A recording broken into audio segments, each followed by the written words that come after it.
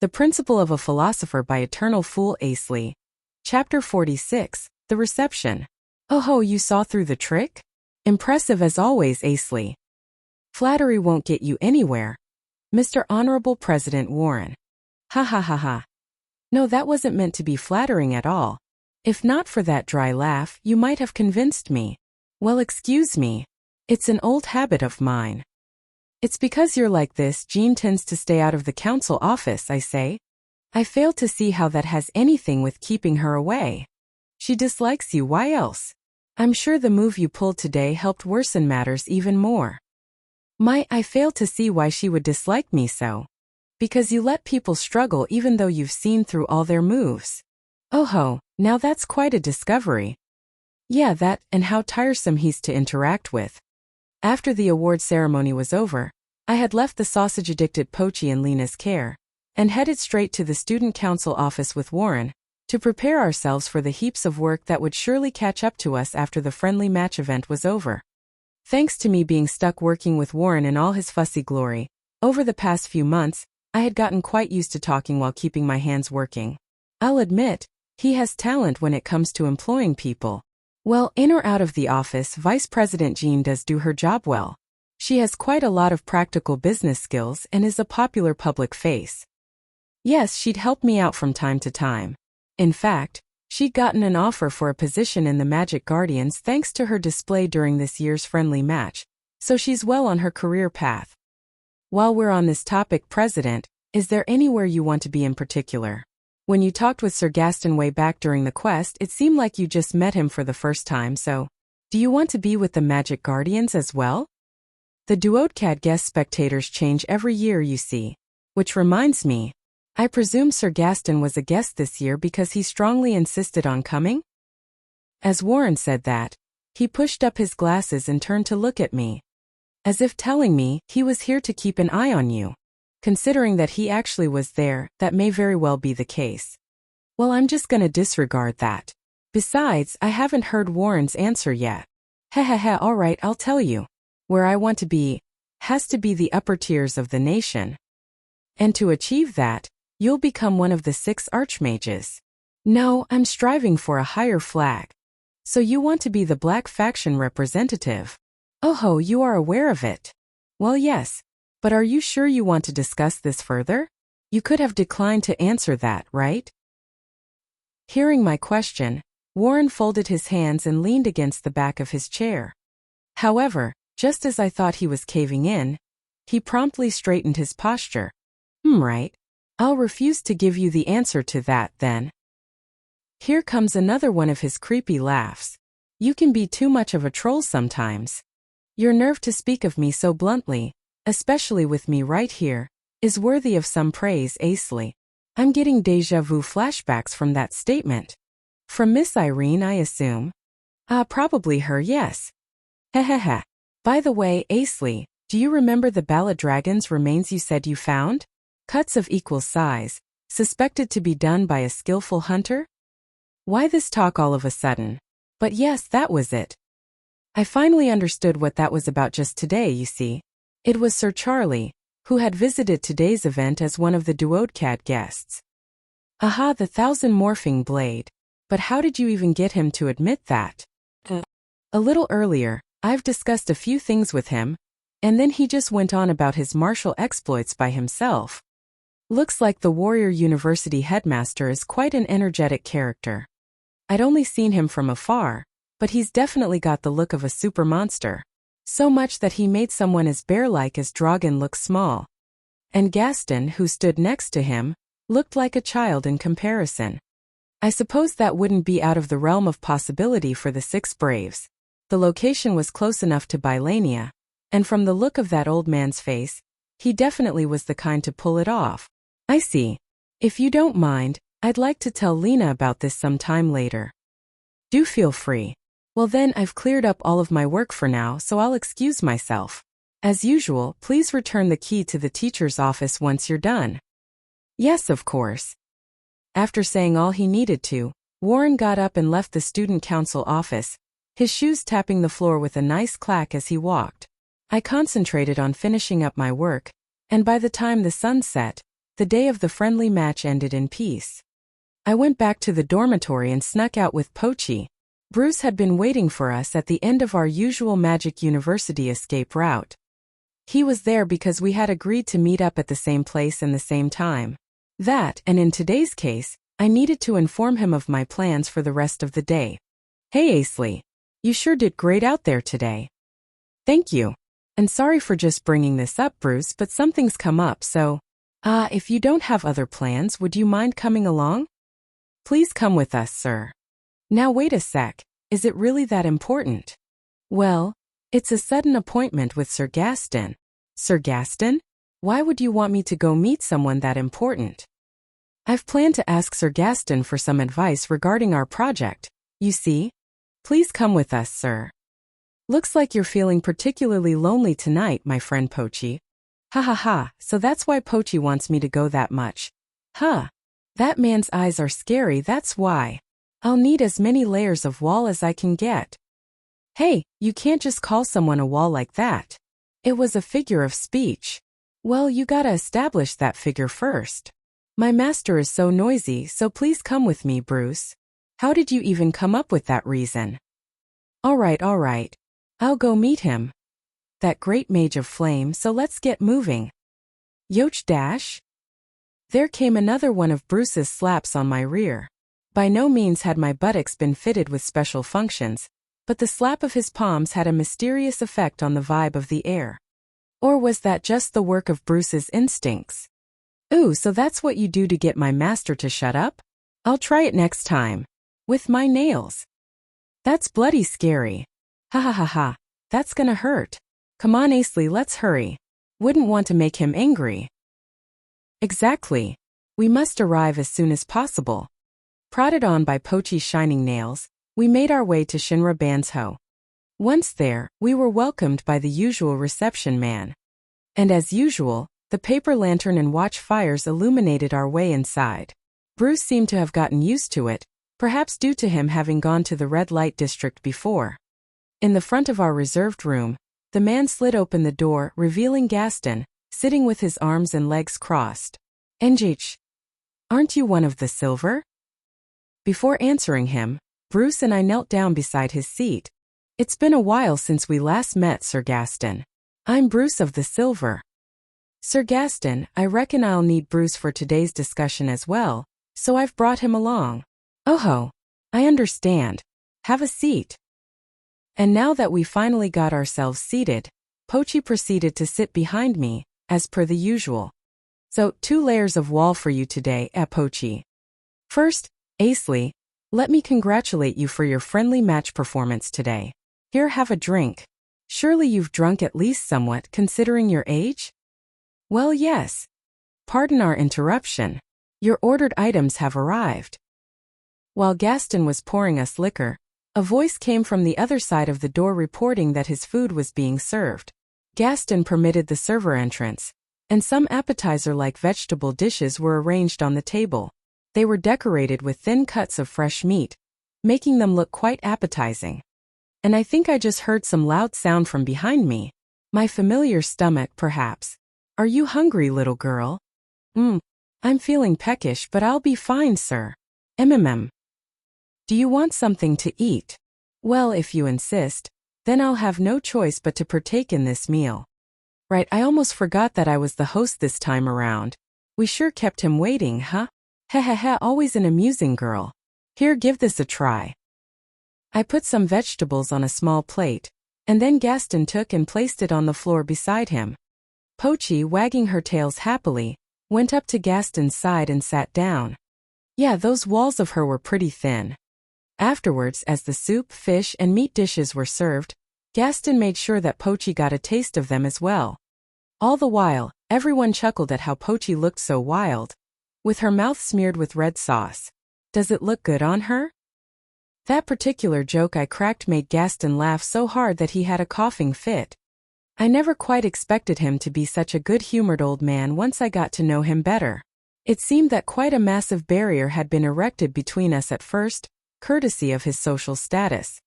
I couldn't tell whether Gaston was truly entertained, But seeing him open up and smile more made me figure that he must be satisfied in one way or another. You've gotten good at this, haven't you, young man? Good for you, man. Thank you, sir. Now to the main topic. You said you had something to discuss with me? Gaston took a sip of tea and straightened his face up. That very moment was when the old man changed back to being one of the 6 archmages. And Pochi, presumably sensing a tone shift for once, stepped back to settle herself down behind me. First, Sir Gaston, we have a request to make. That is, for a place that offers employment. At least you got your asking tone right. Still employment? The only place I can offer is the Magic Guardians. I can't possibly let all those girls from the district in. In this case, I'm requesting posts only for the particularly excellent ones among them. Not for mages nor warriors, mind you. Gaston's eyebrows twitched. And in turn, Pochi looked as if a chill had run down her spine. All the more reason we can't take them. The Magic Guardians employ those who aren't mages nor warriors? Even if I permit it, the nation certainly won't. I see. From what I'm observing, Gaston seems to have a positive attitude toward this matter. What are you on about, Asley? I'm sure there will be some who wants to be mages or warriors. But in that case, their specialties will be considered as well. After they reach the appropriate age, they can be enrolled in the Magic or Warrior University. The request I'd like to make is for specialists in other fields. I can guarantee that their physical strength will be above average at the very least. Specialists for other fields, I plan to train the girls to be office specialists, you see. Considering that their housework skills are a given, I'll be selecting those with additional aptitude for accounting, troop time management, and combat and send them your way. I understand that it's a dangerous place, of course. They'll be from those who agree. I see. I'll admit that our forces are under pretty sloppy management. Having specialists among us would let us focus our energy on combat and expedition. It's worth considering. Thank you very much, sir. But in the end, that will cover for only a select few, right? What of the rest? And how would you keep providing for them? With the money you made off the old lady, you'll last no more than a year or worse. And surely you'll overwork yourself even sooner, won't you? Exactly, sir. The Principle of a Philosopher by Eternal Fool Asley. Chapter 47, The Start of a New Life.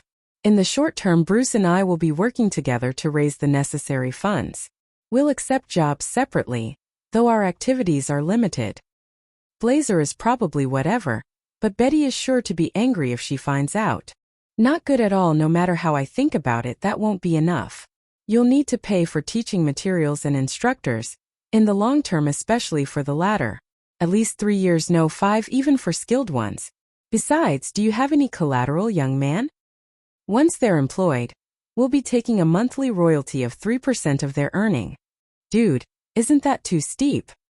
Bruce immediately questioned the deal, a perfectly reasonable reaction. It's just for operating expenses and a little commission. I reckon it'll take several years for us to start making a profit. No, what I meant was, what about the time before then? No help for 5 years. No, it'll probably be longer until we even think about income. We can't make it work with just hunting monsters, that's for sure. Bruce has a point there, young man. So you see, I've been thinking of getting our funds from you in the meantime, Sir Gaston. I clapped my hands once to take the canter of the conversation. This, in a way, had the same encouraging effect as Bruce's slap on my butt a while ago. Both Gaston and Bruce were taken aback by my tone shift. Funding from me? Young man, what do you think I am, a charity? Now that was quite a sharp and intense glare. That must have been enough to tear through your thin walls, Pochi Doggo. From this point on, it'll be about a personal request. I plan to make the same request to Miss Irene and Sir Billy later on, too. I just can't get a read on this, young man. Yep, me neither, sir. Sir Gaston, would you be interested in buying my magecraft? Are you seriously selling your magecraft? Ones that were commonplace 500 years ago, yes. Frankly, this would be no skin off my nose at all. However, I have resolved to sell them only to those I trust. In which case, only 3 people fulfill all my criteria so far. Moreover, don't you find them fascinating? The magecraft I have studied and developed over the 5,000 years of my life as a mage. I've written up a list and their prices for this occasion. What do you say? Would you be fine with these numbers? I took a piece of parchment from my chest pocket and handed it over to Gaston. Gaston had the look of ceaseless scrutiny in his eyes, but once he was done scanning over the list of magecraft, the threatening air immediately disappeared. Heh, so you plan to make this much from me, Billy, and the old lady? Absolutely outrageous. I think these prices are reasonable enough, sir. They are indeed, or rather they might even feel like a bit of a bargain. This is the feel you were exactly aiming for with these numbers, isn't it? Do you think the others will be on board as well? Without a doubt they will. But I think you're missing one thing, young man. Sir, you realize I haven't said that I'm on board yet, right? I beg your pardon. Your answer was written all over your face, so… you just had to say it, didn't you? But this is certainly an interesting proposal. Consider me on board. And that's the end of the business talk. I'd like some desserts, please. Did you actually discern the mood of the room, or did you not? Why do you always have to be like this, Pochi? Fwahahaha. The little girl is right. We haven't ordered desserts yet. Yes, sir, yes, sir. I couldn't keep up with that. At all. I do have plenty of things I'd like you to do, Bruce. If possible, I'd like you to be promoted to rank S soon. Oh, for the love of… You're saying one crazy thing after another. With that deal set, we climbed over the first barrier in our path. It didn't take long for me to finish up and leave the restaurant, heading back to the dormitory to prepare for more difficulties waiting up ahead.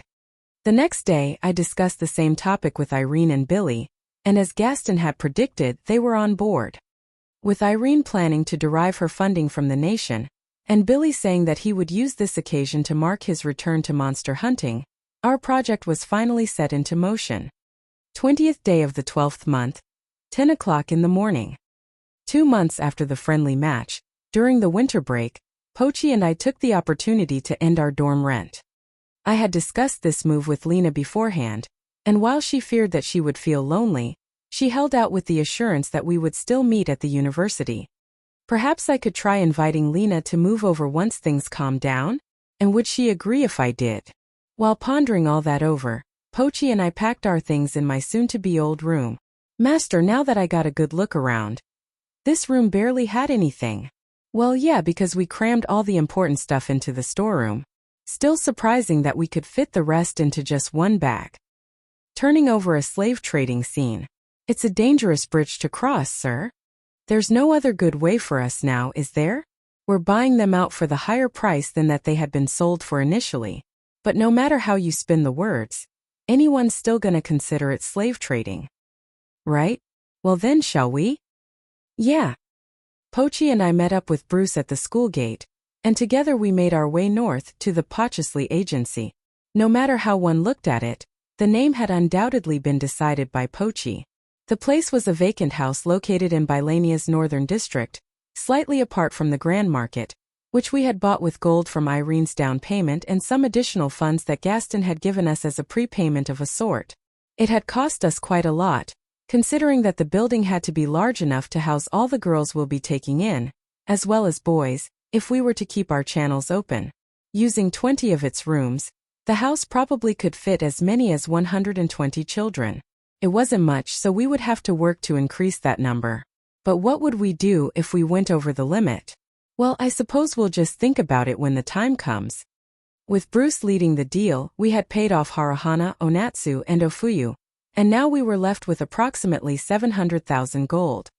Basically, it was possible to buy the women and girls off the colorful food district simply by negotiating with their respective establishments. The more beautiful or healthy they were, the higher was their price. But the financial cost was not an issue. If the girls were to refuse our helping hand, then I wouldn't be able to do anything with their situation. In front of the agency, Blazer was decorating the vertical wooden signboard. The interior had been cleaned up relatively quickly with magic and magecraft, and the basic furniture requirements had already been met. Considering that this was a brickwork building, we had decided to use it as both our base of operations and long-term living quarters. Additionally, the other members of the Silver had agreed to provide us with assistance. Hey Blazer. Thanks a million for your help. You're finally back. How does it look? Pretty good, huh?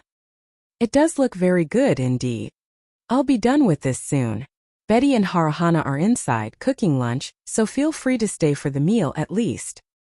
Of course.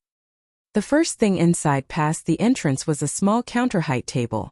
The guest side was set with 1 chair, and the host side set with 2. From what we'd heard, most of the girls couldn't afford to leave the colorful food district's employment on their own. Even if they escaped, they wouldn't be able to feed themselves.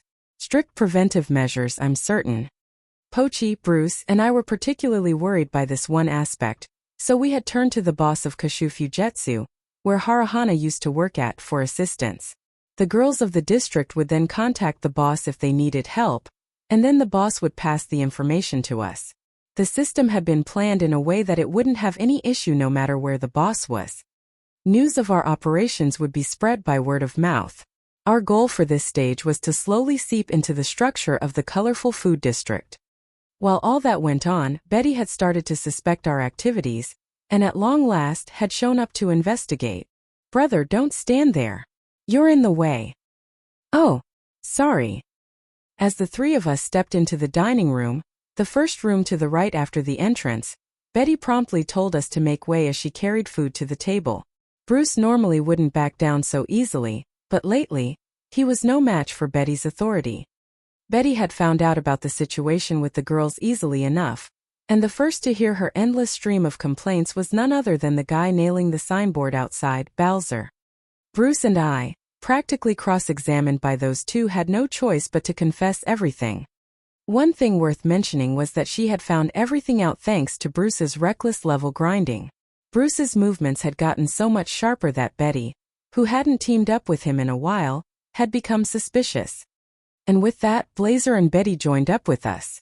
But of course, if I were to be frank, there was not much in it for them when it came to rewards. Chances are, if someone who wished to be a warrior came to the agency, they could be recommended as a new member of the Silver. That, and they could use the place as their base of operations. However, those 2 had offered their assistance to us without any extra thought. That had been another instance that had made me admire how virtuous they were. Lunch is served.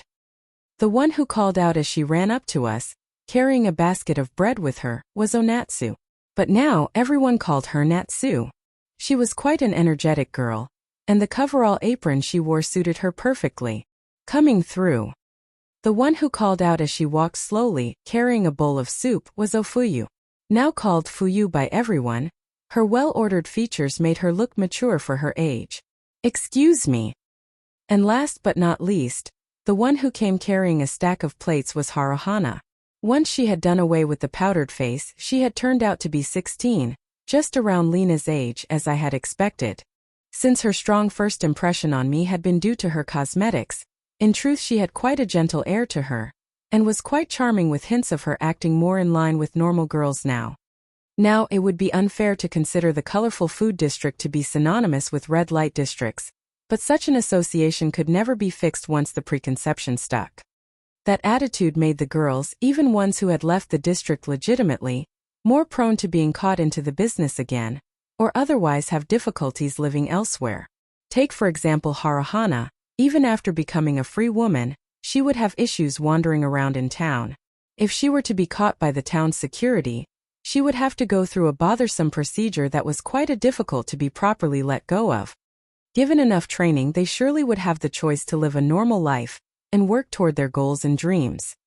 Haruhana hasn't decided on anything yet, but it seemed that Natsu wanted to be a mage. As for Fuyu, she was planning to become one of Gaston's specialized office workers. Natsu had pretty good magical aptitude, Fuyu had good memory, and both were quick to get work done. Betty had said that they were quite helpful to her. Given enough time, Haruhana would surely know what she wanted to do with her life. I was quite happy when she had said that. Until then, she would like to help us out as much as she could. Me, Pochi, Bruce, Blazer, Betty, Haruhana, Natsu, Fuyu, the founding members of the Asley agency. We all sat down around the dining table, offered a prayer of gratitude to God, and ate our lunch. This was, in a way, missionary work. Considering that the Devil King's fetal stage hasn't started yet, It wouldn't hurt to try restoring God's powers in the meantime. Which reminds me, I hadn't paid much attention to this before, but it seemed that the majority of the population did pray before meals, to War Demon Emperor Vaz. Although this was a small step forward, Pochi telling me that it was very like me to start things up this way, had made me smile with quite a few mixed feelings. The Principle of a Philosopher by Eternal Fool Asley. Chapter 48, Compatibility and Special Traits. Like I said, it's just a small target hunt. Regardless of scale, why would you even think to not bring me along? My maximum priority is your safety, sir. I mean nothing. Pretend you didn't hear that. I'll pretend I didn't hear anything if you stay put for today. Betty, Blazer, and Bruce are all out today, so I need you to keep watch at the office. Then you can just stay inside, master. Wait, you aren't planning to abandon me, are you? Of course not. I wouldn't be able to live without you. My, how flattering. The same goes for me, master. Well, I'm off. Have fun, sir. Life was hard, or so I had thought it would be at first, but my days so far had been quite fulfilling. With Blazer and Betty joining up with us, things in the initial stage had proceeded according to plan. We had already paid off 10 odd girls, with Pochi and Haruhana currently in charge of caring for them. Most of this matter was still kept private, of course, and when it came to general education, we had been able to arrange some capable instructors thanks to Irene's connections. For teaching materials, I could try using the letter edit spell to save on books and paper, and I could teach basic mathematics myself. Additionally, when it came to managing the place, Pochi was more talented than me, as far as I could tell from the few times she had dabbled in it. I'd expected the news spreading within the colorful food district to cause problems at first, but it had worked out quite well, thanks to Duncan at the Adventurers Guild spreading rumors subtly. The content was simple. An A-ranked adventurer was starting up a new slave trading business. The necessary paperwork had been processed with the Grand Markets Association, and we were already anticipating the need to bribe the town's security. No matter what kind of business it actually was, it would still be considered slave trading by most. So we had to take the appropriate measures to keep it floating. Since we had gone through the proper channels up to now, the colorful food district hadn't had a chance to make their move. This was what I'd intended to do from the start, of course. However, Duncan's rumors had quite a terrific ability to deter their interference. In addition, the Silver's reputation had been on a sharp rise within the Bylania Adventurers Guild these few months. The trio hadn't been very famous before, since they never had a long-term base of operations, but ever since they'd settled down here, their activities became quite well known even within the Magic University. And the fact that they were in this business helped as well. The townspeople had been disapproving of our undertaking at first, but once they were aware of its true nature, we started to receive anonymous voices of encouragement. We were thankful, of course, but encouragements alone don't put meals on the table. That was why everyone was doing their best and living their lives to the fullest. After the usual banter with Pochi, I went to the guild to search for jobs recommended for rank B. Although I had been promoted to rank A, constantly doing A-ranked requests would have been too taxing on both body and mind. So instead, I had opted for a consistent stream of income by dropping my job difficulty down a rank. Now then, let's see if there's any well-paying job today. As I checked out the bulletin boards, I heard quite a commotion stirring up from further corner of the guild. What was that, you shorty? Try saying it again, I dare you. Yeah, you have some nerve treating us like we're some idiotic nobodies. I certainly can't let that statement pass. I'll have you know that we're from the prestigious Magic University dash. You relying on the university's name is exactly why you're an idiot. Hand over that request to me if you don't want to die out there. Everyone please calm down dash. The usual 4 and 1 total newcomer. What's going on, Lena? Sir Asley. What? Hornell and Mitters promptly glared at me. Aha, so that's it. They're spending the winter break to party up and go on hunts. Wait, these 4? Really? What are you doing here, Asley? I'm here to take some hunting jobs, Mitters. But that's not important. What's all this commotion about?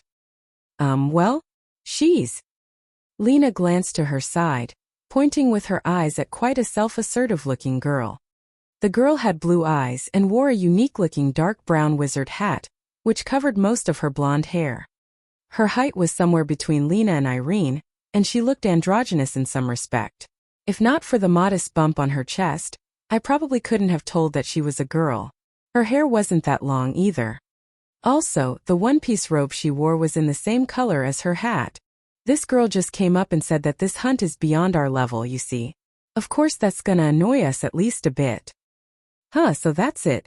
Thanks, Idea. Idea hadn't been as hostile toward me lately. Fairly friendly even. Perhaps Anri, Clarice, and Lena's positive energy were rubbing off on her. And what's wrong with telling the truth? Look, just hand that over to me. What is this odd feeling? This girl is giving off an impression different from other mages. Like there's this pressuring air around her. Her voice felt weighty and profound. And her oozing pool of arcane energy? I'll agree that she was rude, but what is this hunt that she's trying to take? This doesn't concern you, Asley. Now, Hornell, I must say that it's not exactly admirable to whip out the Magic University's name like that. If you fail to perform a task in the university's name, wouldn't it look bad on the university's part? Hornell faltered when faced with my mini-lecture. The most he could do now was groan. The girl, on the other hand, whistled as she turned to look at me. Heh, looks like there's actually a reasonable guy around here. I'm Asley. And you're not entirely in the clear, mind you. There's no cutting over the priority of the one who pulled the hunting request off the bulletin. Besides, they wouldn't have taken it if they've evaluated themselves to be unsuitable for the job. You realize that you're sending your school friends to their deaths, right? Are you sure about that? Again with the pressure. Just like when Gaston and Irene confronted me. Perhaps even worse. By the way, I think that one lady does know her own level well enough. She's probably not speaking against it because her teammates are being so pushy though. Sorry, Lena, but would you mind telling me what it is? Well, murder tigers B ranked. How many? 6 of them. Oh. So that's how it is then. If they were taking a B rank job, it would have to be Hornell's idea. I'd heard that he was finally promoted not too long ago. And in turn, he would have to be the main shaft for the rest of his team, who were still rank C. He probably thought that, in the worst-case scenario, they would be able to pull through by having Lena ball it out. But the murder tigers, they were carnivorous monsters said to be incarnations of a sacred beast of legends, Heiko the Ashen Tiger. They were a terrible match for mages, and could be more easily taken on by warriors. That was why this girl was trying to stop Lena and her teammates. In which case, I'm sure it'll be fine. What the are you insane? Sorry for the interruption, Hornell. Go on and please be careful. Everyone, let's go. Hornell and Mitters went away, taking the request paper to Duncan, but not before shooting one last glance at me. Idea groaned up her nose and went along, and Lena followed despite having conflicted thoughts, seeming to have gained some determination from my statement. Are you planning to sneak along and rescue them or something? They are not fit to handle the murder tigers, no matter how I try to think otherwise. Even A-ranked mages steer clear of them, you know. Hey, are you even listening to me? Oh, no worries. Those 4 won't even make it to their destination, I assure you. What do you mean? Bylania's got a scary gatekeeper for the likes of them, you see? Right when I turned to the girl to tell her that, an exclamation came from the group, before Lena even reached them. What do you mean it's rejected? I already got promoted to rank B the other day dash. Oh no. What made you think you can take on these scary tigers right after you were promoted, boy? My decisions are absolute round here. Come back after you're up to rank S if you want to take this job, alright? Murder tigers are dangerous even for rank A if they're in packs, you know.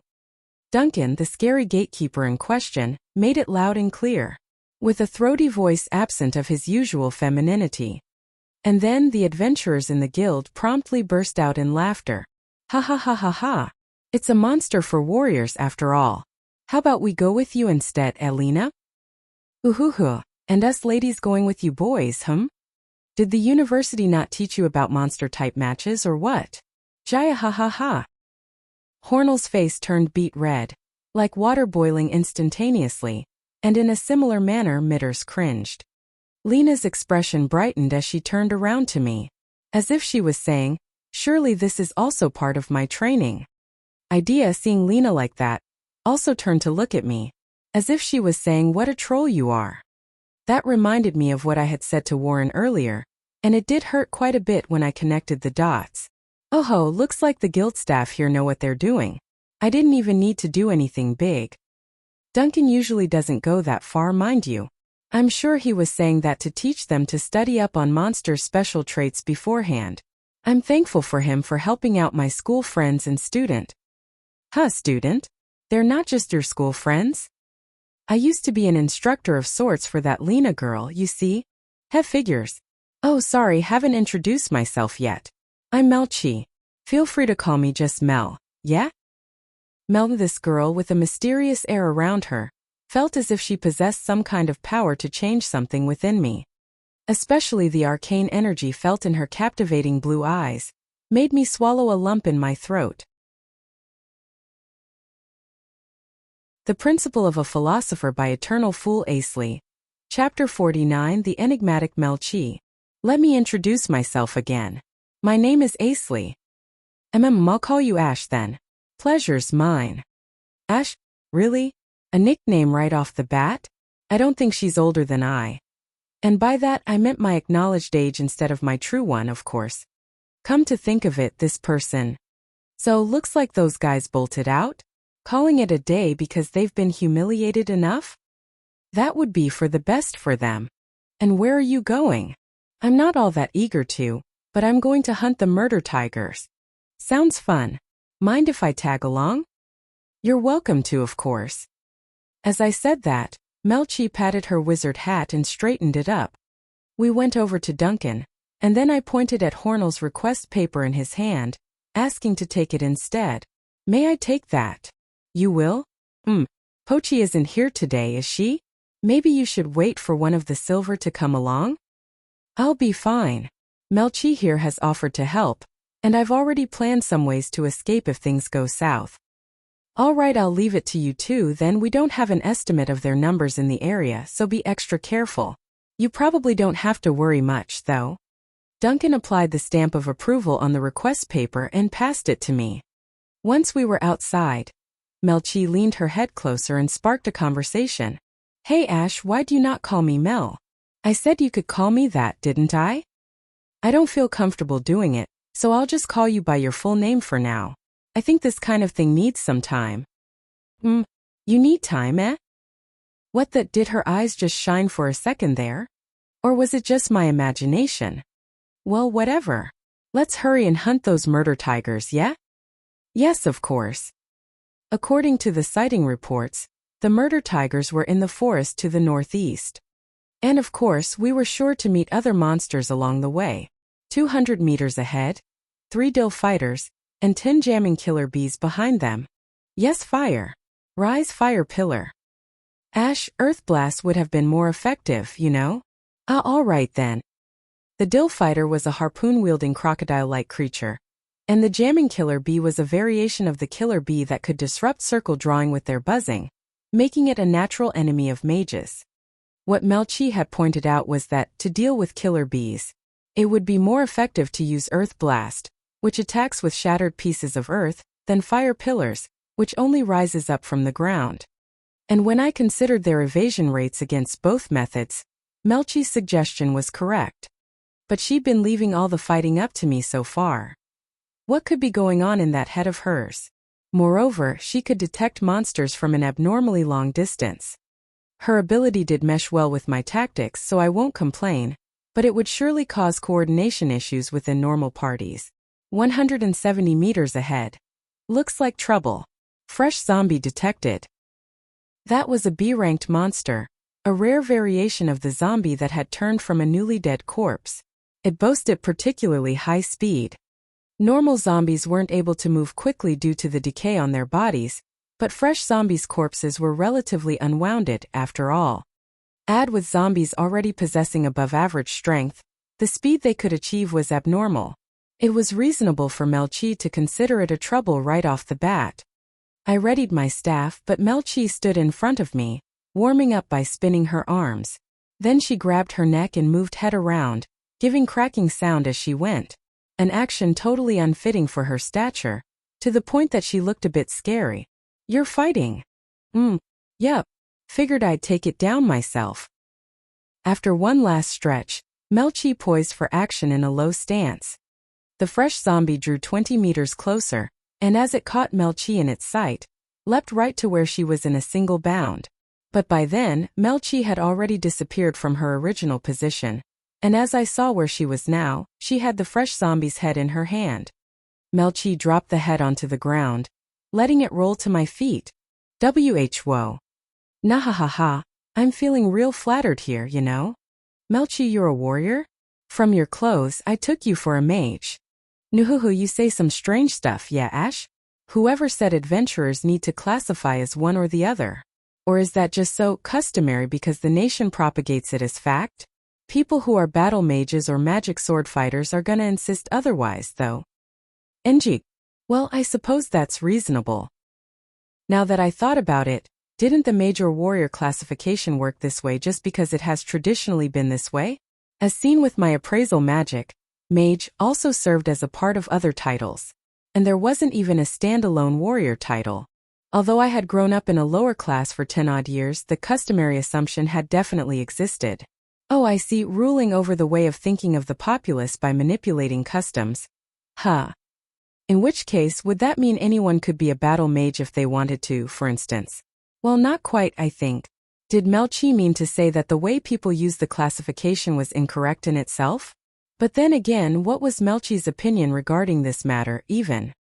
Oh ho, so you're not bound by the contract of the black and white chain after all, what with you showing acceptance toward what I said. For a magic university student, you're quite an interesting fellow, Ash. Oh. Strange. There shouldn't have been any clause on the contract that concerned the subject Melchi and I had been conversing about. I wasn't bound by its terms, sure, but considering her reaction to my answer, did it mean that she knew what the extreme sections of the contract were? Seriously, this person. Who in the world is she?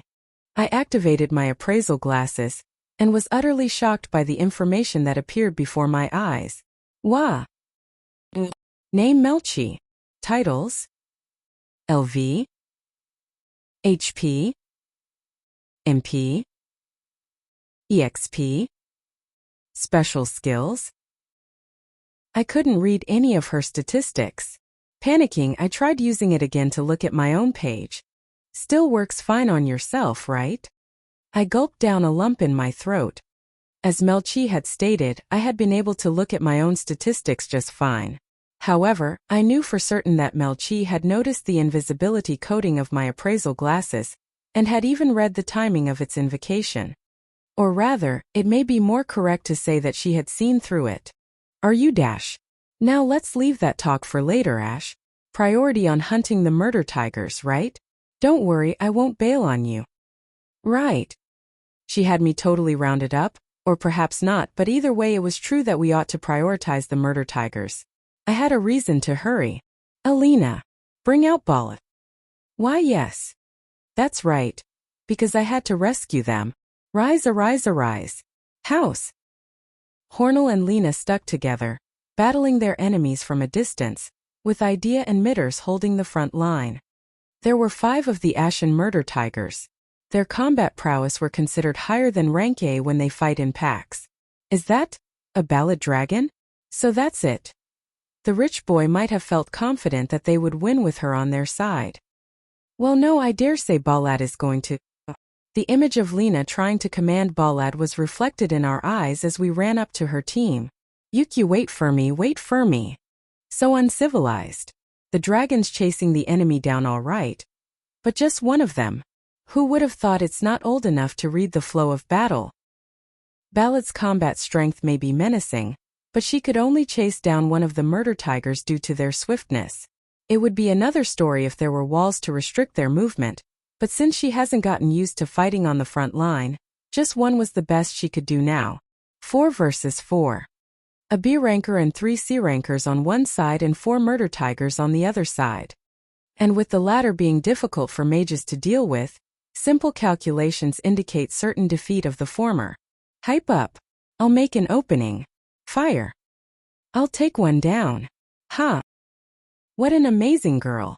Is she seriously following right behind the accelerated fire shot just like that? Perhaps the range was too great, as the murder tigers dodged the fire easily enough, letting it hit the ground instead. Reacting to the impact, Hornell turned around. Asley? And of course Hornell saw only me. Right as the flame died out, Melchi delivered an intense kick from the sky to the crown of the head of the frontmost murder tiger, so swiftly that no one had seen her coming. The kick smashed the monster's head, the breaking sound calling everyone's attention to the girl who gently hopped down from the murder tiger's skull. All right, I filled my quota. It's up to you now, yeah, Ash? Wait for me, dash. And that murder tiger is looking quite pitiable in a way. Balad, the one so innocently chasing it around, was also a kind of monster after all. Mitters, defense augment on yourself. What? Idea, quickening on Mitters. I know. Hornell, follow idea. Coup dash. Lena, support everyone accordingly. Yes, sir. I'd made the right choice to order Mitters first, as I had expected him to be the slowest to respond. He made his move after Idea's response to me. As for Hornell, I reckon he'd followed me so easily only because he'd been taken by surprise. This should do it. Guard up. We're counting on you, Mitters. Speed up. Idea, get down. Regeneration. And here. Mitters, regeneration. Good, Lena. Hornell, stall and make them focus on Mitters. Idea, quickening on Balad. Don't make light of me. Firewall. Hornell's decision was quick and effective, as expected of him. Walls of fire instantly propped up on both of Mitters' sides. This will make attacks on Mitters more focused. Mitters, focus on only your front. Da. Idea. Don't let them over the fire walls. Speed up. You're such a slave driver, you know that? Idea, I'll take the left. Hornell, watch everyone's injuries dash. I know. Damn it. Alright, now everything is coming into shape. Putting Balad in Mitters' role would have been optimal, but... Oh. Wuxia dash. I caught it, Master Lena. Looks like she still has much to learn. Alright, it's done. Enemy trap. Gravity stop. The Principle of a Philosopher by Eternal Fool Asley. Chapter 50, The Human Called Melchi. The Human Called Asley. With all the murder tigers within the range of my spell, having them group up before the firewalls, I unleashed Gravity Stop, the same spell that I had used against the Laughing Fox's bandits.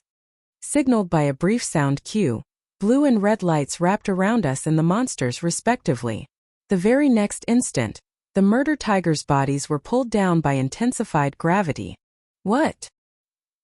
That's amazing, Sir Asley. Heh, interesting spells you've got there. Which reminds me, I don't think I'd ever shown this to Lena. And from Melchi's reaction, I would assume this was new for her too. Whoops, no time to mess around now. Now wipe them out. Why, yeah. You got it. Thunderbolt. Hornell chose his moves well, firing off a lightning spell right off the bat. It was apparent that he naturally possessed high leadership qualities. After that opening, it took no time at all to sweep the rest down. Mitters and Idea finished off the murder tigers that had been weakened by Hornell's thunderbolt.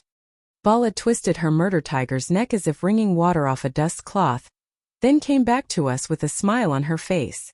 As expected, Lena pulled a wry smile in response to that. Bloody hell, that was scary. We did it. Oh god.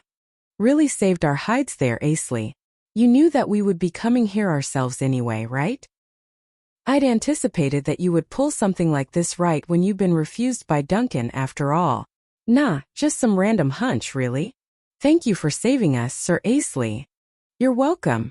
You showed some pretty good moves there, Lena. Master Asley, do you want this? No, I'd rather you not throw the monster's remains at me like it was some doll. Thanks, but I don't want it. Yes, sire. Now then, looks like their vigilance was quite slack. Although I wouldn't quite consider the clash back there to be enough to take 8 of a cat's 9 lives, I suppose they hadn't had many chances to go against such formidable foes. Are you just gonna keep quiet, Ash? No, that would be dangerous. Do you sense anything? 90 meters to the south. I sense some sort of disaster there. I see. Best not to rush in, then. While Melchi and I talked, Hornell interrupted us, our exchange perhaps rubbing him the wrong way. What are you talking about, Asley? What's dangerous? Doesn't seem to be the case. I suppose it was more of a simple curiosity and a little vigilance. Ha ha ha, did you even accept the hunt with the intention to complete it? Shouldn't we count the number of murder tigers we've taken down? Yeah, what she said. So, the target number is 6. Hope you remembered that. Well, that's right. I completely forgot. Yeah, that's it. Goes to show how y'all are still inexperienced. The fact that you're not fully vigilant when out of town is a problem in itself. Everyone frowned in response to what Melchi had pointed out. Although being rank B would put one among the higher-end adventurers, one's age and maturity were also important factors. Goes to show how important social studies can be. Then again, Hornell seemed to have high enough capacity for adaptation, so he'll soon be able to fight on the front lines, I guess. Asley. What is it, Hornell? Well, I've brought Lena along into a dangerous situation, so, sorry. And thank you. What a surprise. He'd emotionally matured more or less. It was only expected for him to apologize, what with me being Lena's guardian of sorts, but he made sure to express his thanks toward me personally as well. He did turn away immediately as he was done talking, though. I couldn't help but crack a smile. Oh. And Lena, observing us from a distance, was smiling quite delightfully. So unfair.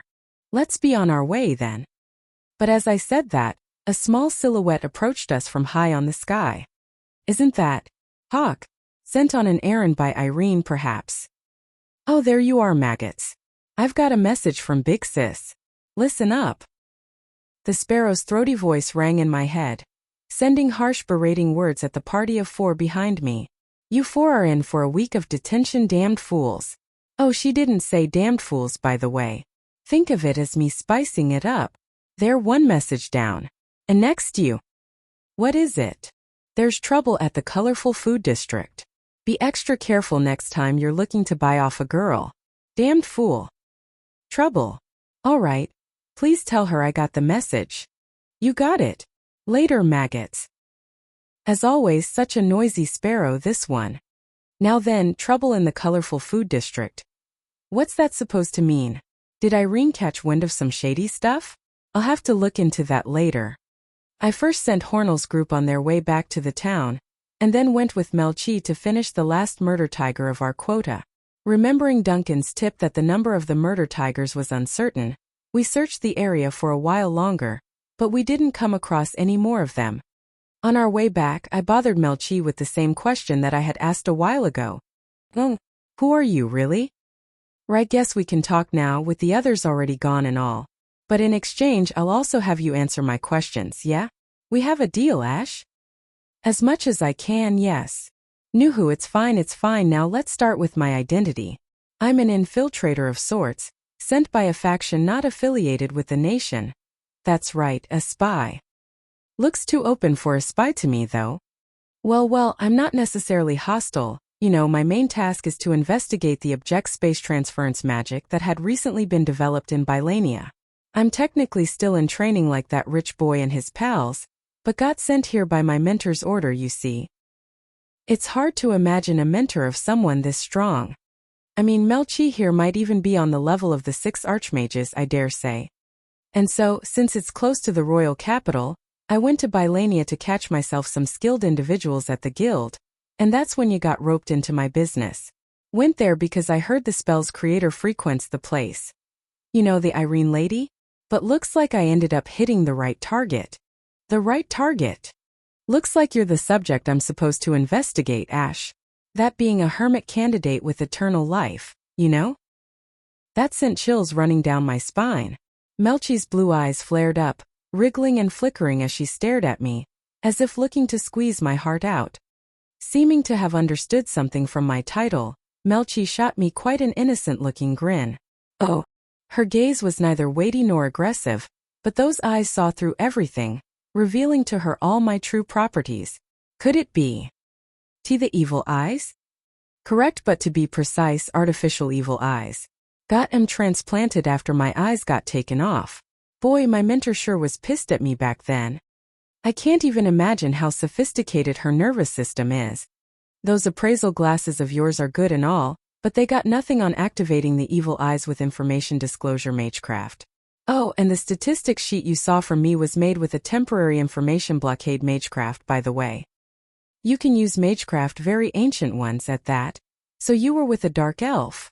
Yep, I'm human, but my mentor is a dark elf. My mentor's super awesome, you know? Called Philosopher of the Far East, and all that, now in hiding for some reason or other, though. A philosopher? Which means you're. Nuhu, that's right, I'm a philosopher's pupil. Ahem. Melchi openly boasted about what she was proud of, as appropriate for her apparent age, but this girl had presented me an outrageous piece of information. Philosopher of the Far East. I've heard of that name before. But not recently, not this time period for that matter. They were random rumors from around 4,000 years ago, long before I had even met Pochi. Of an individual who had transcended everything. Alright, got all the pieces together now? Then that's enough talking for me. Gotta honor your end of the deal, yeah, Ash? Oh. You're the one who created the fixed position type teleportation spell, right? I really don't think someone like Irene can make it that far, you see. But a hermit candidate might just pull it off, right? Hee. Looks like there's no use in hiding it. Nuhu, just take that as me wanting to confirm my suspicion. Oh, but if I'm wrong, make sure to point it out, alright? So you, who lived for such a long time, now want to investigate something that concerns the structure of this world. In other words, the nation, right? Good. That's the expression I'm looking for. Your face is doing all the answering quite well. Which reminds me, you seem to be the talk of the town lately. Dawned on me when I heard that talk about the colorful food district. You've got good intentions, but it's a bit disappointing. You realize that the seams will start to show up no time, right? What do you mean? Don't underestimate humans. That's what I mean. This is getting creepy. I should hurry and head back. Now then, seeing that you're in such a hurry, I'll ask you one last question. Oh. I'm genuinely curious about this.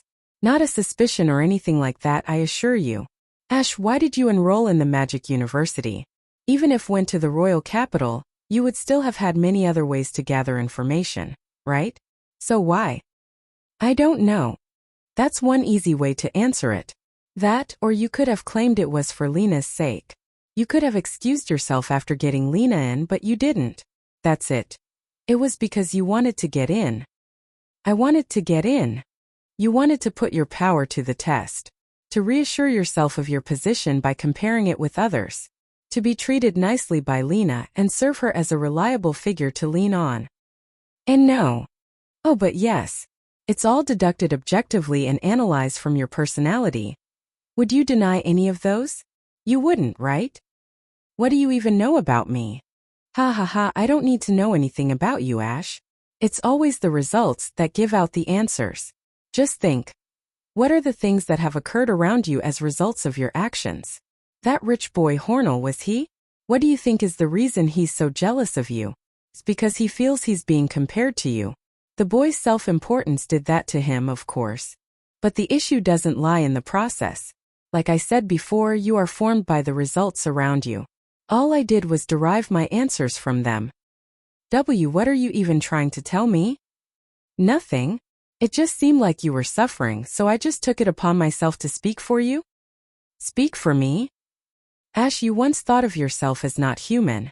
Not for long, but the feeling was real and strong. True. Back at Falltown, I had felt that I was devoid of emotion. Right, that was it. But don't worry. There are many people like that. It's in human nature. All that stuff I said earlier were results that can only be formed into humans, too. That was what I'd always wanted.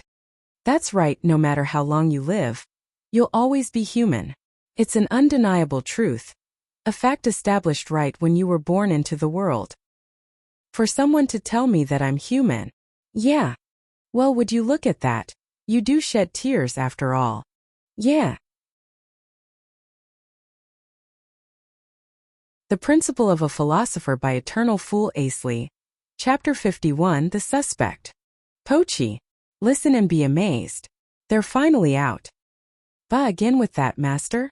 They'll be out every morning if you fix your eating habits and exercise more, sir. It's because I'm human that I'm annoyed at Pochi's nose-blocking gesture, I'm sure.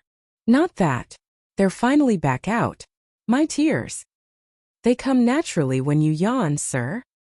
And me wanting to punish Pochi for not understanding why I'm so emotional. It's a human impulse to fulfill one's emotional desires, I'm sure. Damn you, dash. What dash? What's this all of a ha? Ah ha ha. Stop, master. Humans tend to feel irritated when they can't properly convey their emotions. There. Ha. Did something happen, master? Ha. Nothing really. You're looking quite refreshed for having nothing happen to you, though. Ha ha ha ha. It's been piling up on me for so long, that's why. Huh. Oh, did you get the message from Miss Irene, sir? Yep, that's why I hurried back. And looks like everyone's already here, so go call them to the dining room. Understood. Sending Pochi out of the room first, I then took my staff and stood up. Rise, dash. Pochesli Agency Dining Room. Nighttime 17:30. Haruhana, Natsu, and Fuyu had already started cooking dinner in the kitchen. As per the request I had Pochi passed to them, the silver trio gathered in the dining room. Sorry for calling this late. I assume you've already heard from Pochi about Miss Irene's message. How does it look, everyone? Nothing out of the ordinary for me, but looks like Blazer saw something happen. Is that true, Blazer? Yeah. I stopped by the district on my way back, and saw that security was excessively tight. Especially around Kensho Fujetsu, no less. Didn't see anything strange with the shopkeeper and the girls, but from the mood of the place, I think we ought to stay away for a while. What do you mean, the mood? Betty asked, and Blazer continued in quite a heavy tone. The shopkeeper made eye contact with me, and if I'm interpreting that look right, it was suggesting that I run away. Run away in what sense? From that physical location, or not from this place? That's quite worrying. Haruhana, Natsu, and Fuyu wouldn't just run away and leave the other girls back there. Gotta figure out what's the deal with all this. Betty, what's up? It's still unclear why any of this is happening, but we ought to not forget about the Kensho Fujetsu boss. I propose that we take some steps back for the time being. Please leave a portion of our business funds and move away from here. The plan is to put you in charge of the rest, so to speak. Got it. We'll look into hiding ourselves in one of inns in the town. But what about Haruhana and the girls, man? If the security really is taking action, we wouldn't be able to move around in large groups, right? Haruhana, we need to borrow you for a bit. I called for Haruhana, and she promptly rushed to us, her dress fluttering about. She must have realized immediately that this was an urgent matter. What is it? This is important. So listen carefully to what I'll be telling you, all right? Yes, I understand. All right then. Here you are, Bruce. I passed a roll of parchment to Bruce. Gotcha. And what are you gonna do, Asley? Pochi and I will be waiting to see how things go. We're technically the owners of this place, after all. Yes, I am. You do remember that I couldn't sign the registration documents with a familiar's name, right, Pochi? Didn't change the fact that Pochi had done various things around the agency, of course. That was precisely why, after quite an extensive dispute, the agency's name had been finalized as such. Got it, man. Don't push yourselves too hard. Be careful, all right? Now it's about time we went on our way. Take care. After seeing the silver trio and the girls off, Pochi and I sat ourselves down in the chairs of the first floor counter. The clock will soon strike 19. It's already dark outside, and the direction of the clouds suggests that it'll be raining. Thinking about it now, today had been quite hectic. Mediating the argument Lena's group got into, then helping her out together with Melchi, and then being given a helping hand by a philosopher's pupil that I had just met. I gently petted Pochi's head while I pondered things over, up until the moment I heard thunder in the distance. This very moment a knock came through the door, though the business for the day was already closed. This is Strug, security officer. Open up. Pochi. Right away, sir. Pochi got up and headed for the door. She skillfully unbolted the door and turned the knob. The door was swung open with so much force that it seemed like trying to knock Pochi away. Several guards rushed in immediately. They closed off all the exits of the building, and 3 of them surrounded me. Moreover, they pointed their spears at both me and Pochi. What are you doing? I've got no business with a familiar. You're Asley, right? Yes, what is it? Human trafficker Asley. We're arresting you on charges of using counterfeit currency in multiple human transactions. Come along now. So that's how it goes. Establishments of the colorful food district, having run out of claims to deter our operations, have banded together to try and destroy me. Not an honorable method by any means, but certainly a method those of the legally vague businesses would employ. My master did no such thing. The most he would do is draw a labyrinth map with his saliva. That later detail was unnecessary. Behave yourselves, for your own safety, yes. This stern man called Strug, notable for his hefty full beard that went all the way to his sideburns, raised his chin as a gesture to his subordinates, and they poked the base of Pochi's neck with their spears. Pochi ruined the moment in more ways than one, with her suggestive whine upon contact with the spear's tips, perhaps since they were cold to the touch. And this man, I must have bribed him some time ago. Despite that, he still came to arrest me, which would mean the bunch at the district must have paid him an even higher amount. Goes to show how much difference financial muscles can make, I suppose. Ah, that's not fun at all. Pochi, looks like we'll be better off not resisting and go along. So what will happen to her? Nothing. Our only order was to arrest you. Hey, take him away. My staff taken from me, I was then pushed outside while surrounded by several guards, right as the rain started pouring down. The townspeople, in quite an uproar, gathered around outside. Among them was Irene, and I could see Bruce and Blazer in the distance too. Oh, come on, Irene. No need to look at me with so much worry, yeah? I'm leaving Pochi in your hands, ma'am. Ah, now she's making a face of disagreement. Master. I heard my familiars call from behind me as I was taken away.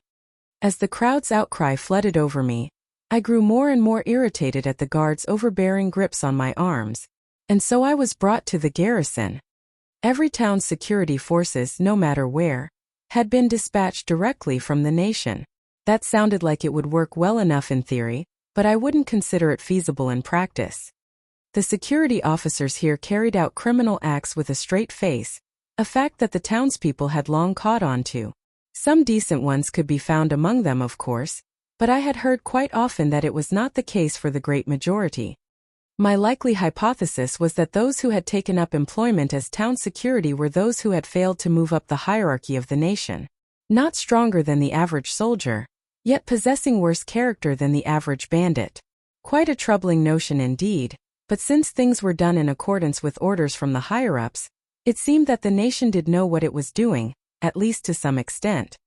Limiting the scope to just Bylania, there were still the magic and warrior universities here, along with at least some of the 6 archmages. Most guards wouldn't want to be involved in any big incident, so not many of them would carry out criminal acts in the open too. Moreover, the adventurers here were quite reliable. Afterwards, they cuffed my hands and transferred me to an imprisonment camp in Bylania's eastern district. The place had been allocated for especially powerful criminals. The perimeter walls were quite bulky and tall, and as I considered my chances of forcing my way through, I discovered that the cell bars were composed of special alloy. I don't think even S-ranked warriors can bust through those. But of course, mages weren't without possible methods of escape. Magic could be used to transmute the alloys or dig holes in the earth, and I could even make keys from the soil if I wanted to. Which was all the more reason for them to put these handcuffs on me. They were a type of artifacts that applied special spell circles to the arms they restrained. They suppressed the flow of arcane energy, making it quite inconvenient for me to invoke spells. Get in there. The room had a rocky structure and was cold as all hell. They probably knew that I was A-ranked, so this was lighter security than I had expected, but at the same time they totally knew that I was a mage. Chances are, considering my physical strength, they thought I wouldn't be able to do anything here. Containing not even a chair, the room only had a crude bed and a blanket. No windows either, so the only source of light around was the fire at the end of the corridor, at which I could sense constant human presence. Things probably would still be fine even if the jailer loafed around while on duty. But the first and foremost issue I had was, "Excuse me. What? When is food served? You thought you're getting any? Wait, so he'd been paid to kill me off as well." The Principle of a Philosopher by Eternal Fool Asley. Chapter 52. A Night in Bylania. Bylania Magic University. Headmaster's Office. The time of the day was now approaching 21 o'clock. Irene, with Trace following right behind her, paid a visit to Tangelin's office. She had a perfectly calm expression on her face, the kind one would have when they were far beyond raging. It appeared that Trace was not stopping her either. What's the meaning of this? Why'd Asley have to be arrested? Really fake money?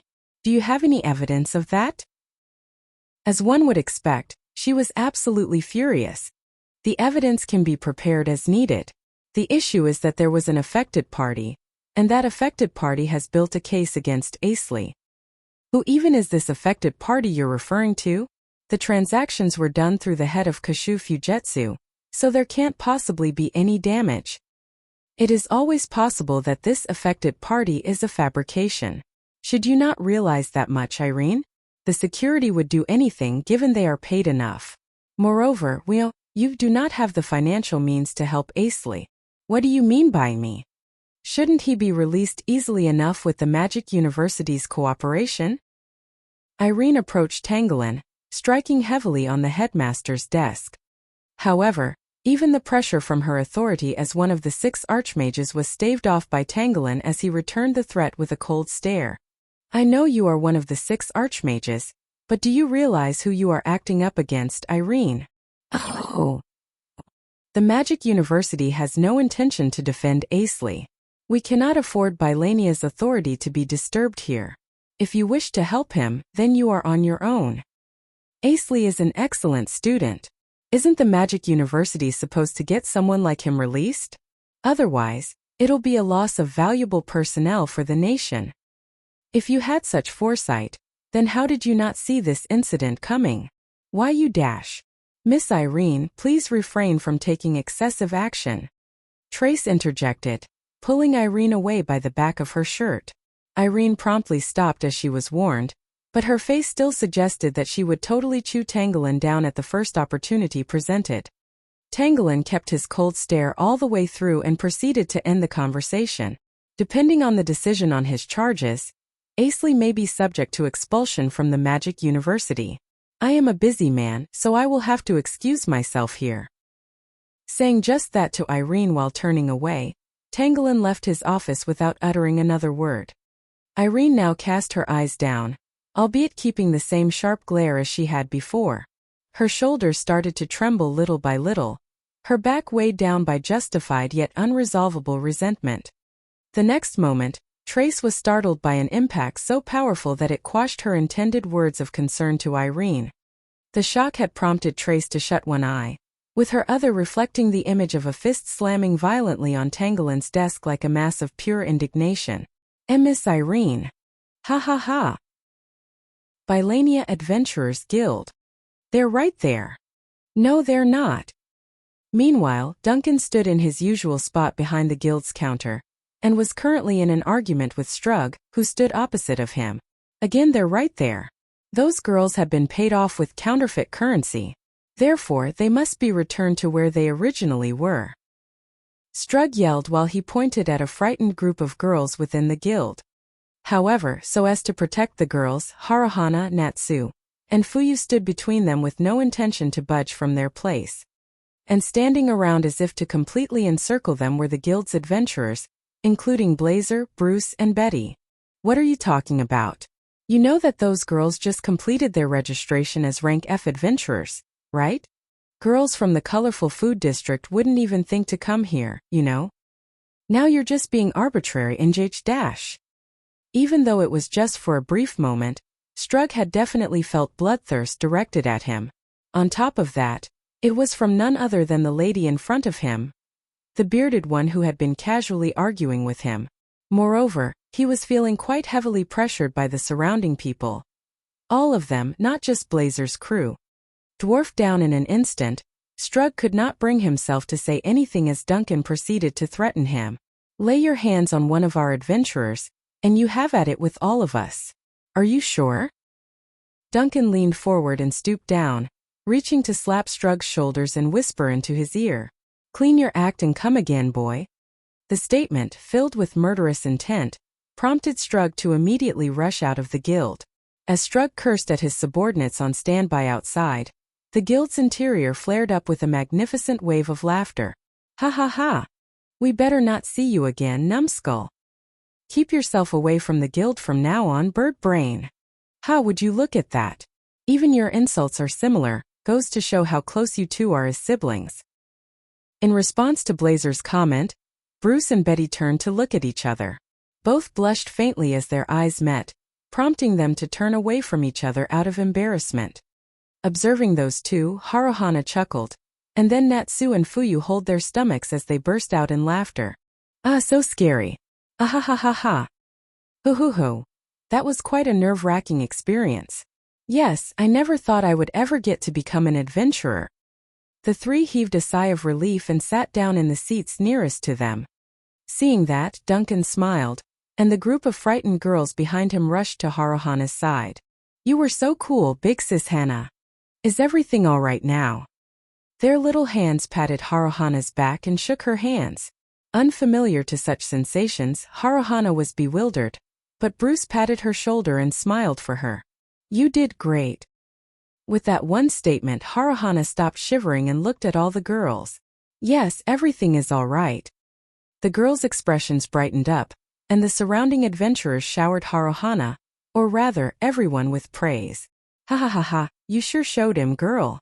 That Strug guy's face is gonna be our laughingstock for a while. Jaya ha ha. That's no good, Duncan.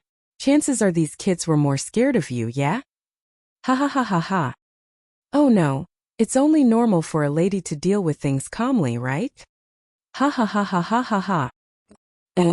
Perhaps seeing that all was fine now, Bruce only told Blazer and Betty that he was going out, and promptly left the guild building.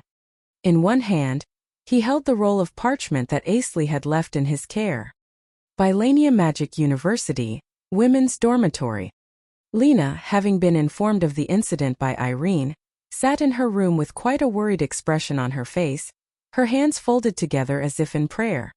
The precipitation intensified by the minute, the raindrops striking the window with increasingly greater force. Then she heard something coming from a distance. Lena slowly approached the window, focusing her ears on the sound from beyond the ceaseless downpour. Visibility was limited, but she was sure that she had heard some sort of howling. This voice. Pochi. Lena battled the wind to force the window open, and was then able to discern the direction of Pochi's voice as she approached the Magic University. She looked in that direction, into the dark and hazy landscape, and made out a silhouette riding on the back of the gigantified Pochi. Sir Asley. Or so she thought, before the figure was revealed to be someone else not even a moment later. "Isn't that Bruce?" Pochi, soaked in rain, leapt onto the top of the Magic University's wall in a single bound, followed by a jump down from there to Lena's window. On the way down, Bruce passed the roll of parchment in his possession to Lena, only telling her that it's from Asley. Ah! Pochi landed on the lawn of the women's dormitory, and Bruce looked up at Lena for a short moment, and then they jumped away, disappearing into the dark night. Lena looked in that direction as if to send them off, then proceeded to unwrap the slightly damp roll of parchment. However, it's blank? Without an idea of its significance nor intention, Lena was at a loss for what to do next and could only grasp it tightly, feeling the lingering temperature of its previous holder, as she gazed up the eastern Balanian sky. Sir Asley. The Principle of a Philosopher by Eternal Fool Asley, Chapter 53, with a firm decision in mind. At any rate, this has turned out to be quite troublesome. I thought I could take my time to figure things out, but with me not getting any food that was not the case. I know I can't do anything about them now, but those bastards at the district, I'm gonna make them pay. I've got no water of any kind either. All the place gave me was a hole of a toilet. I'd never known that prisoners were receiving such an awful treatment. Me being more or less human, I can't live with this. No, I'm human. I'll have to do whatever I can to get myself out of here. Sure, I could have escaped my capture in the first place, but doing would have spread the damage to the people around me. That was the one thing I'd resolved to absolutely avoid. Without my staff and with the power of these cuffs, it was impossible for me to draw circles. I couldn't even draw them on the floor, what with it being so rocky. In which case, a bit too classic for my taste, but let's draw it with my blood. I slipped my boots off and used my teeth to tear off the nail of my thumb toe, then proceeded to draw a craft circle. Pain ran up my leg with each stroke of my toe on the ground, but for adventurers, such pains were not much more than scratches. Regardless, they do hurt, so I'll have to heal up later. In fact, I'll prioritize that over petting Pochi's head. Yeah. And of course, this craft circle was not designed to invoke its magecraft by itself. Be it magic or magecraft, their circles required an input of arcane energy to activate. Besides, if circles could do that, any prisoner with an understanding of magic would have been able to bust their way out. That's why. Wow, alright. Absorb arcane energy. The alchemy implies that one could transfer arcane energy into an object, thereby turning it into an artifact. On the other hand, the fundamental rule of magic states that all magic contains arcane energy. Then, by using these iron cuffs as an arcane energy catalyst, I could invoke the magecraft, and the latter in turn would absorb arcane energy from the cuffs. And with that, all that was left was a normal pair of iron handcuffs. Now that I could draw circles on the air with my fingers, I was left with just two more things to work on here. First, to work with the craft circle that I'd drawn with my blood, and then use the storeroom. Pochsley Agency Asley's room. Phew, escape successful. First things first, I lit up the room with a light source spell. Then I sat myself down on the bed and started healing up my poor, still bleeding thumb toe. I've been waiting for you, master. Well, why do you look like that, sir? Hudash. Oh, sorry. Didn't think you'd be here. Why are you naked? Hurry and get dressed this instant, sir. Alright, fine. I think it's in here. Rise storeroom. Yeah, should still have it. I took out a certain set of clothes from the storeroom, and got changed right in front of Pochi as she closed her eyes with her paws. Here, how does it look? Wow, now that's the vestment I'm most used to seeing. Wait, you still haven't gotten rid of it, sir? Hey, the more spares I have, the better. It's been fixed up so many times that I don't even remember its original design anymore. But it's still impressive that you've kept it around for more than 500 years, sir. Ha ha ha ha ha, I know, right? I had always worn it back when we were living in that cleared dungeon, and also when we left and ended up at Falltown where we met Ryan, Reed, Mana, Tifa, Reyna, Lena, and so many others. During the 2 years I had spent with them, I had always worn this vestment, and now I just brought it back out of the closet. That felt somewhat emotionally moving, but reality dictated that I had no time to dwell on it. Oh ho, managed to get yourself out. Who's there? Having kept vigilant, Pochi shifted her attention to the room's door as soon as she heard the unfamiliar voice, but there was no one there. Ha! Melchi, stop trolling around. Could you please keep this short and just come out? Nuhu, sorry. I wanted to see more of this lil girl's personality. That's all. Melchi said as she revealed herself in a movement that seemed as if she was slipping out of a shadow. Is that transparent form magic? Even my master hasn't completed its implementation yet. She sure has a lot of faith in you, Ash. Melchi grinned as she cracked a teasing-like joke, and Pochi, embarrassed, shouted back at her. That's not true. It's just a bit. That. What's that? Ha ha ha, and no, this isn't transparent form. It's a spell that forces a merging of my physical form with shadows. Can't be used unless it's night or in super dark places, though. I believe this is our first time meeting, Pochi. I'm Melchi, a pleasure to meet you. Ah yes, the pleasure is all mine. So how'd you escape anyway? You couldn't have just busted those cuffs straight off, right, Ash? So you see, I explained everything up until now to Melchi, starting from when I had been arrested and how I used absorb arcane energy, and she seemed so surprised that her jaw figuratively dropped to the ground. That does make it quite simple to unlock, yeah. Haha, nice idea you got there. And how did you get back here, master? With teleportation. I had one set up in here beforehand. Distance isn't an issue since the teleportation here can be invoked from all the way there, too. Wait, Ash, wouldn't that leave traces of the spell in the cell for them to detect? I've included a formula to make that spell circle disappear after a certain amount of time. Getting them to work together is pretty hard but definitely doable. By now, you won't be able to come and go through the circles. Oh, I should erase this one too. I see another formula. Boy, that's interesting. A different breed of interesting from my mentor, no less. Melchi said as I had my back to Melchi, keeping myself busy dismantling the teleportation spell circle in the room. Which reminds me, how old is she? Her manner of speaking sometimes sounded very old, and sometimes very young, so I couldn't really tell. Still, wouldn't it be dangerous to stay here? What with them noticing that you're no longer there, master? No, I'm already dead. Ah, master, you're fading away. That's not what I mean, you idiot. Some of her jokes were unexpectedly funny, not gonna lie. So, what did you mean you're already dead?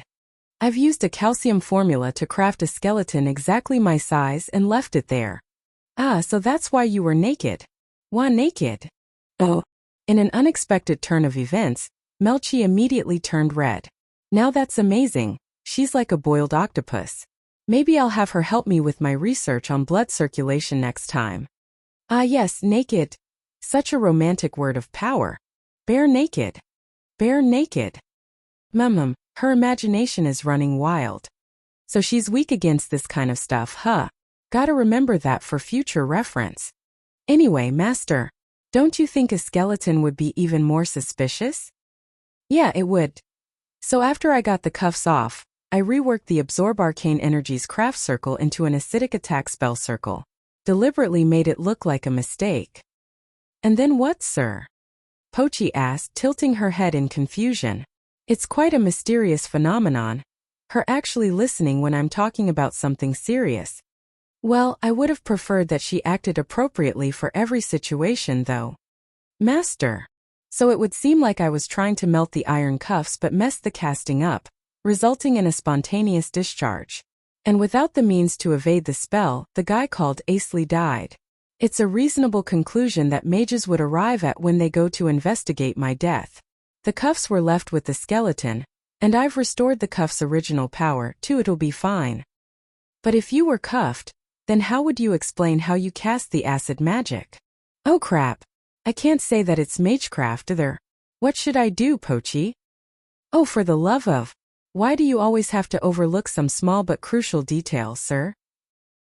I don't want to hear that especially from you, but we'll just end up with non-stop back and forth if I talk back, so I'll keep quiet for now. How about we ask Sir Billy for help? Oh yeah. Him doing the autopsy wouldn't raise any suspicion, and he'd have no problem getting to do it himself if he offered to. He's gonna give me sweets too. That's got nothing to do with this. People who give out sweets can't possibly be evil. Well, most of them. Sir Gaston and Miss Irene are good people too. I see. That's a pretty fun way to keep your statistics. Maybe I'll do a research about that sometime later. Bare naked? And looks like Melchi's finally come back to life. So, Ash, what did you mean you're already dead? Come on, don't make me talk through all that again. All right, the request went through to Sir Billy. And so, what will you do from now on, sir?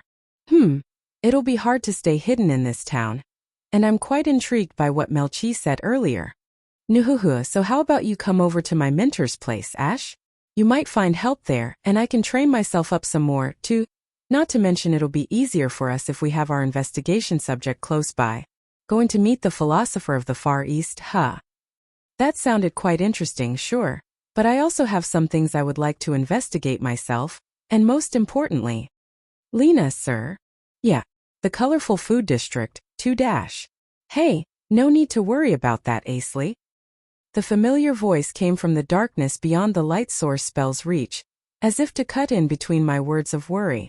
Bruce. Sorry, didn't know you were there. Ever since we'd ended up living all together, I'd eventually gotten used to talking with the silver informally. And of course, the one among them I had gotten used to the fastest was Bruce. It's because of my crazy request back then that made all this happen anyway. Betty and Blazer are still in on this, so you don't need to worry about things over here. I wouldn't worry about maintaining the operation, but the management of everyone's training is dash.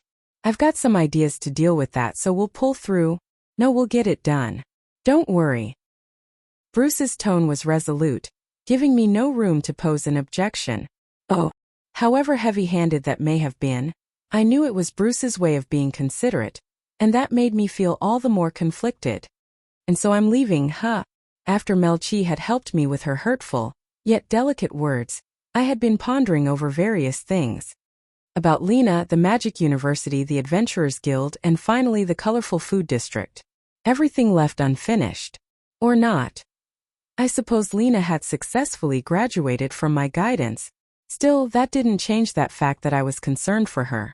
I still wanted to see how Lena would improve herself from now on, but if I stayed around her all the time, I would end up becoming an obstruction to her growth in a way. As for me, I had been acknowledged by the Magic University, and even scouted to be one of the Magic Guardians by Gaston himself. Even though, according to Billy, the decision had been passed down to drop me out of school, Gaston would still be willing to take me in. I may be uncertain whether I would join the Magic Guardians, but I'd never been happier to know that I had somewhere to go to.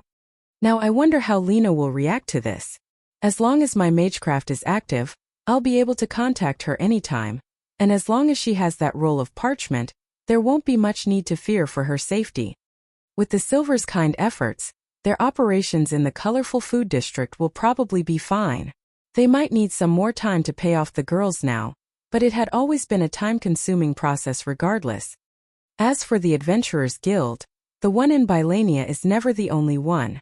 The world is a large place, and within it, countless guilds exists. So that's exactly why, just as Ryan had told me back then, I have my own goals in life, and I'm meant to make my agenda and knowledge be known to the world. I just can't avoid putting that into action, can I? It would be another story if I had been told to do it, but I think it's just my hubris making me think that to be the case. And yeah, I guess it might have been better if I did more. It might have been better if I had made magecraft public knowledge. No. If the divine messenger hadn't appeared before me, I probably would have done that.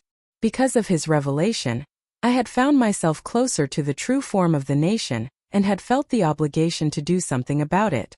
However, I'm still far from powerful enough to do anything. In which case, looks like you've made up your mind. My master is very understanding when it counts, sir. Nuhu, and of course I'll be right behind you. Yes, I'm leaving this town. I'm moving away from Bylania.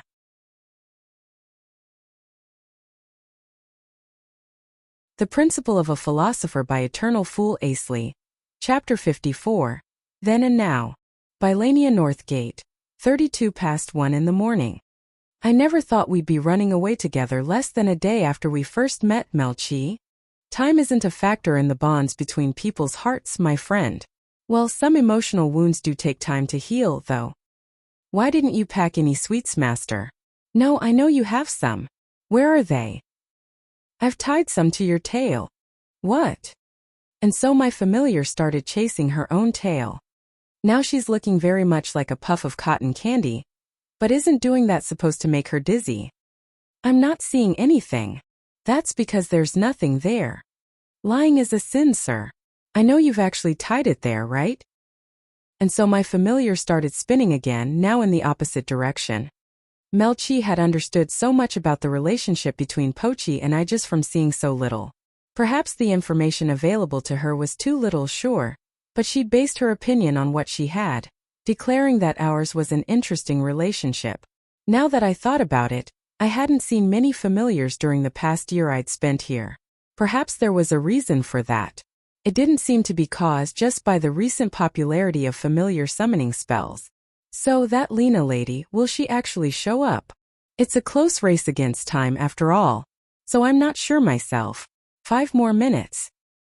I had used the telepathic call magecraft to contact Lena.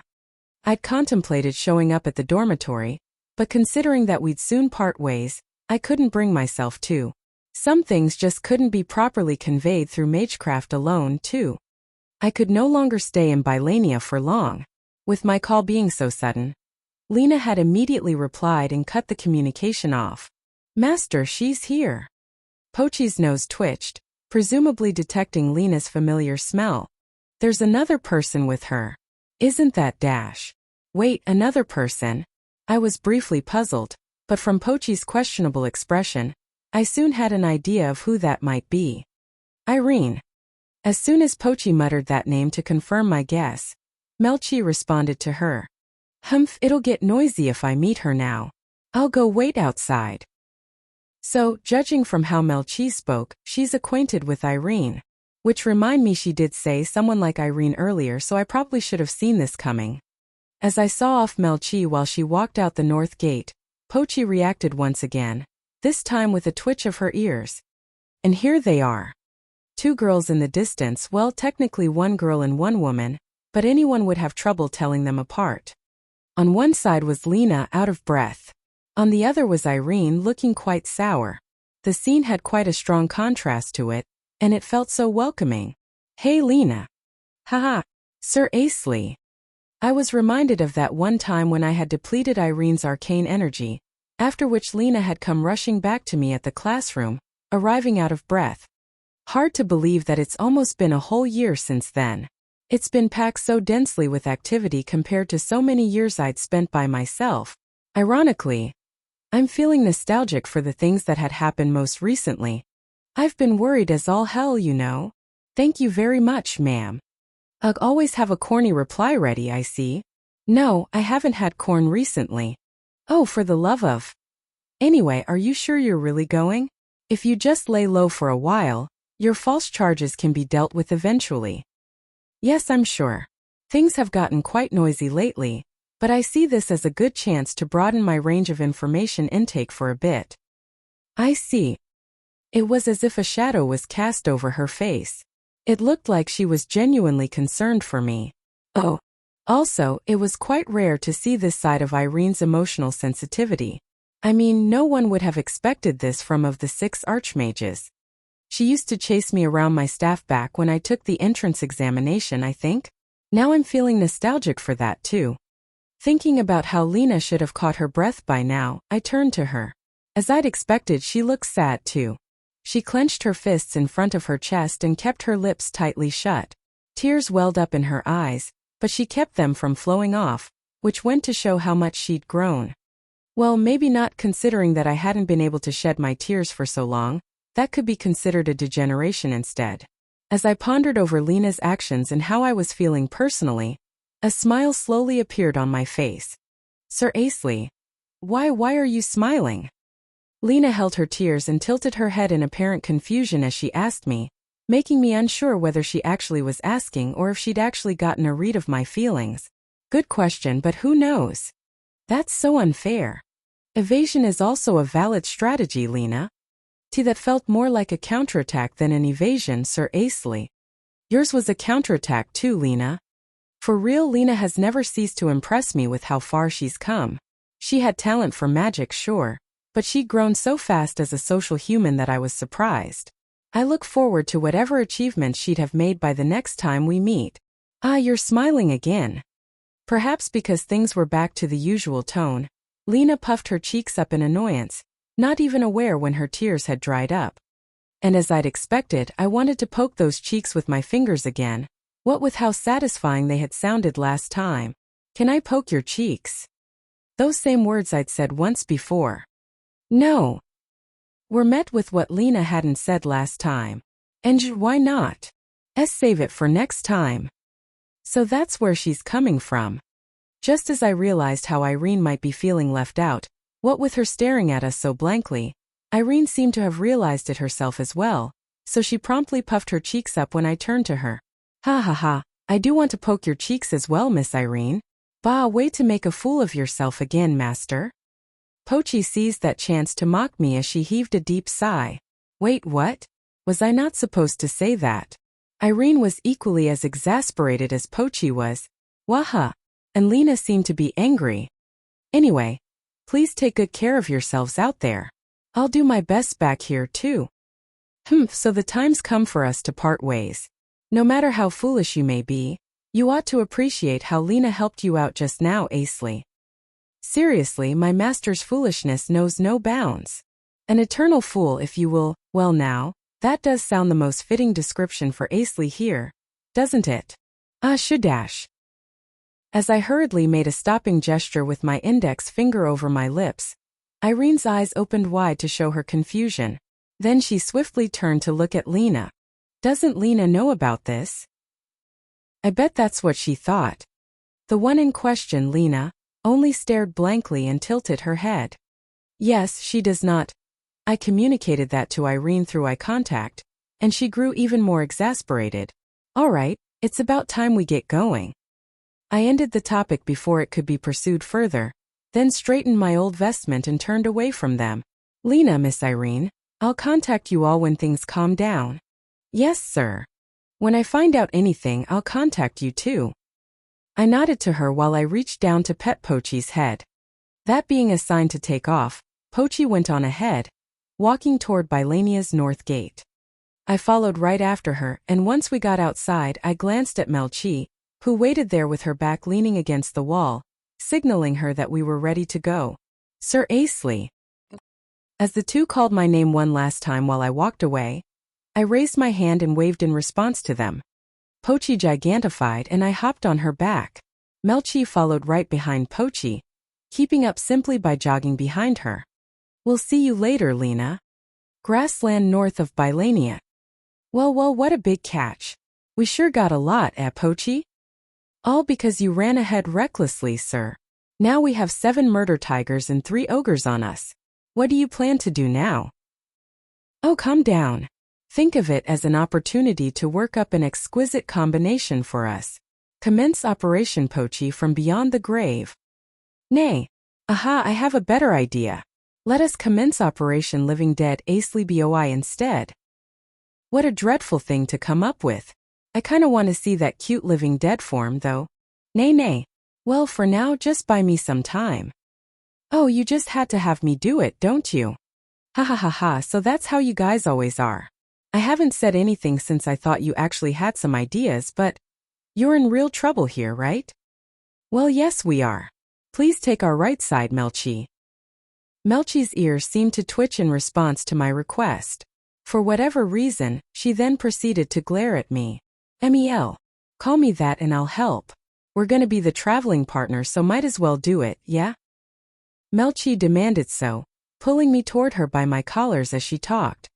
The face of this almost androgynous-looking girl, who looked like a boy with blonde hair and blue eyes, reddened up slightly as she kept quiet and stared at me. As if I was conforming with her, I started to feel quite awkward too. I just couldn't refuse to do what she told me to. It seemed. All right, fine. Mel, take our right side. Nuhuhu, leave it to me. Melchi beat her chest like a gorilla, and then walked off to our right in high and proud spirits.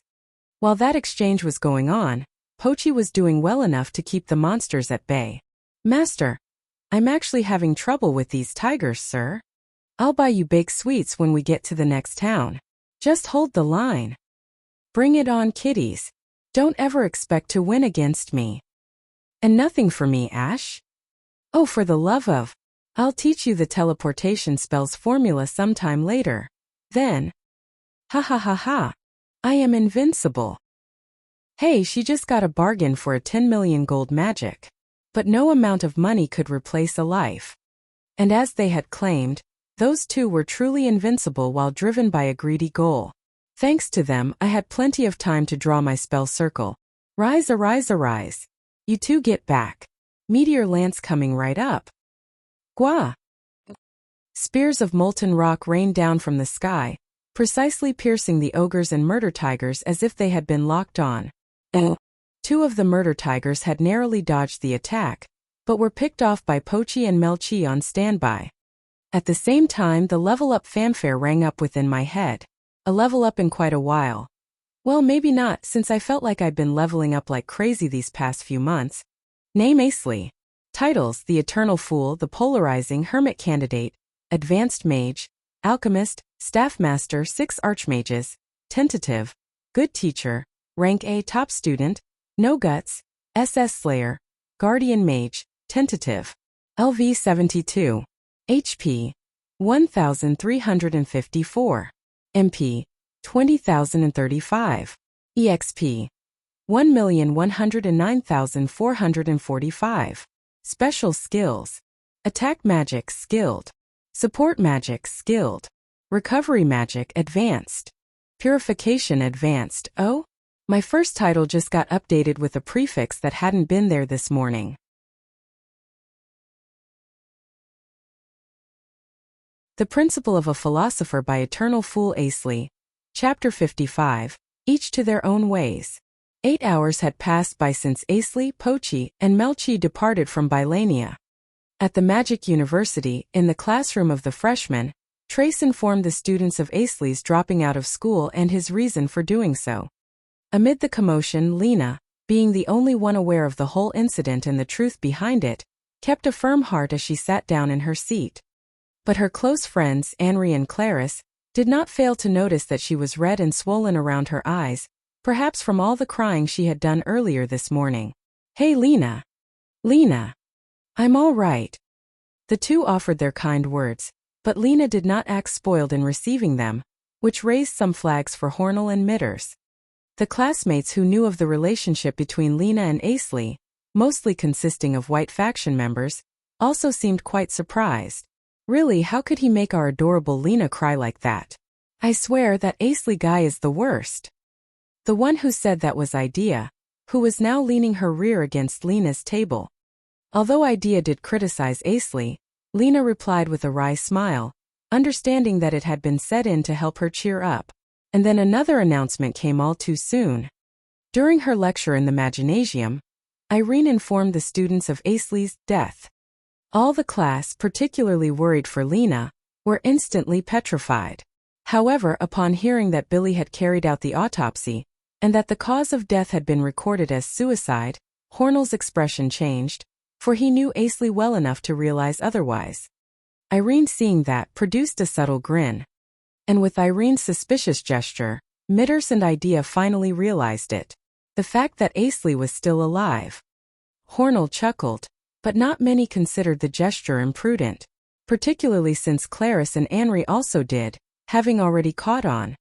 It was now that Lena realized once again how impactful Asley's contributions to the class had been. Having greatly affected the majority of the class, Asley's magic of turning news of his death into laughter gave Lena more than enough strength to cheer up. Professor!"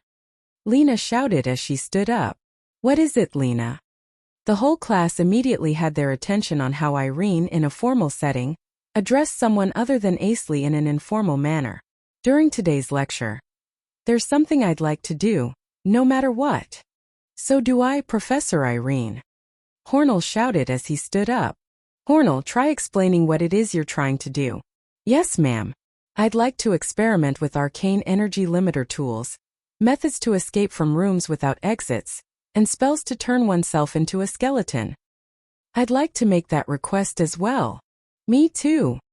And then Mitters and Idea also stood up. It was then that the rest of the class, which hadn't understood the reason for all the laughing, finally caught on. "Ah, shucks. Geez, so that's what's happening." As she heard all that, Irene grinned and proceeded to draw a spell circle on the floor. It was a fixed position type circle that no one here had ever seen before. Before long, the completed spell circle shed a pale light, showing that it certainly was active. Everyone present stood up and looked closely at its every step of activation, and then Irene took a single short breath. "This is the teleportation magic that I announced to the public a while ago." Everyone was taken aback. Although it may be made public, it had been a mere announcement presented by some of the nation's institutions. For those who practiced themselves in the arcane, encountering new magic was always an impactful experience. And that applied all the more to a freshman of the Magic University. Oh, this instance generated a myriad of reactions, including those who openly expressed their admiration, and those who were agape in awe, failing to hide their emotions. This is. Lena was the very first one to realize what was up, for she had seen this spell circle once before. It was back when the semester had just started, when she had visited the laboratory to show Asley her makeup. 2 copies of this exact spell circle had certainly been set up under his friendly dog Wolf. Lena, thinking back about it, immediately understood that this spell had been invented by Asley. I knew it. That's my teacher. Sir Asley is so amazing. Ooh. You all would be surprised to hear the name of its inventor. Why, you weren't the one who invented it, Professor? Irene nodded in response to Hornell's blunt question. I've purchased the rights to it. Legally, mind you. And you'll never guess this. What did the inventor do with that money?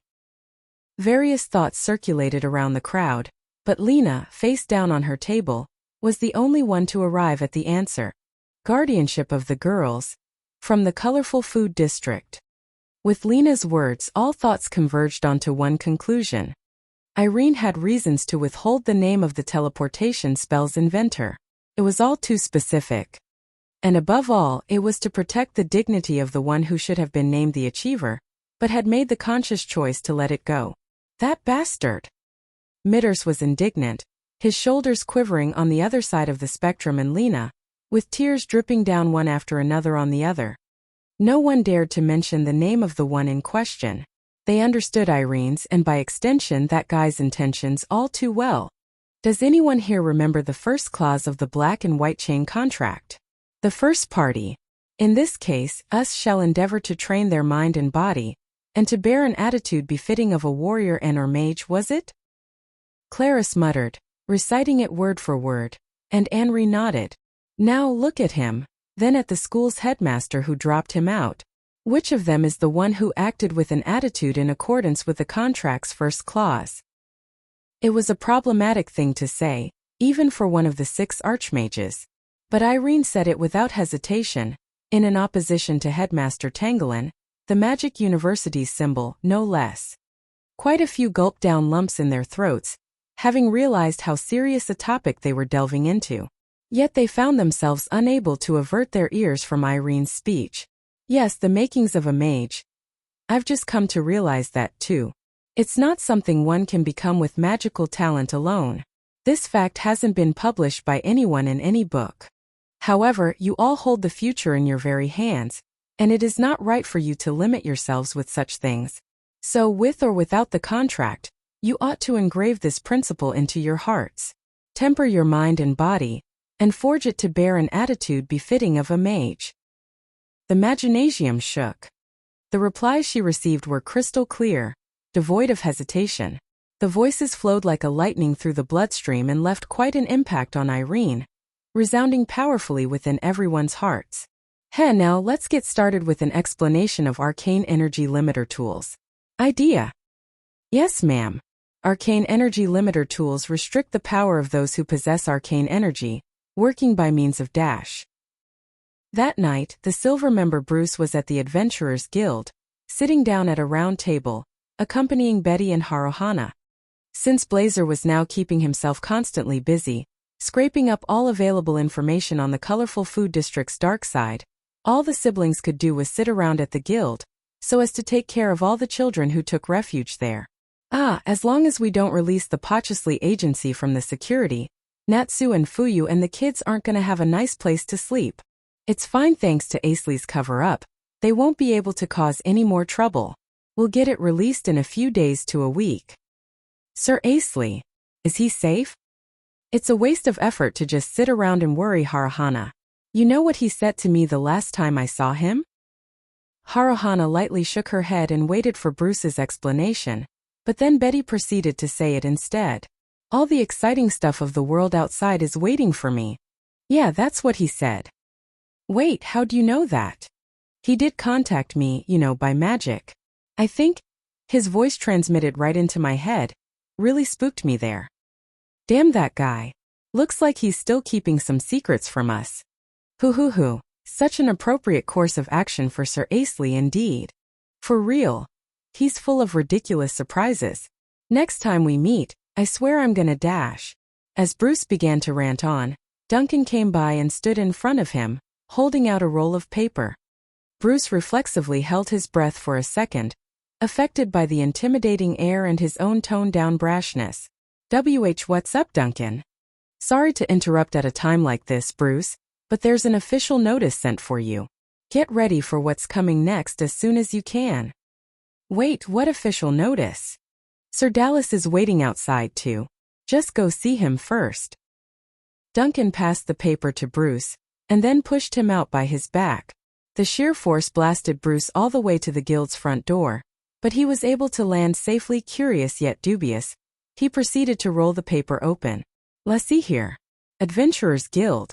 Rank up evaluation to rank S. Wait, what, for real? Commotion immediately broke out within the guild. Betty dropped her cup from her hands.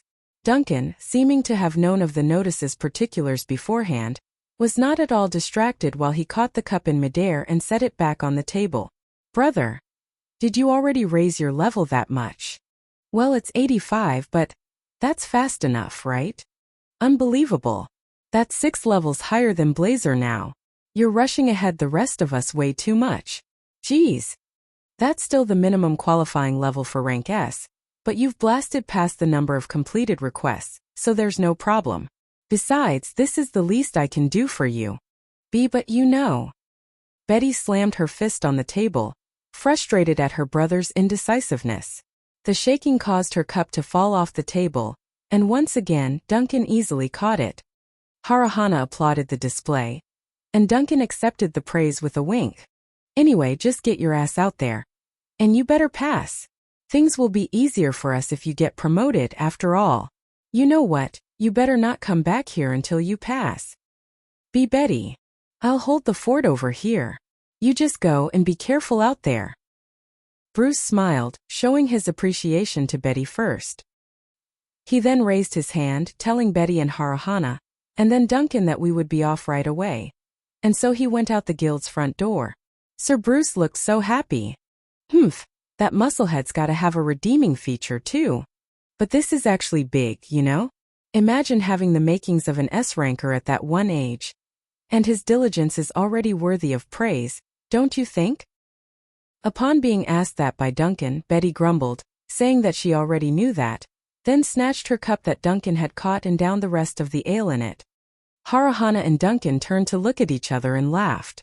They were then poked fun at by the other adventurers, who had been observing the whole banter, and the ensuing furniture storm, courtesy of Betty's finishing strike, practically shortened the building's lifespan.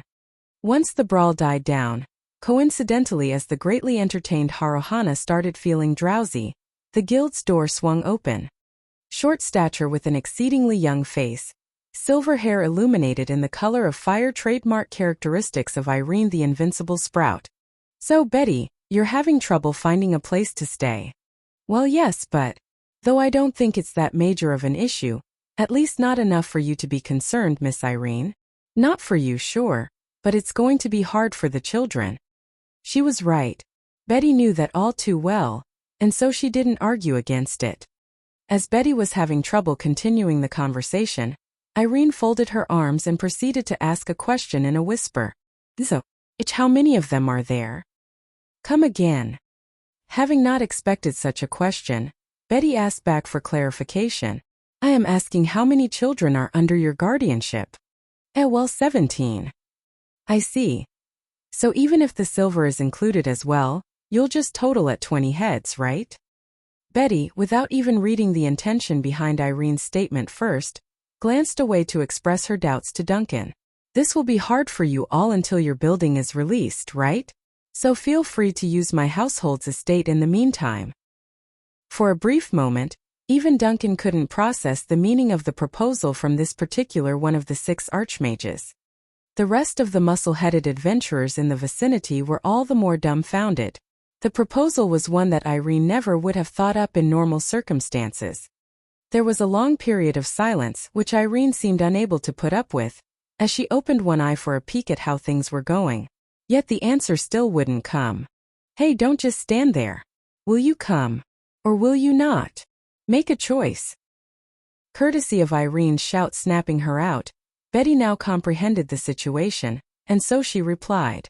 Why, you really mean it?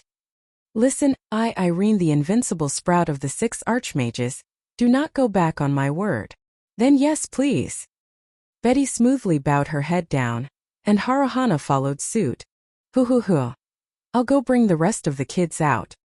While Betty expressed her thanks again and again, Duncan went into the back room and brought Natsu and Fuyu out. Haruhana explained to Natsu about the offer for a place in Irene's residence, delighting everyone with the fact that they had found a home once again. Even Irene's thunderous shout could not silence the commotion within the guild, for their joy was simply too great to be subsided. Seriously, you kids. All right, fine, I'll teach you all the etiquette you need. Right from the basics. Ahahaha, let's get along, Lil Irene. One particular word in Natsu's sentence froze the whole Adventurers Guild all the way down to absolute zero.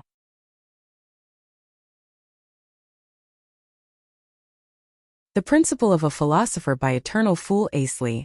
Chapter 56, The Fool and the Philosopher. How many months and days had it been since my departure from Bylania? Right, I've been counting. Exactly 700 days. Almost 2 years now.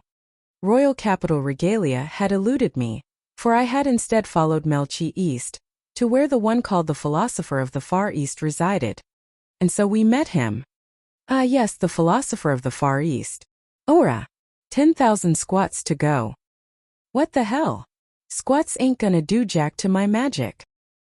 The almost ogre-like bodybuilder bastard, who was sitting on a rock in the middle of the wasteland and issuing me endless orders to do squats, was the great and powerful dark elf Philosopher. All he wore was a white loincloth, a stern middle-aged man with black hair, an impressive beard and ghastly pale skin, somewhat similar to Charlie of the Six Braves. The information on his kind was not wrong in that the dark elf's ears were long and sharp, but this old bodybuilder's ears were not sharp at all, seeming to have been mutilated. The first time we'd met, I'd mistaken him for an ogre and fired a spell at him, and so did Pochi with her zenith breath attack. So I'm sure anyone else would understand how we'd felt. Oh, thinking about some cheeky nonsense, ain'tcha? Now you gotta do 10,000 more squats. Why, you're kidding, right? Yeah, 'cause I'ma add another rack. Now you've got 30,000. Gahahahaha. Damn you. Philosopher of the Far East, more like Bomberhead of the Far East. Today was another day for Toos the High Order Muscle to act as my demon instructor. All the manual labor I had to do here made me wish I'd gone to the Magic Guardians instead. From cooking and laundry to weeding and working the fields, and on top of those, keeping tabs on monster nests. Then after all those labor with questionable usefulness, I had to trudge through a warrior training regimen straight from hell. Now I know how Melchi got so abnormally strong. Heh. In the first year, we'd started off with a bomber course on magic and magecraft. Of course, the program had included ones that I'd already been familiar with too. I needed quite a lot of time to learn new magic and magecraft, so this muscle bomber had given me a light speed-paced course, as if to fully soak up a dry sponge gourd in one go. That's right, those were the times when the hierarchical relationship between this musclehead and I had been established. It is over, ho. I think I'm gonna puke. Gahahahaha. And you wanna go against the Devil King? Very funny. Can't even get on the Holy Warriors level in your dreams. Shut up, old man. Why'd the Divine Messenger even come to me anyway? He should have gone to you instead. I don't believe in anyone but myself, that's why. I mean, he might have come, but I got my memes erased 'cause I didn't believe. And so the wheels of fate turned round and dumped the bad luck on ya, Asley. What did you mean, bad luck? And I mean, you believe in the Devil King's resurrection now, right? At least you can help. No. Then give me a reason why. What's the Devil King's goal? Start by explaining that. His goal. Huh. Yeah, what's the Devil King's goal? And there you go, damned fool. What did the Devil King do in the past of our history? And then look at why the Holy Warriors opposed him. Well, that's to prevent him from ruling the world, right? That's right, the Devil King aims to rule. Same thing as humans. Whoever becomes king ain't got no effect on me. Now if T's gonna physically destroy the world, then maybe I'll move. And what about God? He's protected the humans for so long, and now he might be gone for good. That's why I said I don't believe in anyone but myself, yeah? If the Devil King's conquering the world just to destroy it, then he'll be killing himself. And there are easier ways to do that. What he's gonna want is control. Which means he's gonna either destroy or enslave the humans. If he wants to kill himself, he can just spend lots of arcane energy and shoot into the ground and poof. The planet's gone. But none of the Devil Kings ever did that. So you think I'll help when I can just chill here in the wasteland? Bloody hell no. It's like a mole not having to care about whatever goes up on the surface, you half-boiled eggplant. I mean, he's right. I had spoken with the logic of a civilized individual who wished for intelligence and prosperity. I suppose this philosopher wouldn't understand, what with him having always lived the lifestyle of monsters. Still, even moles come above ground once in a while. Bah, this is why I don't like dealing with old-timers. Oh, what? You want to get in the muscle training theater of love? What the? If I do that again, my legs dash. To our honored guest Asley, we introduce the 20K push-up special course. Don't worry, your legs will be fine. Ah, what the hell, bring it on. Dear Lena, although the sand and the old man stink of sweat have been awful to me throughout the seasons, I suppose I am doing well enough. I have heard rumors of Bruce and Blazer's promotions to rank S. I'm sure Betty is doing her best too, so that she doesn't get left behind for long. And word has it that they had an addition to the Silver's ranks? A beautiful black-haired lady I have heard, so if I had to guess, I would say it was Haruhana. Above all else, it is nice to hear that Natsu and Fuyu were growing up nicely, and that thanks to Miss Irene, the children of the colorful food district were under good care. Also, I have heard that you just became the student council president? Congratulations. I hope you do not get an infamous nickname like a certain black emperor. Pochi. She is the same as ever. I do not feel like she has grown up at all. Me. I also am the same as ever. I do not feel like I have grown at all. Well, aside from the feeling that we have become more or less stronger, that is. Though I still need to work on how to act like a human, I suppose. I do think it was childish of me to put hot sauce in Pochi's snacks. As for Pochi, I think it was childish of her that she was snacking when she was not supposed to, and that it was mature of her that she has forgiven my prank. Yes, so mature indeed. I suppose it also is in her nature as a beast that she forgets her grievances easily. How are you faring in the university? Are you still on good terms with Hornell, Mitters, and Idea? Which reminds me, both Anri and Clarice are affiliated to the Black faction, are they not? I think Miss Irene has also lamented how weak the White faction was during the friendly match this past year. It would be nice if there are excellent mages in the making to be found, but if they do not exist, then they do not exist, so I think it would be perfectly fine to have a total domination from your side. I'm sure Ballet has grown up big and strong too. I would assume no one would intend to steal her away now. By the way, has her pronunciation been completely fixed now? Hornell has become a student council public morals enforcer, if I remember correctly. I wonder who the vice president is. Since the president is affiliated to the Black faction, the vice president would be selected among the White faction for the sake of balance. I think that is how it goes anyway. From where you stand now, I am sure you will be looked at with envy from some underclassmen, so please keep your wits about you. If the vice president makes light of you, please feel free to crush them. I have been able to do over 10,000 push-ups in a row during 3 separate occasions now. My diet is well balanced. However, having to do so many iterations of physical training, I was worried that I will become too muscular, so I have attempted to imitate Miss Irene's magic. I have attained quite a physically fit look now, but further physical change has been suppressed with a prototype that I have come up with. I think it is about time I pay a visit to you and the people back there too. My arcane power has grown quite strong, and I have attained an unbelievable level of physical strength, so I assure you that there is no need for you to worry. Lena, I look forward to seeing how much you have improved yourself. P.S. up to 10,159 times now. It's over who ho oof gonna puke, it's ff dash? Good job today, master. Each dash? A gigantified Pochi jumped on my belly, causing the lunch I had eaten earlier today to spew out of my mouth. What are you doing? How can you be this helpless, sir? Why, you've become so violent lately, you know that? Sir Toos told me that him sitting on you makes your push-ups more effective though. Even if we're going over the top, There's a limit for everything. I swear he's like a Muscle King and Ogre King hybrid. Speaking of which, where'd he go? He's with Melchi right now. Oh noes. He's not even supervising me. I think not, sir. Pochi stopped being on my tracks, pulling my tattered vestment that had been reduced to not much more than a skirt. What now? He's left a message for you, sir. What message? Gahahaha. 20,000 push-ups. Was what he said. Oh, thou must awaken my push-up power.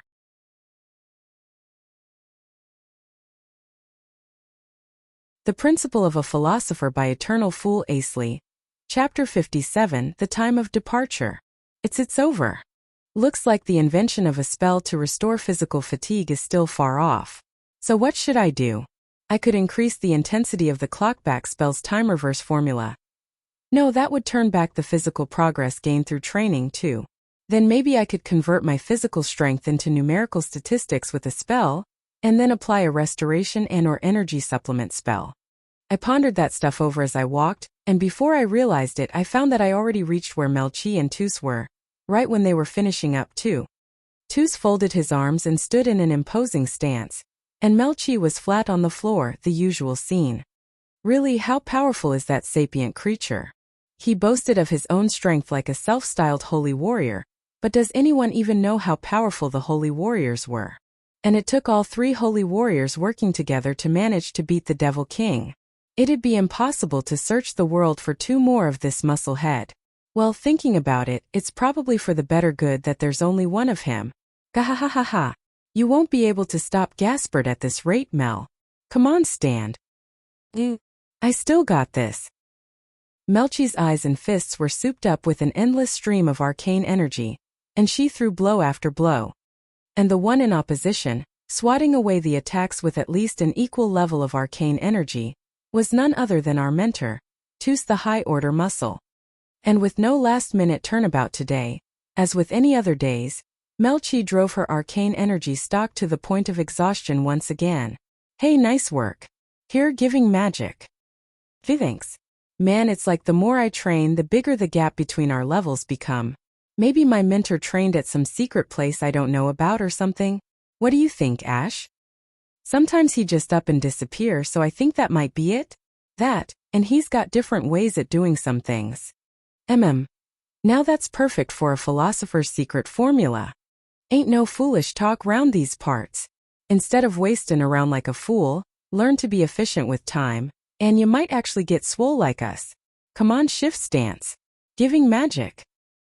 Tus suddenly reappeared, and as if to overwrite my giving magic magecraft, he activated one of his own. Hey, you figured out the formula less giving magic already? Oh, shut up. Just tinkered with it a bit. Makes the effect time a bit longer. Damn it, always finding ways to one-up me. Forget it. Besides, sure you want to hang around here, Asley? Didn't you say you'll be back to Bylania in a month? About time to wrap things up now, don't you think? I'm thinking maybe tomorrow or the day after dash. Then that's good timing. I was thinking about going to the royal capital too. Maybe I'll leave the same time as you, Ash. Well, oughta do something about your clothes first, Asley. Or rather, the lack thereof. What with me being naked above the waist. This old man is in the same getup though. Then again, he's a monster, so it would be rude to associate myself with his norms. Rude to humanity, that is. At first, Melchi had derived quite a bit of excitement looking at me, at times so much that she neglected training, but her antics on that front seemed to have settled down as of late. You do look good going round like this, you know? But I think it'd be even better to take off some more, yeah? What, am I supposed to let myself loose now? I swear, even if she's not on Dinya's level, Melchi's still a pretty messed up girl. Well, comparing her with Dinya doesn't sound quite right, though. Apparently, they call these kinds of girls rotten girls at the royal capital. Perhaps Melchi's already gone too far to turn back now. In discussion over, Melchi, go make Asley's clothes. Get it done by tomorrow. Aye aye, sir. Melchi snapped into a salute pose, but I didn't pay much attention to that, as I was preoccupied with taking some animal fur out of the storeroom. No, Ash, wear that stuff, and they won't let you into regalia. You know, just leave everything to me. You're making something normal, right? Well, duh. By the way, where's Pochi? Gone to sleep already? She helped me out a lot today, you see. I'm sure she's gonna sleep well. Right. She did look quite tired back when she'd come to deliver the message to me. I suppose this is one of those few aspects where Tus and Melchi are alike. The next day, I put on the clothes that Melchi claimed to have spent all night making. I've never seen this style before, but it feels like a uniform of sorts. It's called a suit, plain and simple. Pretty common stuff in the western regions. Well, it doesn't hinder movement or anything, but shouldn't I be tucking in the white shirt? My stomach's feeling a bit chilly dash. No. That's what's important, Ash. There, unbutton the bottommost button of your shirt. And now jump. Oh, like this. Good. Very good, Ash. Bare your midriff. The world's gonna need something refreshing after all that cleavage. This particular shirt is also exposing quite a bit of my chest, though. No, this feels humiliating to wear. Do you have anything else? Shame you didn't like it. But I thought you might say that, so I've prepared other stuff too. After that, she had me try on all sorts of outfits, including and not limited to the kimono dress, an almost half-naked soldier-styled outfit, and even a bulky armored warrior mechanical doll. How in the world did she make all this stuff? And so, oh come on, all that good stuff and you choose this. Oh come on, if you've made an identical set of my original clothes as well, you should have told me right off the bat. The one before the last had the most character, though. What, the soldier style? Yeah, no way in hell. Me saying that seemed to have greatly displeased Melchi, as apparent from her mouth tapering to a sharp point. So, isn't it about time we went on our way? Isn't it too early? Shouldn't we wait until noon? Nuhuhu, I know you're a nice guy, Ash, so do me a favor and let me stay in the storeroom till we're almost at regalia, yeah? This girl can come up with the most ridiculous things at times. Aha, so that's one thing she has common with most other girls. You realize that it's dangerous in there, right? That if I die, you'll be forever stuck inside? Same goes for outside. If monsters or bandits get you, then it's all over. Sickness and accidents too. No matter where we are. Death will always be hanging around us. Besides, I'm sleepy as all hell, so bring it out already, yeah? Melchi winked and made a cutesy smile, but regrettably, it was ruined by the bear bags under her eyes. So regrettable indeed. You better not hold me liable for anything. And there's storeroom. Boo, yeah. And so Melchi jumped in, without a sliver of fear or hesitation. Yeah, I'd be better off leaving her to her whims for now. Master, let's hurry. I want snacks, want to meet everyone as soon as possible. Right, let's hurry and meet up with those snacks. Yes, sir. And this one, I'd be better off leaving her to her jokes for now. After paying my courteous regards to Tus and saving a message from him to deliver to Melchi later, I first headed west toward the royal capital of Regalia. We could contact each other at any time we wished, so there had been goodbyes to be said. From the far east wasteland, it would take around 2 days on Pochi's back to reach our destination. This would have taken much longer back when she had been a familiar, but ever since the familiar contract between me and her had been voided, she'd gained quite a lot of speed. The reason for voiding the contract was none other than to erase the fool's familiar title. By Tu's suggestion, I had come up with the contract modification magecraft, basing it on my previous experiences of tampering with the familiar contract's formula. With that, Pochi had been bound to a contract that only showed its effects in her special traits. Still, maybe it was too much of a hassle to change our 800-year relationship now, since Pochi stayed the same as ever.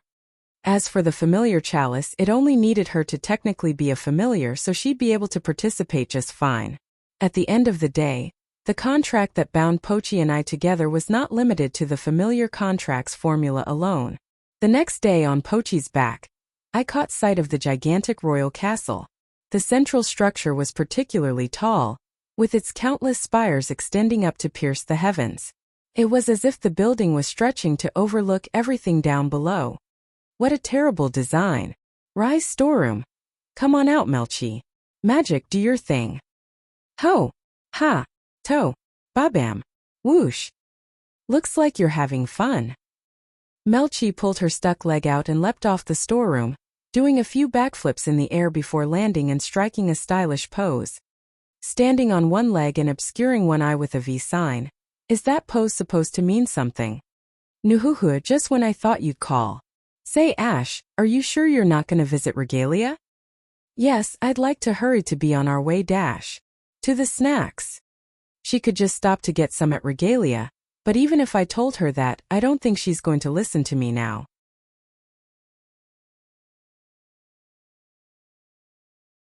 The Principle of a Philosopher by Eternal Fool Asley. Chapter 58. Since then, Magic University, 15th day of the first month, 94th year of the War Demon calendar. The distant sun shone its light onto the surface of the planet, yet the thick snow piling on Bylania, courtesy of last night's snowstorm, did not budge. The time was 10 o'clock in the morning, the hour at which Lena performed her routine duties in the student council office. Perhaps since there was no one else in the room, after Lena wrapped up her paperwork, she held her writing brush with her mouth and pondered few things over. As the brush waved up and down, she was barely aware of the approaching footsteps from the outside of the office. It was Irene, who then slid student council office door open, and then looked on at Lena with an expression of suspicion. Whatever are you doing? Oh, you're looking pretty sloppy. Holding the brush with your mouth and all. Lena, face flushed upon realizing that she hadn't fixed the habits she'd ought to have fixed ages ago, promptly corrected her conduct. Irene found a suitable chair and seated herself and crossed her legs. As per the usual, her feet did not reach the floor. You've finally gotten a free day, so why didn't you take today off at least? Or do you have to take care of something? Ah, well, you see, something's come up for tonight, so I'm here today and will be taking tomorrow off instead. Oh, I see. If I remember correctly, isn't there supposed to be a student council assembly tomorrow though? Is it a hunt you'll be going on tonight? Yes, a group of elemental reapers have been discovered in the region, so I'll be on the hunt in a supporting role. By elemental reapers you mean the A-rank gas form monsters? Who will you be going with? Lena smiled and looked at Irene, practically reading Irene's face, having a message stating that, depending on the members, she may go along with her written on it. I'll be going with the silver team, and a guest.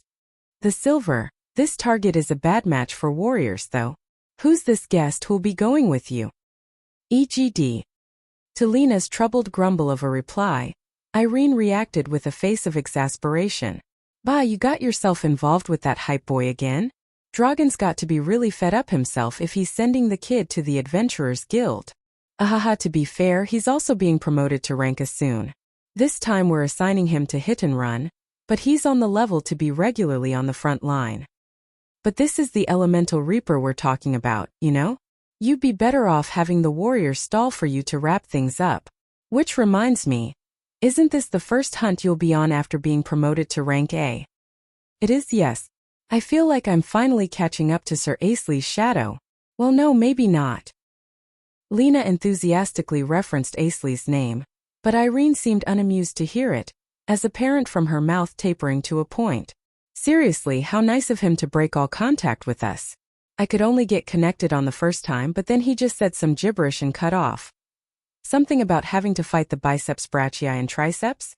Gah, so irritating. The communication got jammed every time I tried contacting him, too. It's because he made it so that we could only communicate with him through that sheet, I'm willing to bet. So arbitrary. Lena took the roll of parchment that was on the table and opened it up. It was the sheet with nothing written on it, which Asley had sent to her 2 years ago, applied with a magical formula that makes letters disappear a few days after they appear. What a troll as always. Ahahaha. This is called a look at it from another perspective, Professor Irene. Lena smiled as she said so, and Irene tilted her head to question what that meant. Which was why I've been secretly keeping in touch with Pochi instead. Lena proudly explained, showing clearly how much she had grown up in the span of 2 years. Her slim-fit robe caused her chest to jiggle subtly, prompting Irene's face to twitch upon seeing that.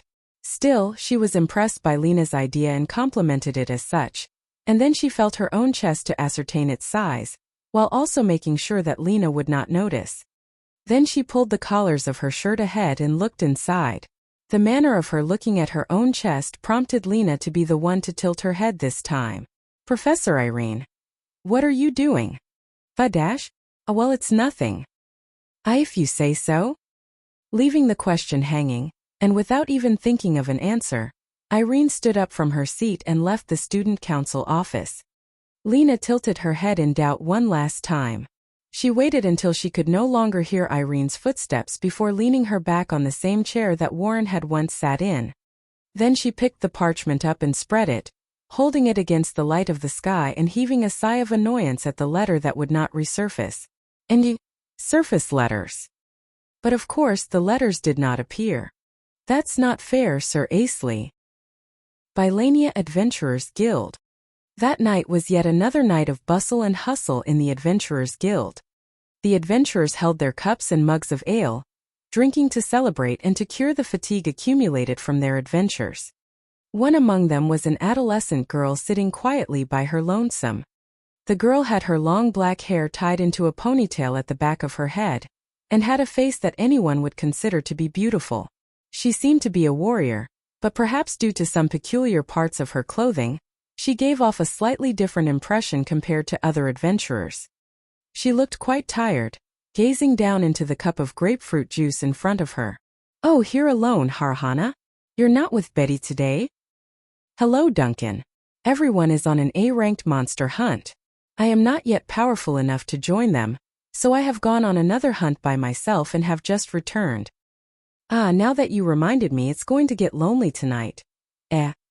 Oh, but I think those guys should be back soon. I'll send them your way if I see them. Duncan winked and spun the tray in his hand, now empty since all the ale had been served, and then turned back to the counter. Harahana, not quite understanding what Duncan had meant, tilted her head in doubt just as Lena had done earlier today. Suddenly, Duncan's voice echoed through the guild, welcoming the return of a certain group of people. The answer to Harahana's question lied in the ones being addressed, who had just come through the entrance. Sir Hornell. Hello there, Harhana. Looks like you've some free time on your hands. Hornell, who had gotten an admirable and fearless countenance over these last 2 years, stood before Harahana, resting the tip of his staff on the floor. Harahana smiled, and also greeted the 2 others standing behind him, Mitters, who had grown quite brawny, and Idea, who hadn't changed much at all. Man, today wasn't our lucky day after all. We were so close to catching that lizard general, too. And whose fault was that? Well, we did fulfill our quota of lizard nights, so I'd say it's all good nonetheless. Mitter's mistake was also within my calculations, of course. Sorry for messing up all the time, man. Done talking for now, Mitter sat down in the seat opposite to Harahana. Following him, Hornell sat down to the right of Harahana, and Idea to the left. Considering the direction it went, that lizard general should be going all the way to the thirsty desert. True to its name, it'll quickly drain the water off your body if you stay there. So there shouldn't be any problem, right? Right.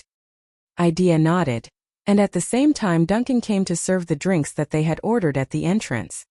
Idea and Mitters had ale, and Hornell had the same grapefruit juice as Harahana.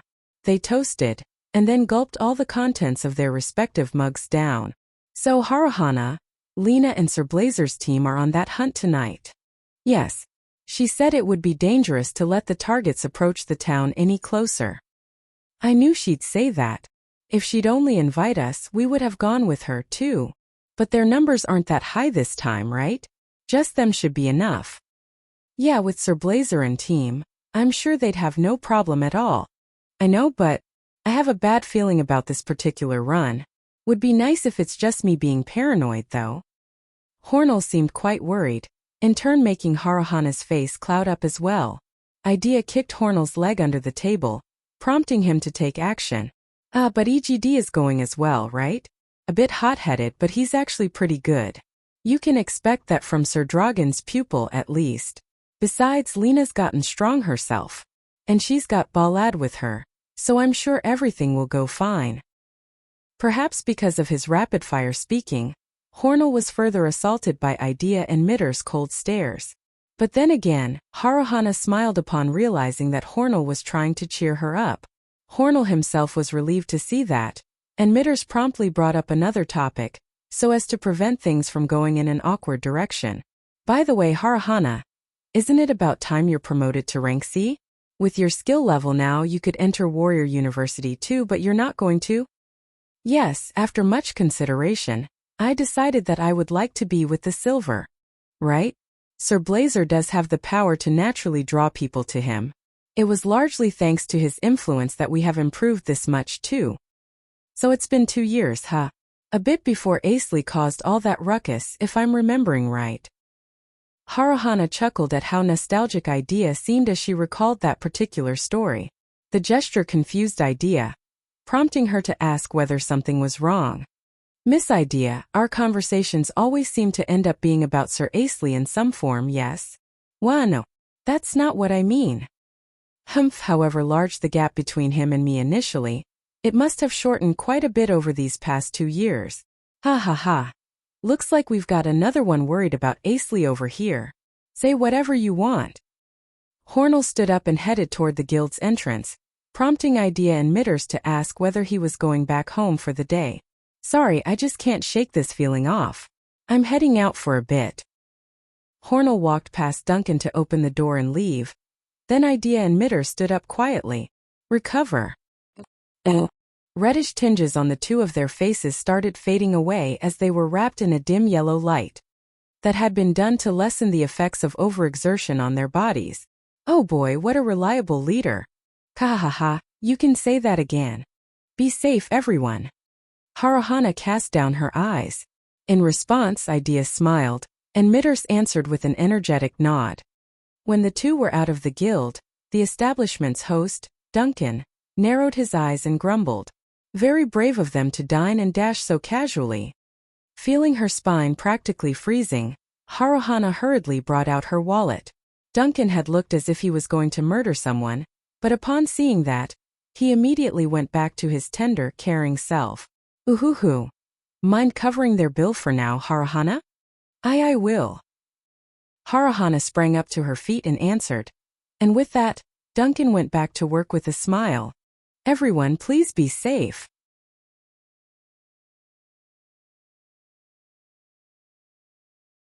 The Principle of a Philosopher by Eternal Fool Asley. Chapter 59. That. Northwest of Bylania. Slightly west off the highway leading to the royal capital was a rough, half-beaten path, on which lied 10 odd dead bodies. Lena and her team happened upon the gruesome scene, and saw that some among the corpses had their pieces scattered about, having recently been eaten by beasts and monsters. The freshly dead bodies reeked of decay. Blazer, upon hearing the howl of a beast from beyond the light source magic circumference, took a step forward. He wore a spirited face as he drew his sword, and then swung straight ahead, as effortlessly as waving a twig. A large dust cloud burst forth as the howling beasts whimpered and scattered away. You're amazing as always, Sir Blazer. That invitation to the Six Braves sure was not just for show, sir. No need to be excited at everything, EGD. What's important is that you never let your guard down. Yes, sir. ID, hands on the scabbard on his waist and always ready for battle, positioned himself directly in front of Lena. The red-haired boy, who had attained quite a gallant countenance and a robust body over the years, was close enough to Lena to perceive a change of her temperature, causing him to feel slightly feverish under his nose, while still maintaining his battle-ready state. I'll protect you to the best of my abilities, Miss Lena. Thank you. Ha ha ha.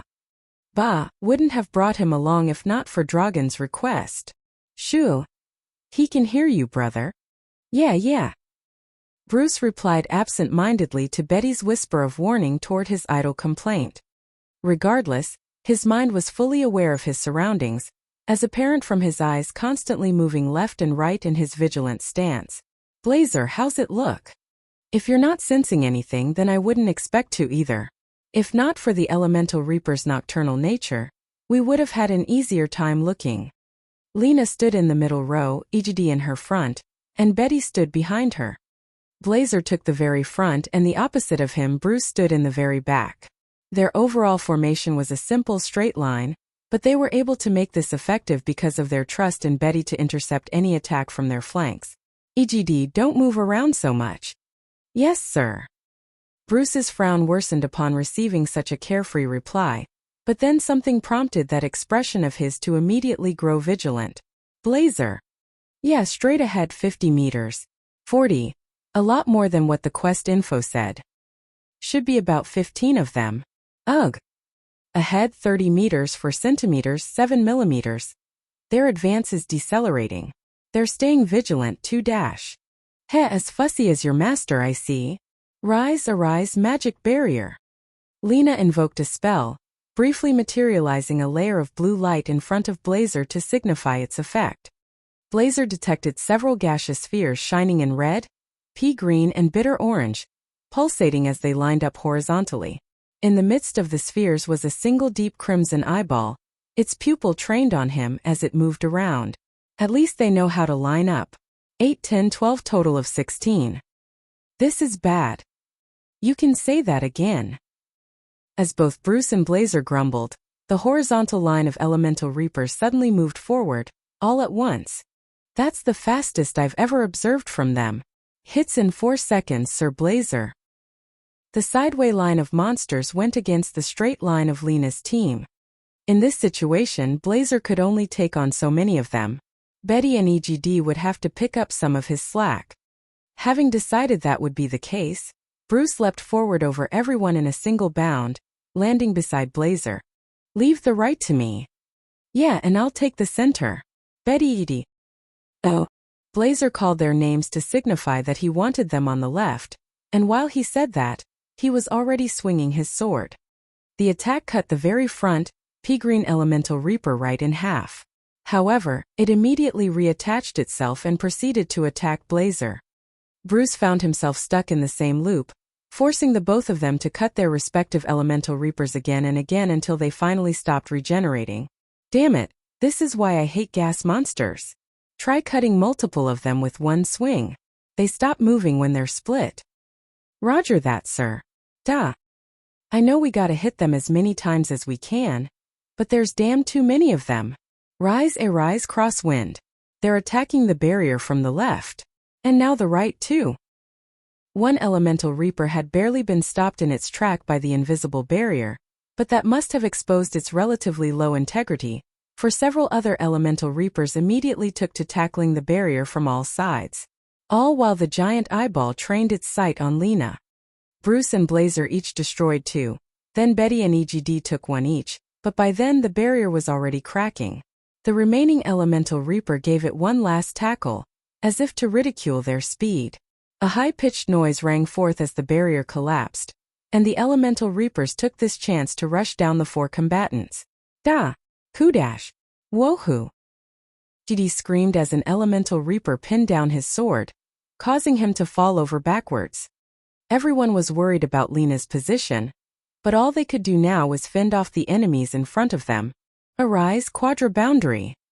Stakes of light descended from Lena's craft circle, forming a square perimeter around the elemental reaper that had gone past EGD, and then pinning it in place. Bluish-white light crackled within the perimeter as it held down the elemental reaper, providing Lena with a chance to draw a spell circle for another barrier.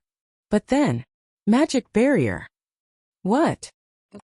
The suddenly reappearing barrier took the 3 active combatants by surprise. The first to realize where it had originated was EGD, still flat on the ground. While he was getting up, he caught sight of Hornell, who approached from behind Lena. Hornell! AD shouted out the name on the one in question, but the 3 other combatants did not turn around, and only spoke their reactions as they gave their undivided attention to the elemental reapers. By the time EGD was back into the action, Idea and Mitter supporting fire also rained down on the enemies. With Lena and Hornell alternating their magic barrier spells, the group gained a stable ground, and was able to consistently eliminate one elemental reaper after another. Big spell coming up. Shoot!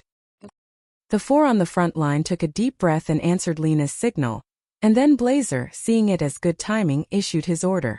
Now cluster formation. The 4 retreated all the way to Lena's position and crouched, freeing up Lena's field of vision. Now with the whole picture before her eyes, Lena unleashed her attack from the spell circle. Sharp wind asteriscos and remote control. Countless wind blades made a clean sweep of the pursuing elemental reapers. The last of the elemental reapers, writhing in agony in the quadra boundary, was also finished off by Mitter's and Idea's spells. Seemingly relieved of a heavy mental burden, Adi crashed down on his backside and heaved a deep sigh. That was intense. Would have gotten dangerous if not for Hornell's team showing up. There's twice as much as what the guild's info stated. Can't do much about that. You really saved us there, Hornell, Bruce said as he turned around. Following suit, Lena and Betty, and then Blazer offered them their thanks, and so did EGD in more of a half-hearted tone. Bah, still a cheeky rascal, I see. That goes for us as well, doesn't it? Well, used to, maybe? Without a doubt. Ha ha ha ha ha. Mitters and Idea looked back at their past selves and laughed. Seeming to have been grated on his nerves, Adi clicked his tongue, a gesture that would prompt Blazer to land a fist on his head. Ouch dash. What was that for, Sir Blazer? You ought to know the importance of words and the value of your life, Adi. If you can't do that, then there's no future for you. What? My master won't keep quiet about this, sir. Very funny. If the dainty tiger would step forward for such a petty thing, then by all means let him. Blazer said without even exerting his voice, and knowing full well that he was right, to shut up, eyes cast down in shame. Then he realized the meaning of the words he had just spoken. His thoughtless act had brought his mentor, one of the 6 braves, into a public topic that he had no business in. Having observed the whole exchange, Lena stepped forward and patted Ijdi on his shoulders. As Ijdi turned to look at her hand, Lena proceeded to encourage him with a tender, yet powerful smile. Ijdi, remember that we improve and learn new things every day. You never know, your imperfections now may very well lead to a better you in the future. Miss Lena dash. Gay. A tad too carried away by Lena's kindness, Ijdi was about to jump into her bosom when Hornell and Mitters grabbed him by the collar of his shirt. And then Idea stood herself in front of Lena, protecting her by keeping the two of them apart. Lena cracked a wry smile all through the scene. Then suddenly Betty's face tensed up. Lena tilted her head, confused by the tone shift. It's gotten too quiet around here. It was indeed a long, tense and silent moment. Suddenly made aware of something concealed within the vicinity, Bruce and Blazer were prompted to ready their blades once again. The reason they were particularly concerned was the fact that Betty had been the first to notice the siege of eeriness upon them. They were familiar with this sensation, this intense bloodthirst. Brother, we've felt this before, haven't we? Yeah, too strong to forget 2 years ago, at the Labyrinth of No Return. The Laughing Foxes. Mouse. Upon Blazer's utterance of that particular name, Lena and Hornell tensed up, and then immediately cast support magic effects onto everyone. Lena had heard the story from Asley, and in turn, Hornell had heard it from Lena. That the leader of the Laughing Foxes had survived, and how abnormally strong he was. They know we're here. Cast light. Torch. Mitters and Idea each cast their own light source spells, illuminating the vicinity with intense light. By the time the lights illuminated the area, the group was already surrounded by brutish men. They numbered 26 in total, and a majority of them was top naked. Oh. The man who stood furthest in the back with his arms folded was none other than the one who had cornered the 3 silvers, Asley and Pochi years ago, the leader of the Laughing Foxes, Mouse. A rare encounter under this moonlit night. Blazer the Silver Lion and Bruce the Silver Wolf. Oh, and what have we here? Aren't you the student council president of the Magic University, the Silent Witch? I don't remember ever introducing myself to you, Mouse. Has it never crossed your mind that you might have become a little famous, Bruce? Anyways, it's time to pay up, people. Gonna too much for us to pay, I'm sure. Ha ha ha ha. If there's one thing I can't match in you, it's how fast you talk back. At this time, Blazer and Betty were already moving to cover their group's mages. It was a warrior's job to stall for the mages to do their magic. As orthodox as that was, it was what formed the foundation for today's battle strategies. That was all the more reason for EGD to follow suit, albeit slightly delayed, creeping out from the middle row to the outside. Blazer proceeded to call out to EGD with a whisper. EGD, the enemies in the back. How many seconds do you need to break through them? Blazer asked, putting into consideration that EGD would likely be able to see the weak points in the enemy's line. 12 or 15, at most 18. Make it in 10. Yes, sir. We'll buy you 10 seconds. Run away with Lena and the others in that time. If drawn out, they could very well expect annihilation, so Blazer resorted to using the silver members as decoy. Aside from Lena being visibly disturbed in the moment of realizing so, no one had the time to question anything now. That did not mean Lena was not aware of their situation, however. Even Hornell was so mentally strained that the best he could do now was keep his eyes from turning away from the enemies in front of him. Everyone realized from the sweat trickling down Betty's face, and also Bruce's voice, while he conversed with Mouse, that they had no room for error, for the enemy's combat strength surpassed theirs. You're done planning your moves yet, Blazer? Don't worry, we'll treat the girls nicely. Our new subordinates would want us to do that, too. The vicinity burst up with creepy laughter. Among the ruckus, there were noises of licking, causing Betty to shudder. Ha ha ha ha, congrats, Betty. Someone's actually into you. Damn it, brother, joking around now? You ought to know some manners. Humph, that's exactly why you're so unpopular. Shut up. Betty rebutted Mouse's cynical humor, but she didn't waste the moment, for at the same time, she flung 3 daggers at the 3 grunts to Mouse's sides. Coup dash. Ga. Gua dash. One among them successfully deflected the attack, but the 2 others were taken down. At this time, Betty was already making her next move, utilizing her agility to rush at the nearest enemy and stab him.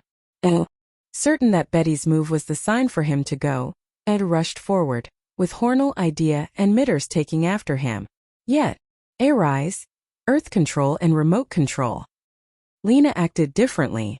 She erected a wall of dirt, separating the group consisting of her and the silver from Hornell's group. Her act of deliberately leaving herself behind prompted Hornell to stop in his tracks and turn around. However, both his arms were grabbed up by Mitters and Idea as they caught up, leaving him no choice but to retreat. EGD, occupied by the presence of the enemies in front, was not aware of that happening. If he had known, he most likely would have acted the same as Hornell had attempted. Lena had taken that into consideration, meticulously timing her separation from Hornell's group. EGD stabbed 1 enemy, but as soon as he blinked once, 2 more already came rushing in from the sides, giving him a total of 3 more to deal with. First, he kicked the opponent he had just stabbed off his sword to gain some distance, then lowered his stance as he saw 2 more enemies appear, as if to wait for all of them to be in the right position. Pneumatic reverse Sha. That moment his sword, lined for a horizontal strike, emitted a flash of light. The 4 rushing enemies fell over in succession, their bodies pushed back by an invisible wall. Now on the ground like the man, who had been kicked down earlier, and lined up neatly due to the path of their fall, Eddie jumped to their row's side. And then he leapt, rushing at the straight file of targets in front of him.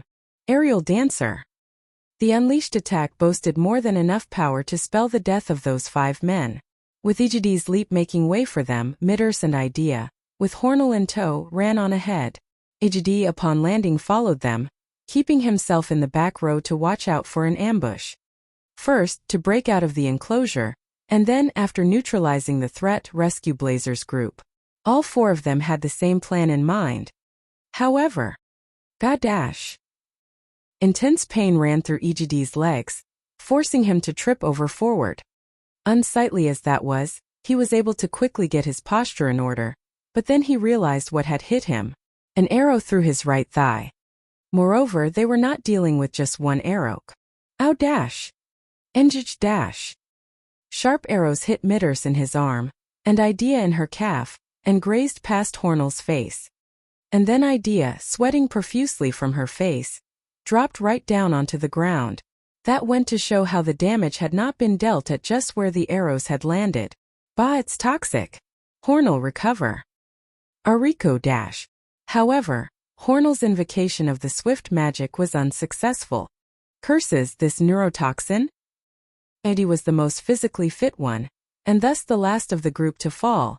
So when he eventually did, 4 members of the Laughing Foxes came to round them up. They put away their bows and drew their blades from their backs or waists, and then showed the same creepy grins and laughs as the lowlifes from before.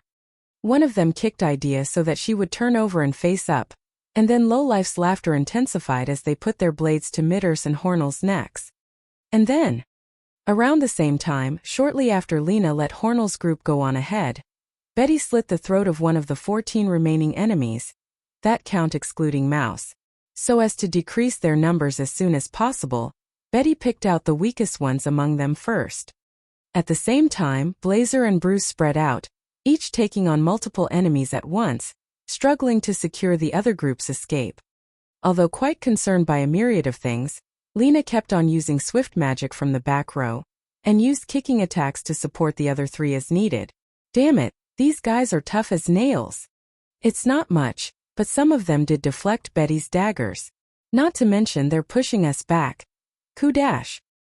The ones in the back are small fries, but the ones over here are the real deal. Let's just say that I had a few connections in my trade. Lena was particularly bothered by Mouse's last statement, but the surrounding chaos had almost all of her attention now, making that one detail slip by her. Bruce, Blazer, and Betty each were taking on 4 enemies, but one of the thieves attacking Lena judged that 3 would be enough to deal with her, so he broke away and rushed for Lena instead. Kaya dash. Lena had narrowly deflected the man's kick with her staff, but she was still knocked back by the impact. Lena! And when she landed, the first thing that entered her vision was Mouse Boot. Mouse grinned as he kicked Lena's staff away and lifted her up by the collar of her shirt. Ugh. Oh ho, I knew you were a nice girl. Maybe I'll sell you off when I'm done. Ha ha ha ha. Ora. Jew-H. Mouse shouted, then took a dagger and stabbed Lena's thigh. For a second, Lena's expression warped in intense pain, further fueling Mouse humor. You little shit. Your corpse is not gonna look pretty. Hold it, brother. I'll kill him myself. Damned deviant. Ha ha ha ha ha ha. Barking won't do you any good now that you can't even move around. But it sure is noisy around here. So how about I do this to shut you up? Mouse moved the dagger in his hand, resting it on the base of Lena's neck. The toxin on the blade already taking effect, Lena's expression turned pale. The 3 others held their breaths as they watched Mouse every move. Then it only took an instant of negligence for Betty to be knocked down. The man who had kicked Lena now circled around to Blazer, slashing him on his back. Engage dash. Even Bruce, the last one standing, had his movements disturbed by the sight of Lena's bleeding neck, and was ultimately pinned down. Humph, in the end that's all you people can do? Well, I guess that sounds about right. Betty seemed to have also been hit with the toxin when she had been knocked down, as apparent from her sweating profusely from her face, and how she was immobilized despite not being pinned down. Bruce and Blazer desperately scrambled for an idea on how to get themselves out of this predicament, but the enemy's numbers alone rendered them unable to do anything but stare at the ground as blood dripped from their noses. Leave them around and they'll be trouble for us later. Kill the men off. Yeah. They're here. What? Lena's whisper prompted Mouse to incline his head in doubt. The thief's subordinates also stopped what they were doing and strained their ears to listen. I can hear them. What? Ah, right, things over there should be wrapped up by now. Ha ha ha ha ha ha. Mouse let out a hearty laugh in celebration of the laughing fox's presumed victory, but Lena continued talking as her face was left hanging down. No. I can hear them. The frail yet reassured tone of her voice briefly confused Mouse, but then he disregarded it and issued the order to kill to his subordinates once again. It happened that very moment. The enormous dirt wall in front of Mouse was met with a heavy impact on the other side, causing it to crumble down and be swept away like sand in the wind. The destruction of the wall distracted everyone present, momentarily stopping all movement. On the other side was Hornell's group and 9 members of the Laughing Foxes, all flat on the ground.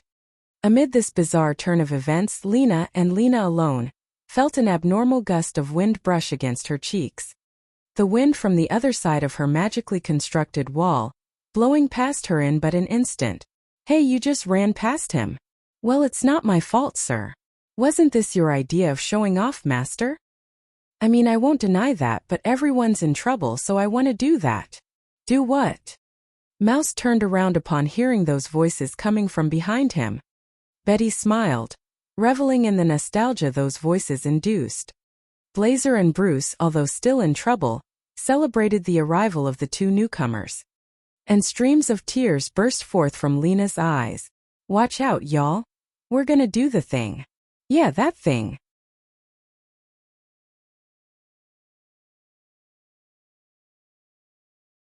The Principle of a Philosopher by Eternal Fool Asley. Chapter 60. That. An unmarked day during the first month, 94th year of the War Demon calendar. After sending some boorish voice messages to Melchi from Tus, Pochi and I continued on our way to Bylania. Heading south from royal capital Regalia for 2 days, we had first arrived at Radiata, located midway between Regalia and Bylania. We had rested in Radiata for 1 night, so we should have reached Bylania by the night of the 15th. Yes, should have. But as the night encroached, just when I thought we were only a few hours away from Bylania, Pochi's nose detected an anomaly in the air. Master, it's Lena. You can smell her. Yes, and also the stench of blood.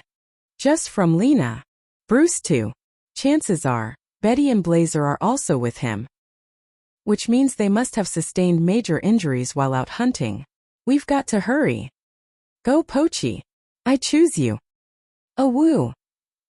I hopped on Pochi's back and tried to contact Lena, but for whatever reason, I couldn't invoke the telepathic call Magecraft. Huh. Why'd the tele not connect? Did you already forget, Master? You've put a Magecraft effect on your sensory nerves to jam telepathic communication. Now that she mentioned it, so that's why no one's been calling me lately. Did you actually forget that, sir? I might have forgotten that, yes. Ha, I feel so sorry for Lena now, sir. Did you say something? Just hurry and call her, sir. Don't just sit there like a damned fool. Bah, what in the world is she so angry about this time? Rise, arise, restriction cancel. Lena, can you hear me? Ooh, Master.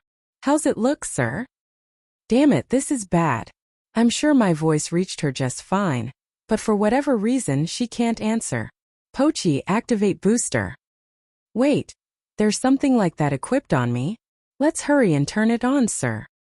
No, it's called placebo. You damned liar.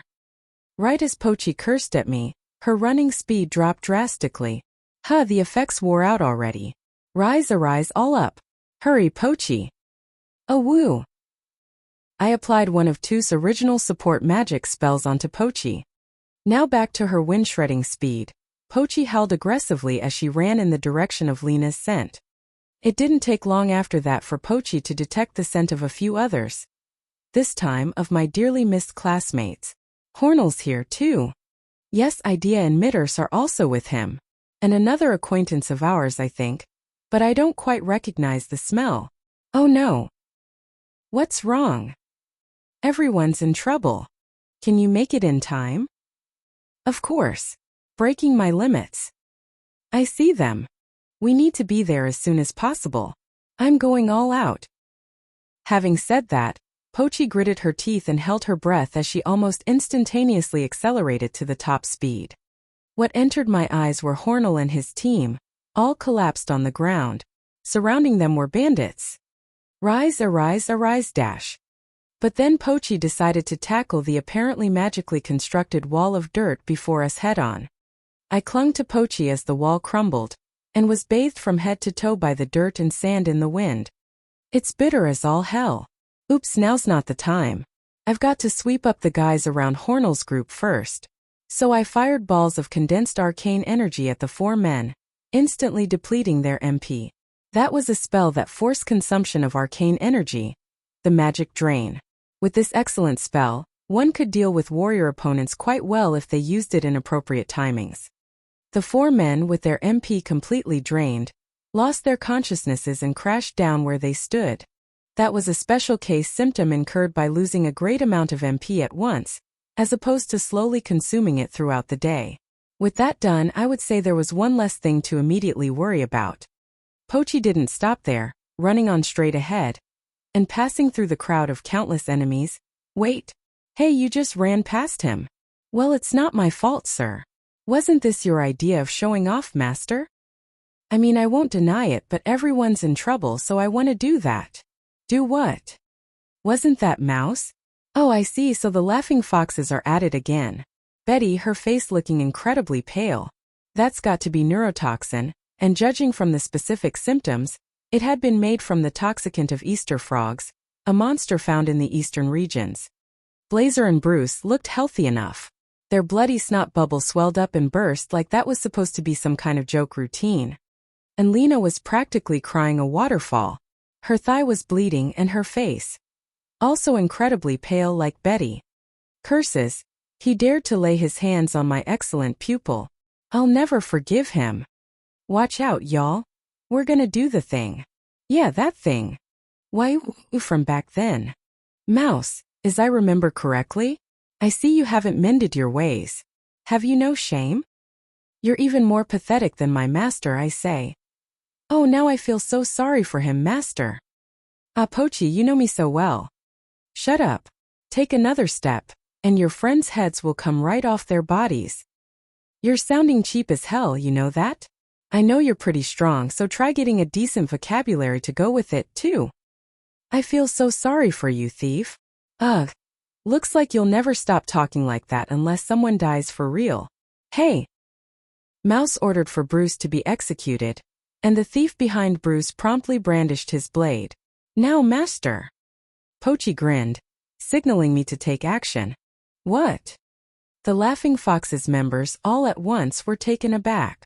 I haven't prepared it yet, though. You're kidding, right? Yeah, I'm kidding.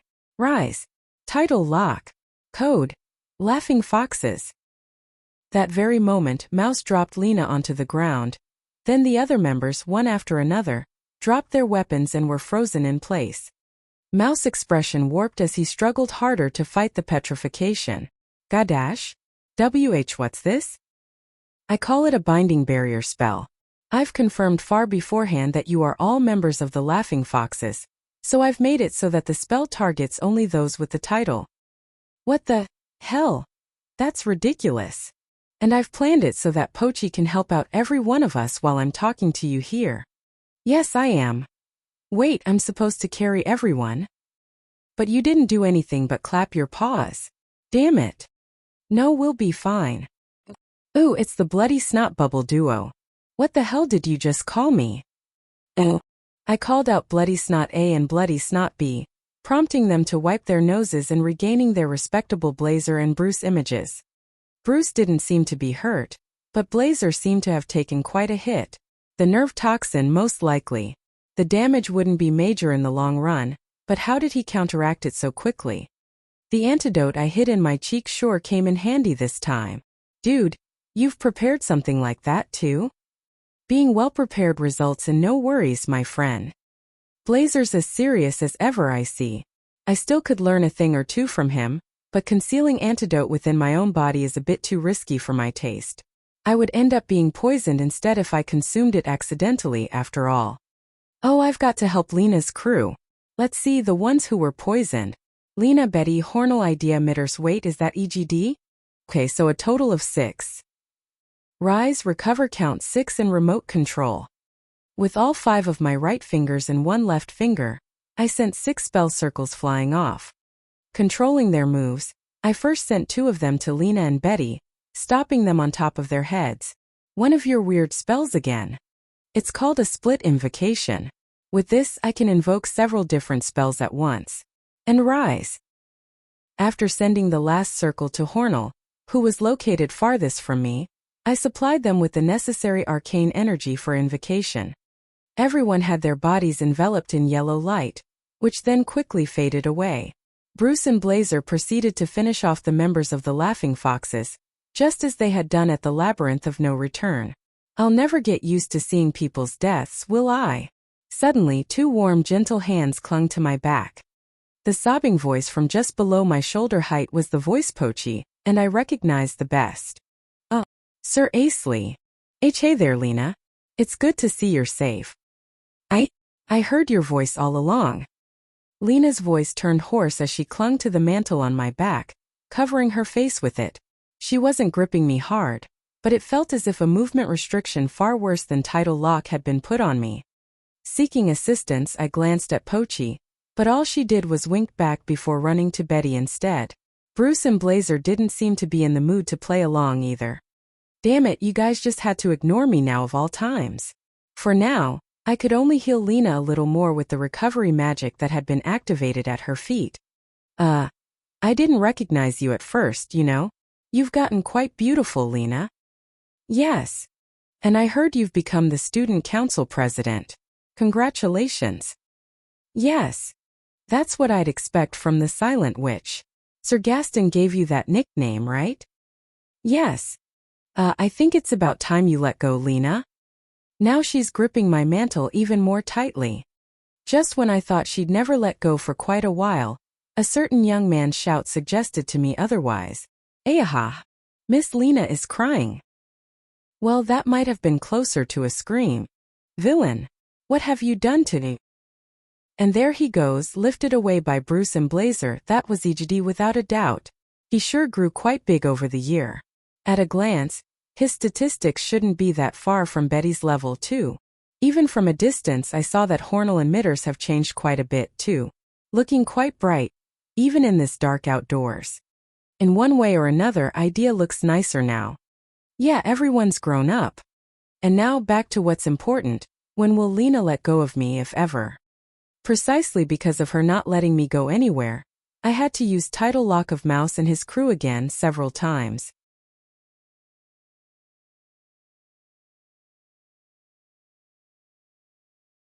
The Principle of a Philosopher by Eternal Fool Asley. Chapter 61, The Green-Haired Lala. So, you feel like talking now? Humph, what's there to talk about? How about you hurry and kill me off? Come on, Mr. Silver Wolf. Quit playing dumb. You're strong, but there's no way in hell you bossed around all these elites by yourself. I'll remind you that I'm with the Blazer. And he knows all too well how hard it is to gather talented individuals for a team effort. So let's start with having you explain those job connections you mentioned, just to make sure there aren't any more dangerous groups around town. Bruce interrogated Mouse, holding a sword to his neck. Mouse put on a facade of calmness as he glared back at Bruce. But then, godash! Betty stabbed one of Mouse's arms. That also took all of us, bar none, by surprise. You've got a real scary look in your eyes, Betty. It's die now or die soon, thief. Make your choice. I don't think that's going to work as a threat. 2 years ago, in a similar moment, a strange girl had appeared to the bandits' rescue, but I wasn't feeling any foreign presence this time around. Wait, no? I don't think I'd sensed anyone back then either. I would assume that girl to be quite a tough customer, having been able to prevent Blazer and Bruce from executing Mouse at the perfect timing. I suppose there was no such thing as being too vigilant when it came to such situations. He's never gonna talk no matter how many times we ask, so it looks like we'll just have to kill him and be done with it. Your early celebration will be what robs you of your imminent victory. What? Seeing Mouse's creepy grin, Bruce looked as if he'd also been reminded of what had happened 2 years ago.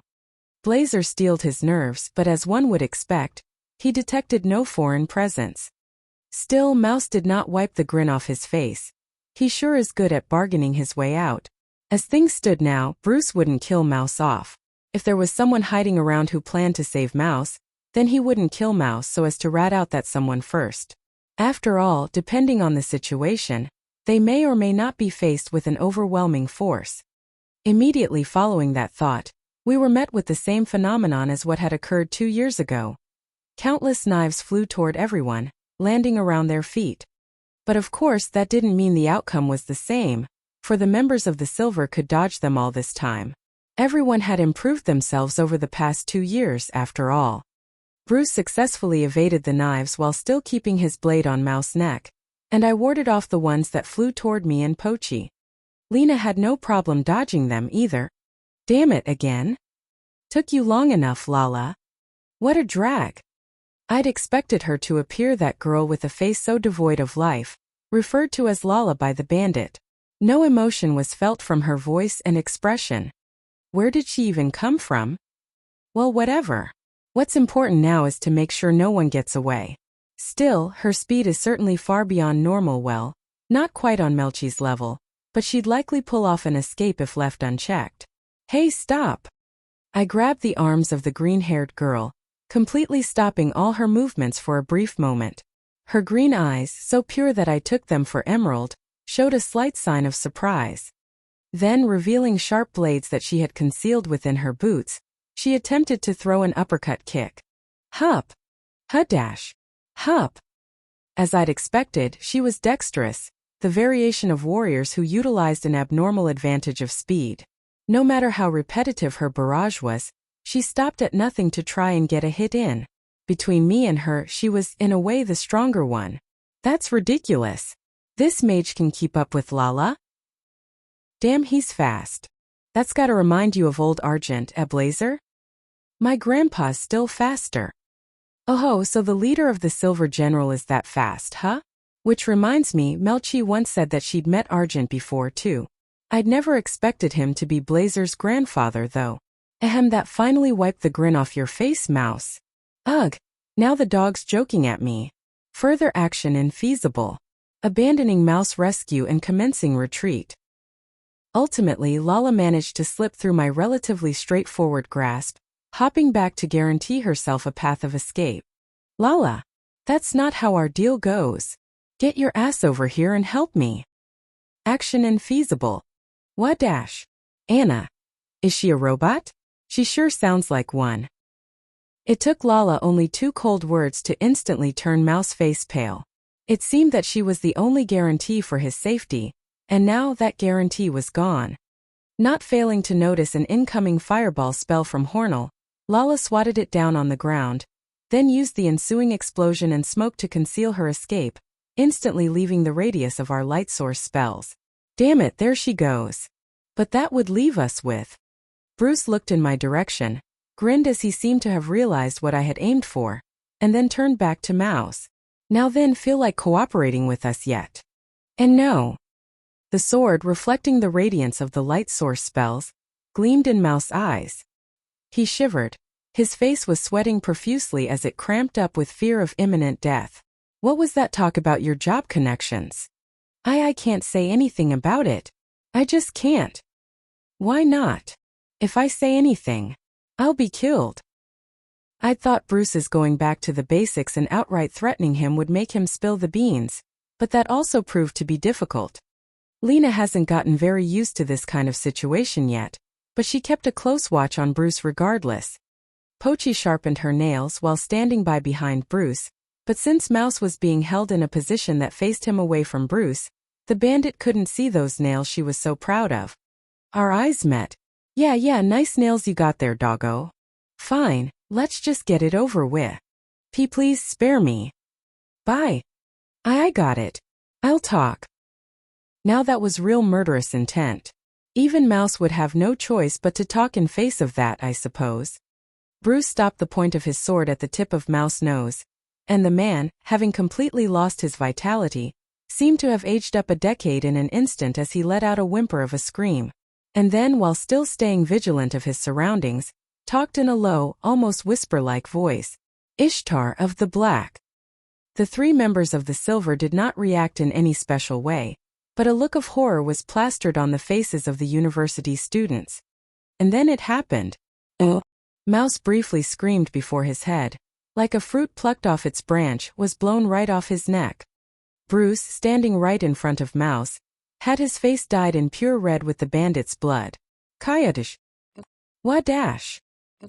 Lena and Idea screamed. Hornell and EGD were very disturbed by the sudden occurrence, and even Blazer and Betty couldn't fully hide their surprise. It was a simple classical magecraft that activated with the utterance of specific words. The curse word explosion.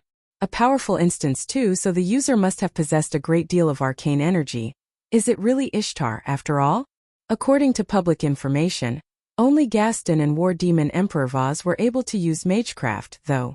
As it would turn out, amid the dead silence, the one who was most calm was none other than Bruce, despite having taken a direct hit from Mouse Blood Fountain. God damn it. I was planning to have myself a tub of ale tonight, too. This is the last thing I wanted to be covered in? Oh, Bruce, I knew you'd prefer my stomach acid over anything. And what in blazes compelled you to try and advertise your acid? Pa. Oh, how wonderful. You've clued yourselves into quite a conspiracy, haven't you? Suddenly, I heard another nostalgic voice approaching from behind. It was none other than Irene, looking as stern as ever as she stood there with her arms folded. She glared at me, then turned away with an arrogant groan. Why is it that she's angry at something almost every time I see her? Professor Irene. I just came to keep my eye on things since it seemed dangerous, but this turned out to be more interesting than I expected. Mouse of the Laughing Fox was being backed by Ishtar of the Black. I suppose it wouldn't be inconceivable for the Black faction to do such a thing. What are you talking about? Mitters immediately asked, but before Irene could answer, the two were interrupted by Bruce. Hey, before you say anything, how about we get ourselves back to the guild first? I want to clean myself up real quick too. Hey, you don't want my acid anymore? How did you even end up at that topic again? After all was said and done, we buried the remains of the Laughing Fox members and headed back to Bylania. I'd expected something bad to happen in case that my face was seen by Bylania's security, but Betty told me all I had to do was temporarily remove my glasses.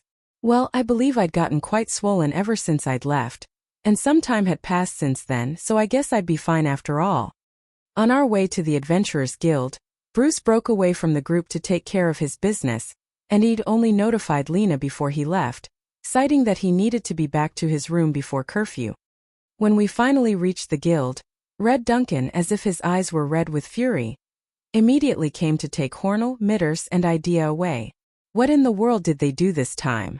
The establishment was silent by this time of the night, with only a handful of other adventurers hanging around. Among them were a few faces I fondly recognized, and others were total strangers. And one was particularly familiar, a beautiful black-haired young woman, sound asleep with the left side of her face on the round table. Wait, is that Harahana? To my whisper, Lena responded with a slight nod, and Betty with a gringe. What, you don't remember what she looks like, Asley? While asking me that, she sat down at a table different from Harahana's. No, that's not it, just surprised. What about Natsu and Fuyu? Natsu's at home. Fuyu, on the other hand, already left to study under Sir Gaston. Whoa, Blazer, is that true? Hey, you guys are gonna wake Harahana up. Keep it down. I briefly panicked when Betty pointed that out, causing Lena to chuckle, and in turn causing some tears to leak from her eyes once again. And Pochi gave me quite a painfully condemning stare. Hey, don't look at me like that. Keep it up and there'll be no snacks for you. Now don't you give me that stray dog look. Sir Gaston happened to visit that house one time, you see. Fuyu's practical management skills really caught his eye, so he invited her along right then and there. But if he wanted a manager, wouldn't she still be too inexperienced to start immediately? Gaston's training her himself. Irene spoke up to reinforce the story. So that's how it went. For one of the 6 archmages to take notice immediately, Fuyu must have been quite impressive. Moreover, being able to deal with the old man while still busy with her work already went to show that she was deserving of her recognition. That's wonderful. Thanks to that, it looks like he's been feeling so young and active lately too. I've heard that he just took down an S-ranked monster by himself the other day. That's also wonderful. So tell me, Asley, where were you and what have you been up to? I tried contacting you often but never got a connection. That often? Oh. A red Irene has appeared.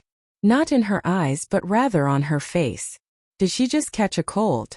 I've got to remember to boil some cat monkey livers for her later. That stuff works well for the common cold. Ahahaha, you're the same as ever, Sir Asley. Lena finally fully laughed. Although she's already an adult now, some childish innocence still lingered in her face. And really, she's become so beautiful. Asley, your cheeks are looking a bit red, you know that? Huh, really? As Betty told me so, Lena's face also reddened up slightly. Looks like people are so prone to catching colds during this time of year in Bylania. Is the cat monkey liver still in supply at the market? Anna, Asley's so dense I can't believe it. But now that I think about it, we're talking about a 5,000-year-old who's still a virgin and has no clue of what romance is. So I guess it's understandable. Sylvan, look. Dude has been focused on the arts of magic. Give him a break. Anyway, I'm also curious. What have you been doing these past 2 years? You've become surprisingly fit, so I thought you might have been training to be a warrior, but surely you had to do more than just that. You can say that again. Oh, done already, Bruce. Yeah. I think I'm still stinking a bit, but our friends just come home. You know? Of course I gotta hurry. Heh, true. Blazer nodded in agreement with Bruce's declaration. Man, that really tickled my heartstrings. Maybe I'll give them a nice scratch later with Pochi's prided nails. You really got your stance and balance in shape, man. Your walking seemed naturally stealthy on our way back, too. Besides that magic you used. What magic? Irene, who hadn't been present to witness the thing in question, now had her curiosity piqued. Well, it's what's that called again? I think Asley said something about it being a split invocation. Split invocation? Professor Irene, Sir Asley invokes 6 instances of the recover spell at the same time. Why, you're kidding, right? I've never heard of a way to cast the same spell multiple times while it's on cooldown. Ma'am, you just woke Harahana up.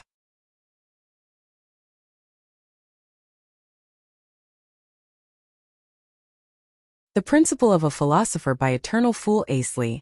Chapter 62, The Elusive Jewel Apple Pie. Aha! Sir Asley? You have returned? Harahana, drowsy from her sudden wake, rubbed her eyes as she spoke. Maybe it was my imagination, but her voice also seemed to have matured slightly. Yeah, I'll have to leave soon, but I wanted to pay a visit here first. Is that so? Dude, you just got here. And you're leaving again already? Once again, Lena's face clouded up slightly. I never thought that the idea Pochi had brought up on the way here would come in handy now. Sorry, but that's how it is.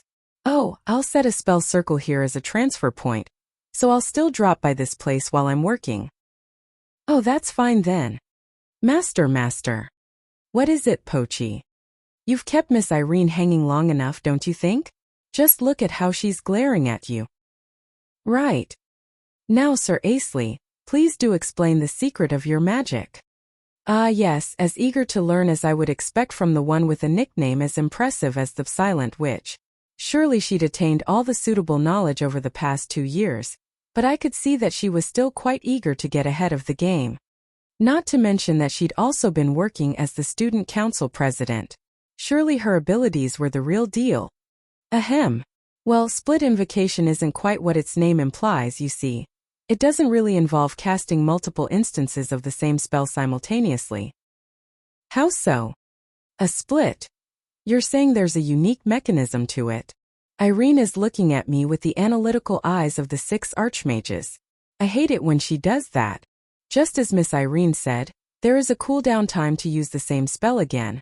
But this method modifies the equation so that it becomes a recover spell that can be used 6 times instead. A 6-charge recover? That's impossible. If it's not a fixed position type, the spell circle won't have enough capacity to contain all the information needed. And in the first place, magic formulas don't work that way. Actually, it is entirely possible. I stood up and walked a little away from everyone's seats. This time I used Cure, a simpler spell compared to the previous, to demonstrate the same method. Cure count 6 and remote control. No way. As Irene grumbled so, 6 spell circles rose up in a wave before her eyes.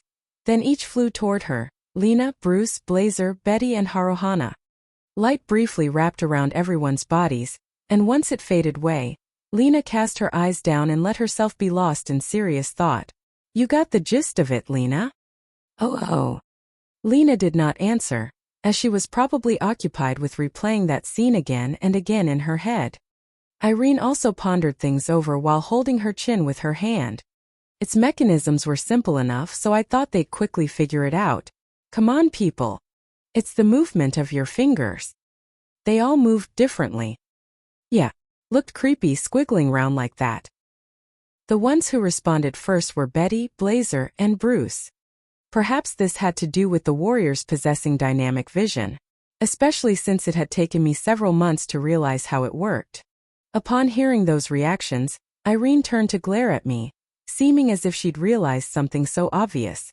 She then proceeded to draw some circles with her fingers.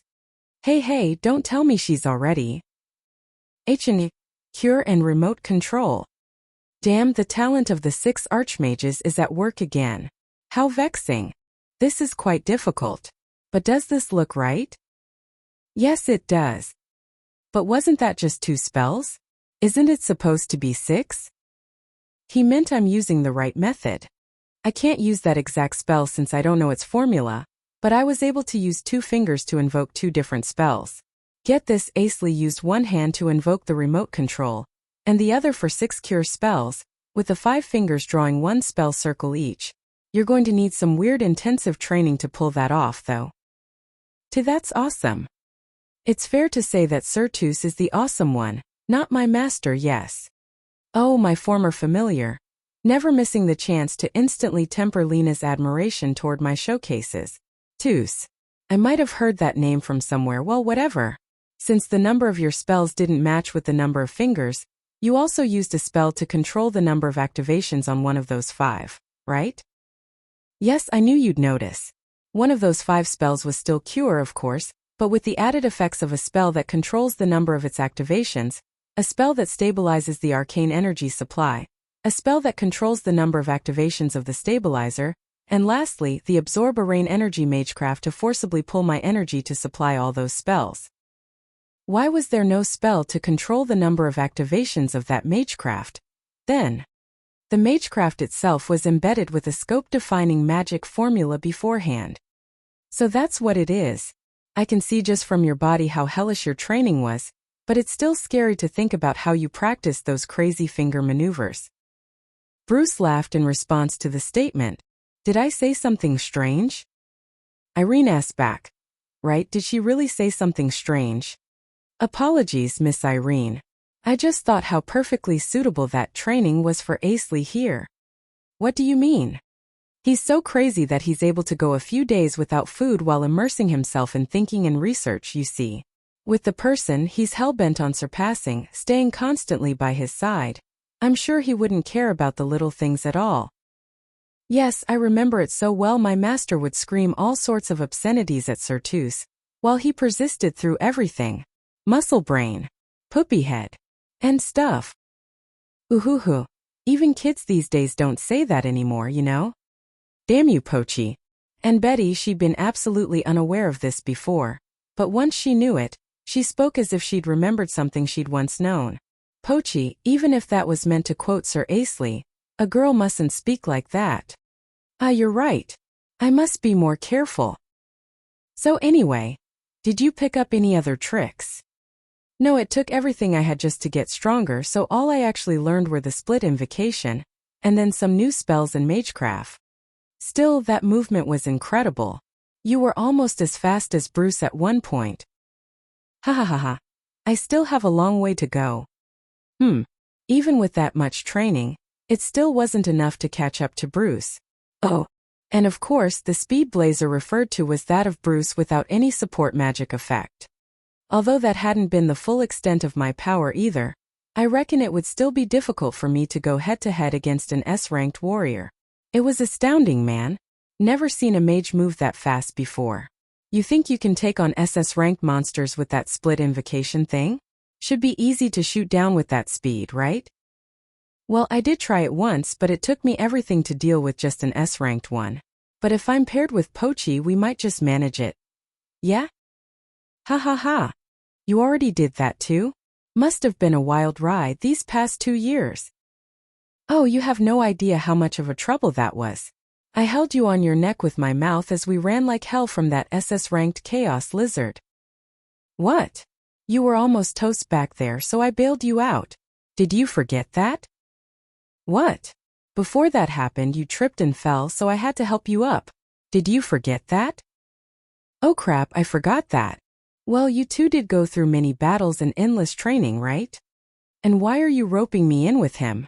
I'm still not done talking dash. Why? 1 jewel apple pie, coming right up. Ooh, so tasty. Duncan hasn't even put it on the table, doggo. Anyway, Professor Irene, we ought to get back to what you just talked about dash. What the dash? You three, what happened to your faces? Hornell, Idea, and Mitter suddenly appeared with their faces totally swollen up, confusing Irene so much that she didn't even know how to react. So this is what the Red Duncan is capable of, eh? Up close, briefly before he walked away, I could see that Duncan's eyelashes had notably grown quite thick over the years. Ugh, for the love of... You three better remember this and make sure to pay before leaving a restaurant next time, all right? Yes, ma'am. The three answered properly even though their mouths couldn't close all the way.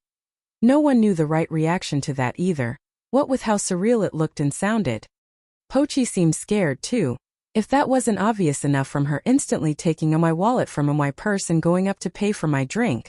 All right, since everyone's here now, we ought to get into your topic, Miss Irene. I'm particularly curious of Mouse's last words. Ishtar of the Black?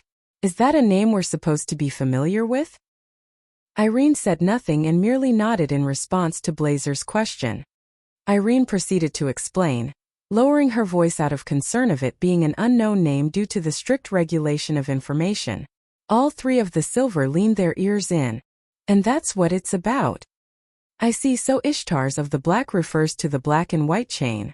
Zemel fw by this they refer to Ishtar and Lloyd, the heads of chains. So Miss Irene, what did you mean by it not being inconceivable for the Black faction to do such a thing? The Black faction's activities are looking suspicious as of late, you see. You know there's talk about Gaston taking down an S-ranked monster, right? Yes, I've heard. Irene nodded once, looking unusually mellow as she proceeded with the story. Apparently that was an order from Ishtar. Yeah, ordered to do that at this busy time of the year, when the Magic Guardians would be too occupied to mobilize for side jobs. That's like telling him to go by himself. Chances are, Ishtar saw Gaston as a threat that is too powerful to dispose of directly. Oh no. Lena seemed quite worried for Gaston, as apparent from her gripping her fists tightly. Perhaps we've all gotten close to Gaston before any of us realized. Ever since the teleportation spell had seen more widespread use, it was much easier for him to come to and go from Bylania, so that might have played into his popularity with the masses. And he turned out to actually be quite the kind-hearted old man, so pretty much anyone would be fond of him, Lena included. Well, thanks to him coming back alive from that, Gaston's gotten a ton more public recognition, so that ended in his favor.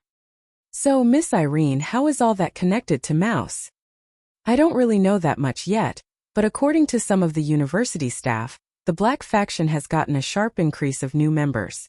Chances are those bandits were included in that too. Oh ho, does that mean Blazer is also a bandit? Ha ha ha ha. You entered the Black faction, Blazer? Blazer shook his head in response to my question.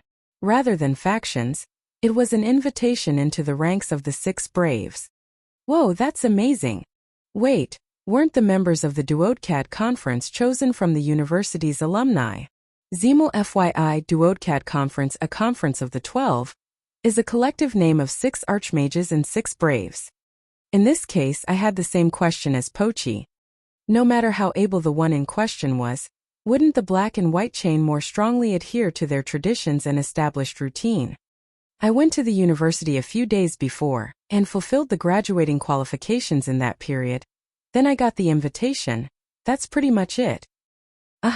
Forging a new path to proceed the plan with, and then announcing the technical truth to the people. Totally what the nation would consider doing. But of course I declined it.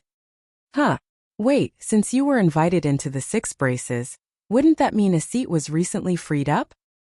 One of the 6 braves, Jennifer the Bone Fist, was ousted due to her rising up in a rebellion. Hornell, now fully recovered from his wounds, answered me. Jennifer the Bone Fist. A martial artist who had entered the ranks of the 6 Braves at a remarkably young age, if I remember correctly. Now, did that mean her contract with the Black and White Chain did not take effect? I wouldn't expect the organization itself to be betrayed so easily. Maybe she was colluding with someone on the outside? But then who would that be? At any rate, nothing discussed here changed the fact that the nation had its hands full with everything. Melchi making her move around this time probably was the right course of action. Now we'll discuss that topic in detail at a later time. I want to get the Asley welcome back party going already, you know? Is the food not served yet? Betty turned to look at Duncan, but instead, she saw Pochi sitting on the counter God knows when she even got there, with an inflated stomach. Countless eaten-up plates and bowls piled up to her side, which Duncan was busy gathering up and sending back to the kitchen. Whoa, don't tell me. She just ate everything. Pochi, now realizing that everyone was staring at her, produced quite an awkward expression. Everything has already been paid for, I assure you all. Burp dash. Totally what Pochi would consider doing.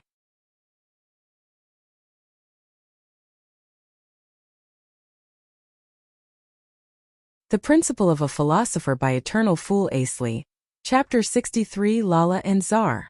As brief and simple as it ended up being, everyone present with me at this time in the guild treated me to a meal to celebrate my return. From the beginning to the end, Hornell looked quite stern, and his speech was hard to make out, but I think at one point he said to me to tell him all about what I'd gone through at a later time. Pochi was running around wildly at first, but once her stomach was full, all she could do was stay put and lick away a plate of fruit juice.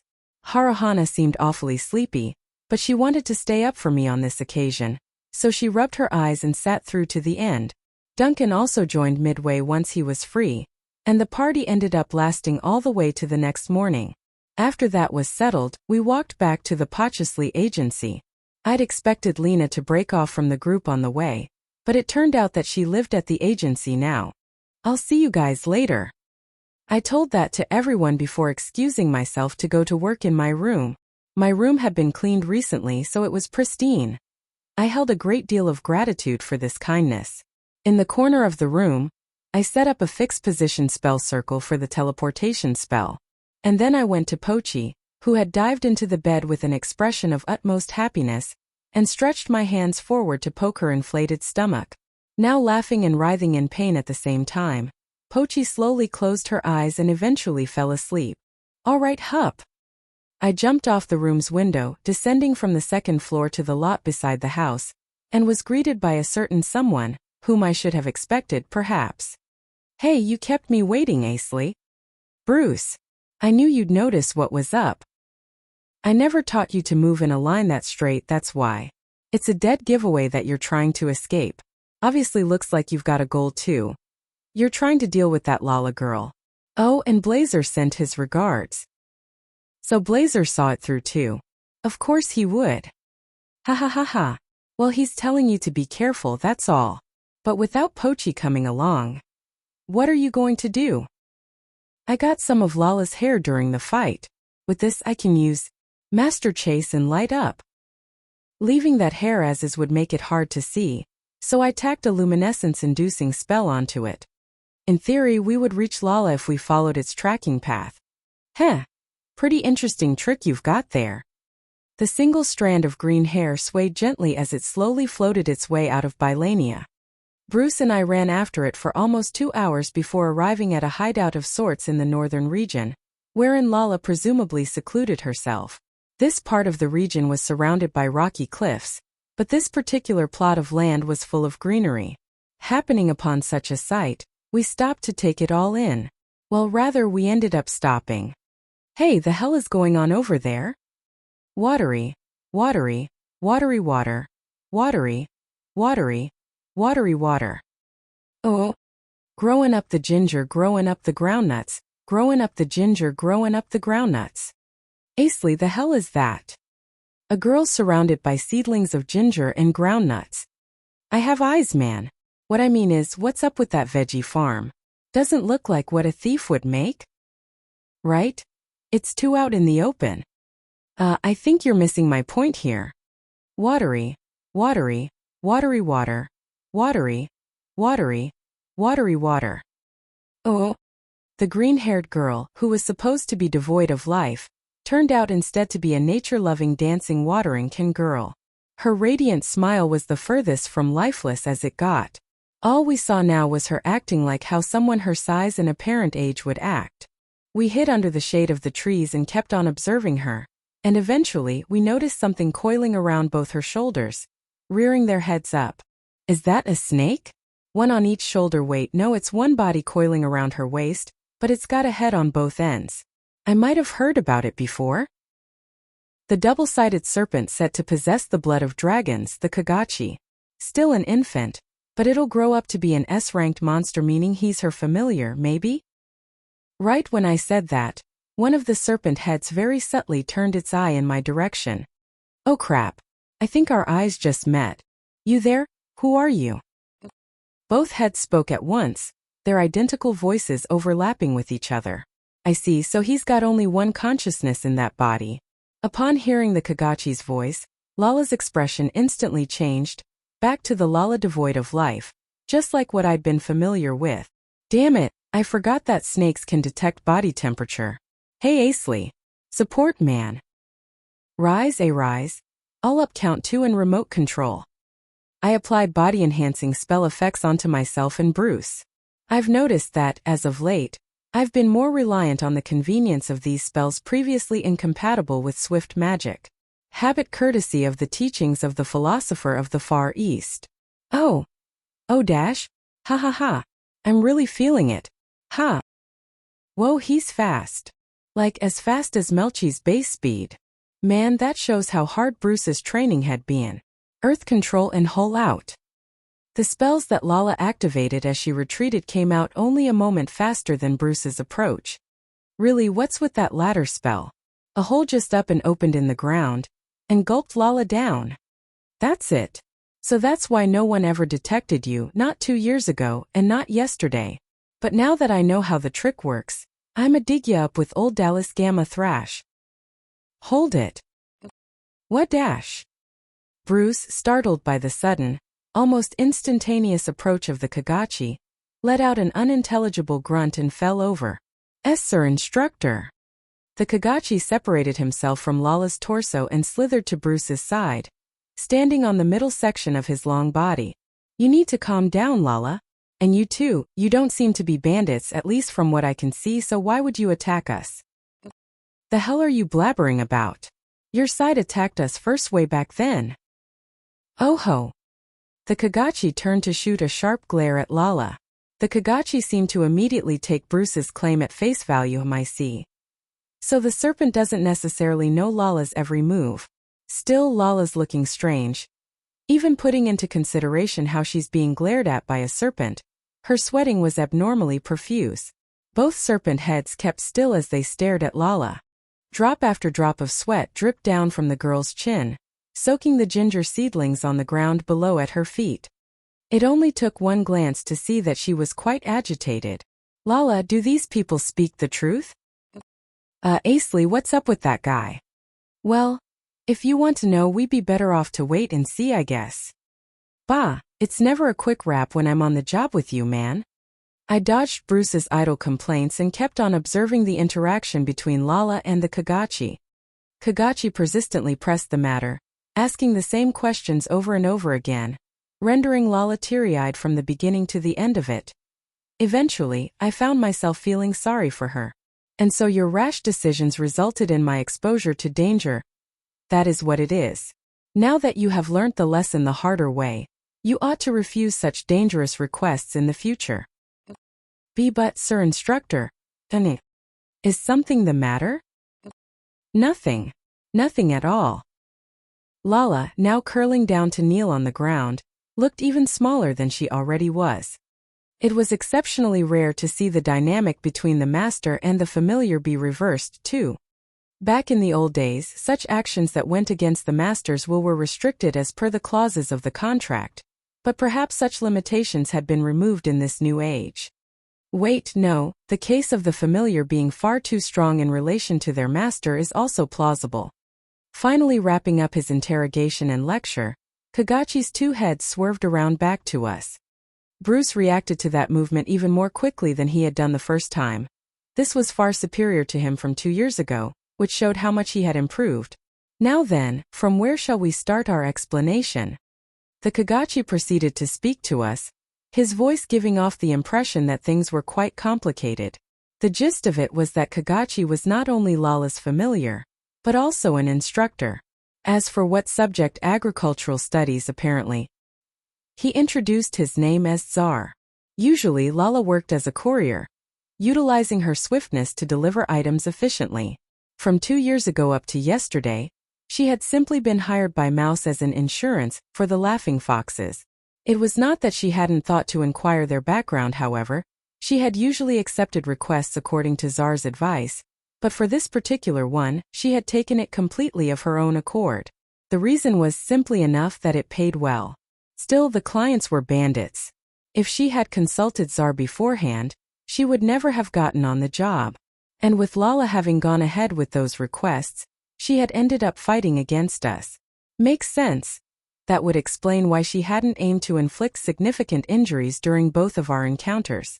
Bruce was taken aback by the Kagachi's explanation, and after he pondered things over for a short while, he shook his head.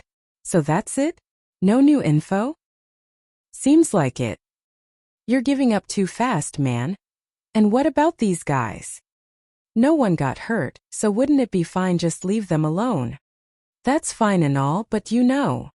Upon seeing through Bruce's displeasure, Tsar came up with a proposal. Well then, we ought to take action to right our wrongs. Perhaps we can offer our assistance to you in some way. As Sir Instructor, what about this farm? Now that is a non-issue. Simply slathering the farmland with maintenance tree sap should do the trick. But these are the seedlings you sowed yourself, we remind you. Is it not fair for you figure things out yourself as well? He had that ever-lingering, intimidating glint in his eyes. Sort of reminds me of Gaston. Hey, it's not like I'm having trouble with anything here. And I don't even know what she's actually like, so I'm not just gonna let her follow us back. We have an idea. You there, Asley, was it? We shall leave Lala in your care. But I'm not. You seem more civilized than that man. We would like you to employ Lala as one of your own, and show her the expanse of this world and its people. By that man you mean me? Say that again to my face, you snake's head. You hick. You watch the tone you take with Sir Instructor. Within this limited vicinity, who do you think is the only other human man besides Asley? How could you be so clueless? I've heard enough. I'ma slice you up and serve you for breakfast. Try it. The instant you make your move, I'll wait. No, don't do it. What a handful. Our body is indeed quite delicious, however. It is not for the likes of your tongue to appreciate the taste of. Yes, absolutely not. Oh, for sure, if not me, then I'ma put you on Pochi's tray instead. You mean that dog? She's stupid cute, that Pochi. Oh. Bruce and Tsar proceeded to glare intensely at each other, completely ignoring Lala's hooting-like statement of enthusiasm. Quite unbecoming of Bruce now, what with him being quite skillful at handling the Irene, but he'd started the dispute with disadvantage on his part here. His disputes with Irene were carried out as one between allies, but regrettably, this one against Tsar had been initiated with both sides recognizing the other as an enemy, after all. So in the end, you agreed to let her come along. Yes, after Bruce and Tsar settled their dispute, we brought the two of them all the way back to my room in Bylania. Tsar had withdrawn into Lala's spell circle, saying it was his nap time, and once we were back, Bruce immediately tucked himself in bed out of spite. Oh, it's a thick fluffy doggo. Hey, can I touch her? Not now. Why? Master, please fetch my comb, sir. You don't even use that thing regularly, doggo. Well now, someone's gone out of their way to ask to touch me, so I've got to properly present myself. Now please go ahead. Oh, this feels stupid good, I tell ya. Hoo. How's that, master? That's the power of new Pochi. Wow, www, so I sung. I stared blankly at Pochi. Pochi shrugged my stare off like it was nothing, and Lala clung tightly to Pochi. And then she suddenly stood up, seeming to have remembered something. Oh yeah, Asley. What is it? I saw that this house has got some garden space. Can I plant stuff? No one's using it now, sure, should be fine. Thanks. Lala's eyes sparkled up in an instant, and the very next moment she was at the window, having hopped there in a single jump, and then the next second she was downstairs. Hold it right there. You haven't tried touching my tail yet. Oh. Yes, new poachy on special bargain sale already.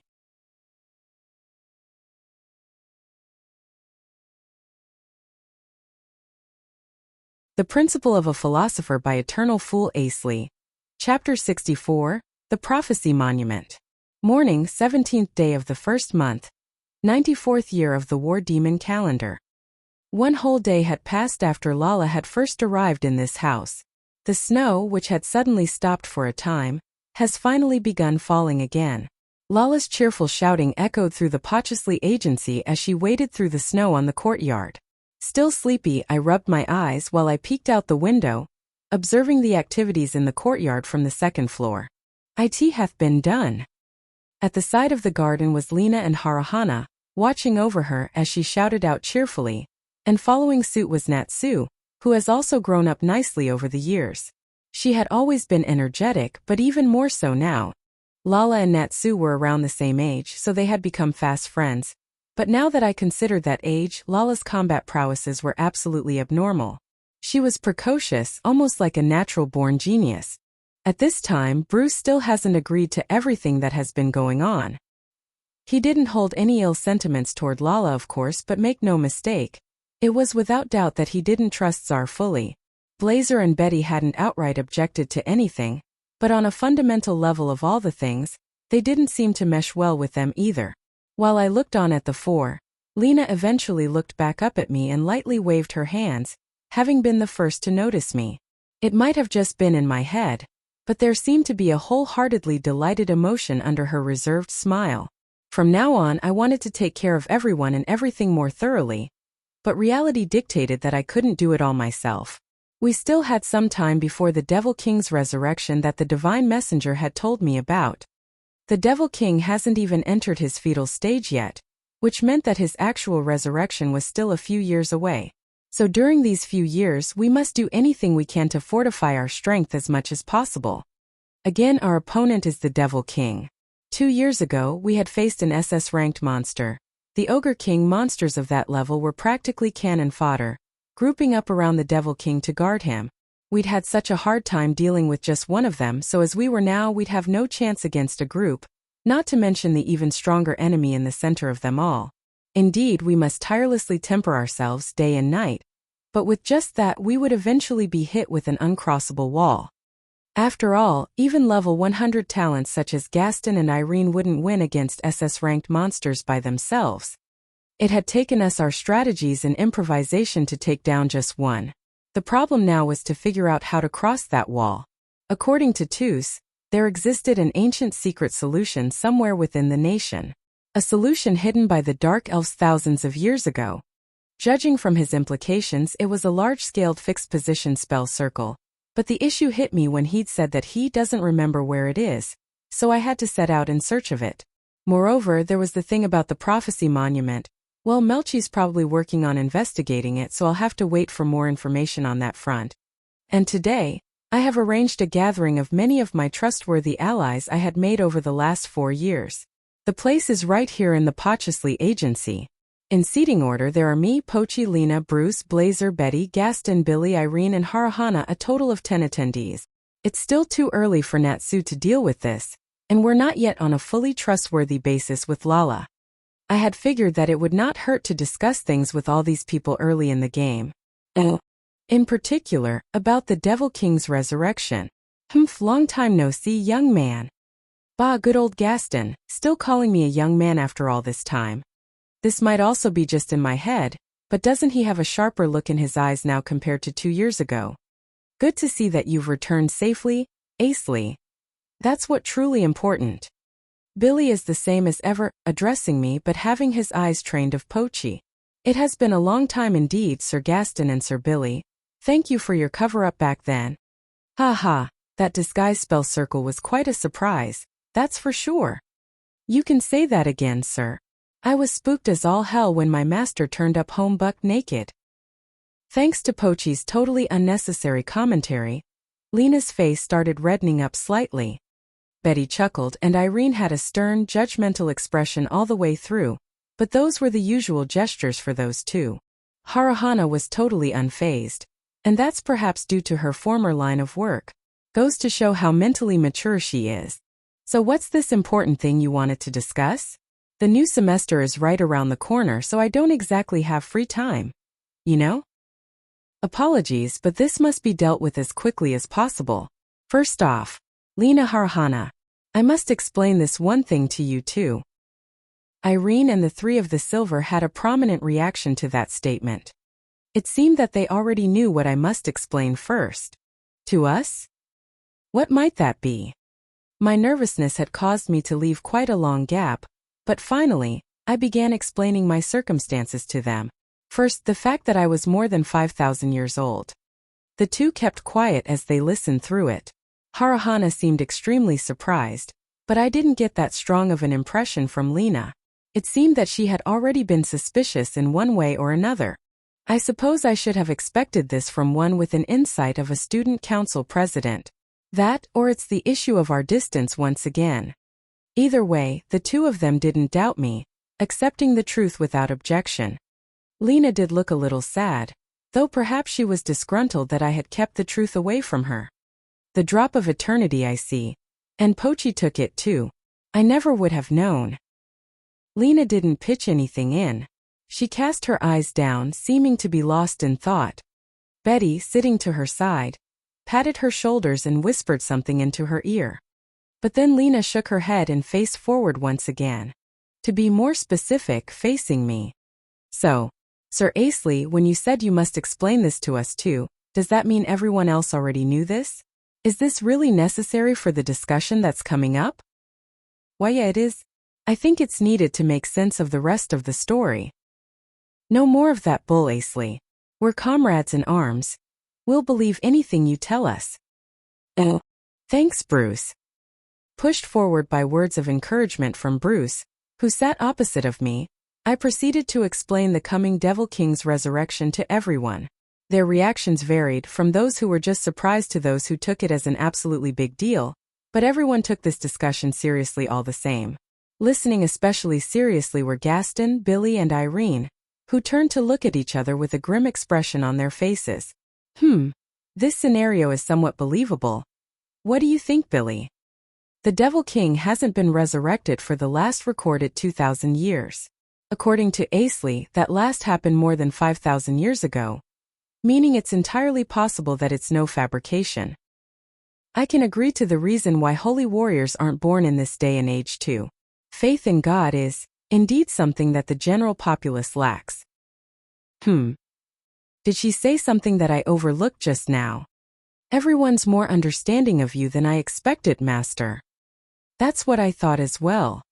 I had expected at least more questioning or outright objection. Shouldn't that be obvious enough? The conference exists for that very reason after all. The conference? What does that mean, Sir Gaston? Lena asked, unsure of what that word referred to. The Duodcad conference. Billy isn't part of it, but he also knows about it. It's an elite army of 12, organized in preparation for the Devil King's return. Ooh, first I've heard that, ma'am. The nation holds this one prophecy monument stating so, you see. A prophecy monument. That sounds shady, sir. I gave a good knock on Pochi's head for her loose lips, and then Gaston, surrounded with quite a gloomy ambience, started explaining his point. Denizens of the future, prepare thyself for the coming Devil King. O the army of 12, thou shalt be the guiding lights o'er the world. O the army of 12, thou shalt be the people's lights o'er the night. And that's all there is to it. Isn't it a bit too short? Yes, it is. No one would think this makes a full prophecy, wouldn't they, young man? This is only a third of it, with the monument itself being contained in the castle of royal capital Regalia. It's a part broken off from the larger whole. Right, makes sense since I already knew that much about the prophecy. I'd heard the particulars from Toos, but I think he'd referred to the army of 12 as the chosen ones or something. Aha, so maybe that's what the Duodcad conference was established for. It is most likely that the more important parts of the prophecy were written on the missing parts, but we don't have any way of knowing that right now. We don't even know where or whom this prophecy had originated from, but the Duodecad conference being established in the first place might have given it some credibility. All things considered, the people in the royal capital couldn't have made up the monument themselves, not to mention faking a loss of its contents. Without any other remaining information available, the contents and whereabouts of the text were still up in the air. Still, quoting Toos, once information is out there, it stays out there somewhere. Such was also one of the reasons for Melchi's trip to the royal capital. Not the main one, of course. But if all that Asley said is true, then we've got to face an army of that 1 SS-ranked monster from 2 years ago. We won't have enough lives to even stand a chance. Exactly. Blazer clenched his fist strongly, an unusual gesture coming from him. It's the holy warriors who are abnormally strong, being able to take those monsters down so easily. Something about what Betty said must have sparked some idea in my head. What is it? I gotten that feeling from what Irene talked about too. Oh, if only the holy warriors appeared, we wouldn't even have to come to rack up our brains like this, sir. The holy warriors. That's right, the holy warriors. There are some things I'd like to ask. What is it, young man? The part of the legend where the holy warriors would make their return concurrently with the Devil King's resurrection still exists in this era, doesn't it? It does. Then how come they're focusing on the Duodecad to prepare for the Devil King's resurrection? Oh, that one question of mine caused everyone to hesitate to talk and ponder things over instead. I mean, isn't that suspicious? The prophecy stressing the existence of an army of 12 implied that the prophets had known that no holy warrior would appear in time for the Devil King's resurrection. Well, one would expect prophets to know that, of course, but if so, why did they not just state that the Duodecad will rise on the occasion of the Devil King resurrection? Why does the belief stand to this day that holy warriors will be born into this world? What if the prophecy is correct, but not entirely accurate? Lena, albeit still half unsure, was the first to offer her take on the topic, and I would have responded if not for another person reacting to it near instantly. The one in question was, Irene, what if there's already an advance party for the Devil King? Not recently either, but for ages ago. Care to elaborate, old lady? Again, it's a what if, but if we consider that things were perfectly fine when the prophets, be it the holy warriors themselves of those involved, erected that monument, and then the advance party in question altered that information to misdirect the future generations. And that led to the Duodecad? The fact that information exists regarding the holy warriors implies that the advance party in question were spreading misinformation, doesn't it? Irene nodded in response to Bruce's suggestion. That's it.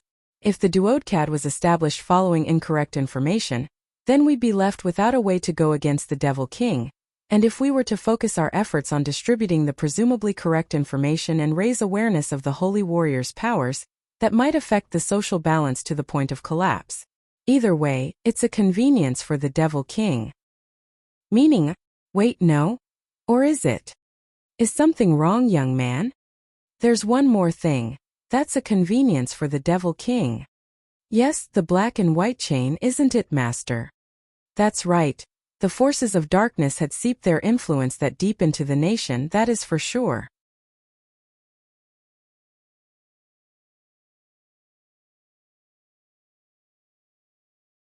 The Principle of a Philosopher by Eternal Fool Asley. Chapter 65. Each to their own time. Damn that young man. He sure has gotten bold since we last met. Is it the confidence gained from his training regime and a physically fit body? Still, I would never have expected the nation to be so deeply involved. As much as I'd like to immediately inspect our internal affairs, the 6 Archmages is still under the nation's command. As long as I can't get an audience with the War Demon Emperor, I'm not able to investigate anything. If I'm going to try and slip through Ishtar's watch and do things myself, then I'll have to consider the effects on War Demon Emperor's personal life. Sir Gaston? You don't look well, is something the matter?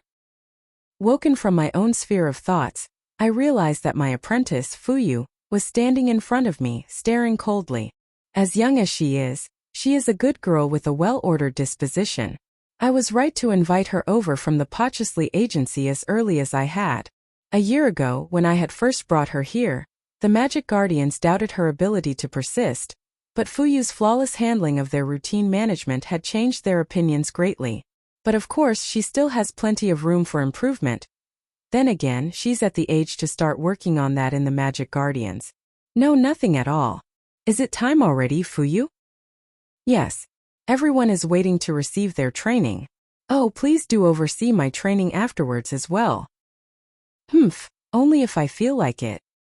You ended up feeling like it every time, so please stop saying that. Also unnecessarily witty it seems. Troublesome in all the strangest aspects. Just like the little flaws in an otherwise perfect crystal. She would always be waiting at the courtyard by the time the Magic Guardians training was over. That I knew full well, but the issue was that she would wait indefinitely if I were to not go. Fuyu's personality was technically not bad, however, and the same went for the Natsu lass. If only she'd stop imitating the young man, I would have a far easier time teaching her, but alas. Rise arise. Venom fire. I already told you that the chanting isn't necessary. But doing it like this makes it easier to draw circles and get the magic out, sir. It's like rhythmic lifting, if that can explain it. I fear to know what Ishtar would say in the face of such a casual magic invocation formed by a member of the Magic Guardians, what with the group being so formal and bureaucratic. I won't deny that the spell invocation itself was smoother than average, however. And that is indeed one aspect of it that I ought to respect. But then again, I mustn't be so no wait. Bah. Damn that young man. Ugh, I don't even know what's going on anymore. First he just came back so suddenly, and now there's a Devil King resurrection coming up. The information may be beneficial, sure, but it came damn too late. If he'd only said something 2 years ago, I could have gotten some things ready on my end in my own way. Gah, how annoying. Just when I thought he'd finally become a decent man, it turned out he was still completely the same inside. Did something good happen, Miss Irene? Hiya, Dash. What the trace? Whatever are you screaming for? You realize that it is unbefitting for a public face of the Magic University, yes? I know that. You just took me by surprise, that's all. As things stand now, the Duodcat conference is nowhere near ready for the Devil King's resurrection. I may have gotten too used to peaceful times if I say so myself. I must admit that if the Devil King were to return now, the likes of me and Gaston wouldn't be in the shape to take him on. Not even all the 6 Braves working together would change that either. Oh. For the record, there had been only 3 instances of an SS-ranked monster being defeated within this century. An Ogre King from 2 years ago. A mother that Ishtar of the Black and Lloyd of the White had defeated 7 years ago. And a Damascus dragon, felled by the collaborative efforts of Argent Silver General, Tangolin, and Charlie more than 2 decades ago. My first combat experience against one had been nothing short of hair-raising. If we had to do that again, we ought to be ready to suffer a degree of loss in one way or another. During the bout with the Ogre King, more than 50 adventurers had lost their lives. If not for Asley taking it down with the water dragon, that number would have been even higher. Or rather, we might have even been wiped out.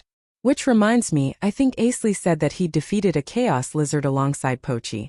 I wonder how much and what kind of training he had gone through to be able to fight an SS-ranked monster with just himself and his familiar. Under the guidance of Tus, the philosopher of the Far East, was that the name?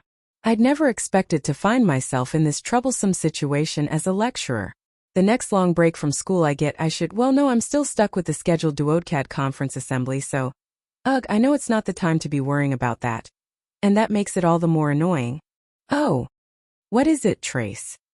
The look on your face suggests that you would like to take some time off. Is that right? You scare me with your mind reading sometimes, you know that. How long do you wish to leave for, ma'am? Half an hour. I'll take a whole month. Understood. We are at the time in which entrance examinations are held often, but another lecturer and I will fill in as the examiners. Please keep in mind that, if you accept, you will have to oversee all examinations during the latter half of the 2nd month. Are you sure I can go? Trace insisted that I could by saying nothing. Oh, for the love of! I knew my junior was efficient. I already had my course of action plotted out, so I might as well strike while the iron is hot. First, I'll have to get things ready and head to Regalia. Luckily, there's already a transport spell circle to Regalia at the ready, so I can just call Hawk out after I'm there. All right. Just you wait, Asley. Curses. No matter how much I trained, that guy would always elevate to a far higher level. What is it that I lack? In which aspect of me do I need to improve? I thought I had closed the gap that had been between us 2 years ago. But as it turned out, it had widened far more than I had ever imagined. To be honest, it was as if a lightning bolt had bolted through my body when I'd heard of that incident 2 years ago. He had participated in a large-scale effort to subjugate an SS-ranked monster. Rumor had it that he'd been the one to actually defeat it, but I hadn't been able to believe it at first. No one else did, of course, but then Professor Irene's grin that one time had told the story as clearly as it could have. And then, during the friendly match, he had constricted Ballad's movements using exclusively intermediate-level spells. Not to mention his abnormally swift invocation of magic spells. The moment I had seen that one grin from Professor Irene was the moment the rumors became the truth. Then there was that other incident concerning the colorful food district. I'd come to realize the full extent of his efforts from Haruhana's explanations. It was only a natural development of events that Sir Bruce, though that had been by default, and then Sir Blazer and Miss Betty had cooperated with him. And when that had turned into the cause of his arrest, I had learned that the one who had invented the teleportation spell was none other than him. I honestly thought for some time that, as a mage, he was unwinnable. But then I had come to realize that none of that mattered. Nothing dictated that I couldn't do all those things he had done. With that in mind, I had put myself through crazy training and studying, and raised my adventurer rank to the same as his. We were even now. I had thought that, even though that couldn't have possibly been the case, if I didn't stop putting myself into battle so much, I thought I would start needing replacements for my body. And even then, that would never be enough. That was why I had come this far with Mitters and idea, and will most likely continue to do so. But then again, what was the deal with that split invocation? Hey Hornell. You're doing all right there, man? Bah, we never got to show off today. Laid down all around us were countless newly dead bodies of murder tigers, the same monster we had much difficulty dealing with 2 years ago. I may have turned up the heat a bit too much. Sorry, I might have overdone it there. Hey, I'm not complaining or anything. It's fine to be hyped up by the return of our dear classmate, but try not to let it get in the way of an actual battle, okay? Idea, slightly exasperated, issued me a warning. I knew that. Of course I knew that, but, well, no. I will not make excuses for letting my emotions throw me off, lest I shall be disqualified as an adventurer. Sir Blazer had told me some time ago, too, that I ought to let a little more of my emotions show. Moreover, Idea's frequent scolding were, "Huh. Hey, you guys hear that? Huh. Am I supposed to be hearing something?" Mitters and Idea may have thought I was just hearing the wind, but I was sure that I heard some sort of a faint, weak cry. Where is it? Hey Hornell, man. What are you doing searching under the murder tiger's corpse? Wait, isn't that a dash? Growling. What I uncovered from the corpse of one particular murder tiger was a recently born murder tiger cub. It still posed a threat despite its small size, but then again, nowhere nearly as its parent had been. This little guy was weak and scared. I was at a loss on whichever way to proceed when I heard the two behind me telling me to get away. Careful, man. It's small, but it's still a rank D. Hornell, hurry and get away from. Oh. And right then I had an idea, no clue now how I had even sparked that up, but it was some idea indeed. In the future, after reflecting on this choice, I most likely will attribute it to seeing the little guy cling so desperately to life, and in turn thinking that it was not quite the time for me to be on equal ground with that guy yet. This little guy had met us under unforeseen circumstances. He might have become a serious threat in the future if things had gone naturally, true, but right now he hasn't done anything. Oh, perhaps it was naive of me for thinking so, right? Just like that guy. Still, just leaving him where he is may end up being dangerous in one way or another. Hey, what are you doing there? I choose him. For what? When I had first reached my 3rd school year, Professor Irene had taught all of us junior students a certain spell. Everyone had been uneasy when it came to putting that spell into practical use, but after half a year, success with it could be seen among more and more of us. However, I had been too busy to actually try using it. Lena, on the other hand, she had done it successfully during her freshman year. This spells circle. Wait, Hornell. Are you serious about this? Professor Irene said it wouldn't be too difficult as long as it's not a baby monster. But this Zug, of course he's not listening.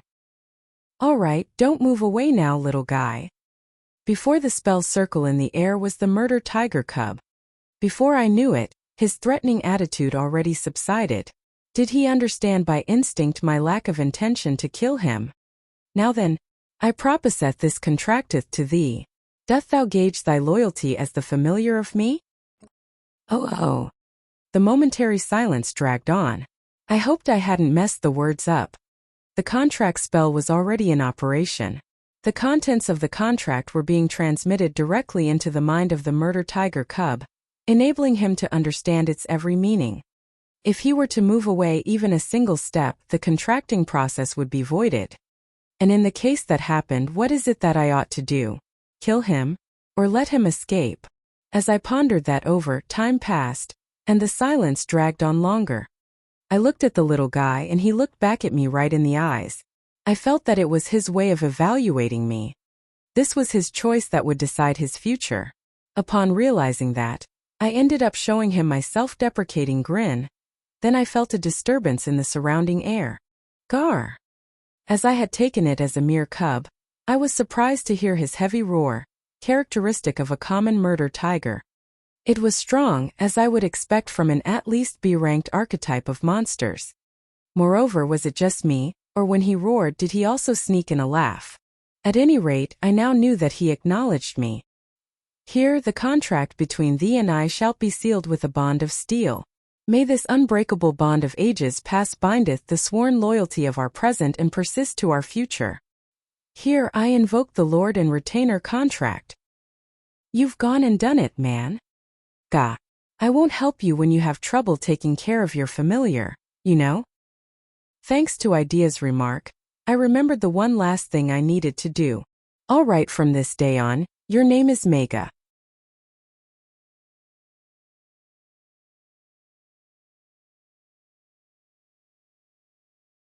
The Principle of a Philosopher by Eternal Fool Asley. Chapter 66, Ryan's Predicament? Oh, Asley. Check that out. That's so stupid awesome. Gotta go just a bit slower, just a bit of there. It's a green berry tree. It's rare to see one in the wild, you know? It's so beautiful. Isn't it, Asley? Isn't it? See how Lala's eyes turn into heart shapes each time she sees some rare plants, master. I already know that. Worrying about that all the time wouldn't be good for my body, would it? At any rate, it's quite impressive that she's able to keep up with us at this speed, sir. Bah, this is why I hate the concept of talent. After explaining the deal about the Devil King's resurrection to everyone back at the agency, Pochi and I had departed from Bylania. We were headed to none other than the first town we had found more than 4 years ago after ridding ourselves of the old dungeon dweller lifestyle. The one, from which Lena and I had then departed to attend Magic University. Fall Town. Yesterday, I had tried to use the telepathic call Magecraft to speak with Ryan, what with me having not contacted him for quite a long time, but there hadn't been any response. At first, I'd thought he was just sleeping, but there had been any answer when I tried to call him at different times either. I had 2 possibilities in consideration when it came to this situation. Either the destination had been under the influence of space interference magic, or Ryan had been so physically weak that the telepathic connection had been disrupted. In the former case, it was highly possible that Falltown was caught in battle. In the latter case, Falltown would soon end up in deep trouble. Without his charisma to lead things in town, all the heavy lifting would fall to Reed, the other leading figure of town. Well, no, it's deep trouble either way. I'd already planned to visit Falltown sometime once I was back to Bylania anyway, and maybe surprise Reed with telepathy. With that in mind, I had set out with Pochi, but then Zar just had to get his ideas running. Listen, Lala, raise your feet up to a fixed height and maintain it. The more sloppy you are, the more unnecessary burden your body will incur, and the more inconsistent your muscle growth will be. Yes, sir, instructor. You ought to observe how our honored host Pochi runs. The sharp slide characteristic of one in tune with nature. Adaptation to uneven ground with the intuition of a beast. And eyes always on the way ahead. Like an old battle-hardened warrior. Yes, sir, instructor. She's stupid cute, sir. Master. At this rate, it'll soon be appropriate for me to be called Master Pochi, right? Master Pochi's eyes glittered, her tail wagging, presumably because of Czar's words of praise from behind her. So befitting of a master indeed. Previously, Czar had been twining around Lala's torso, positioning his ends on both sides of her head, but ever since she'd bought a rucksack in Bylania, he had been in it, sticking his heads out of there instead. Lala had two responses to Czar's speech, with the latter one making Pochi blush quite clearly. Bah, this has become quite an amusing party. Got 80 meters ahead, multiple solid slimes. Total 10. Barely at the limit of split invocation, master. Those were extraordinarily tough slimes that gave out an extremely high amount of experience points. Chances are this will be enough for my final push. They move fast too, but with my power now I can take them. Rise. Speed down. Count 10 in remote control. Ryasi. Invisible illusion. W dash. Master. Lala's disappeared. That's impressive. She just used water manipulating magic. A composite spell that utilizes water, wind, and lightning to be precise. Right, that would be convenient for fighting solid slimes. Might as well use it too.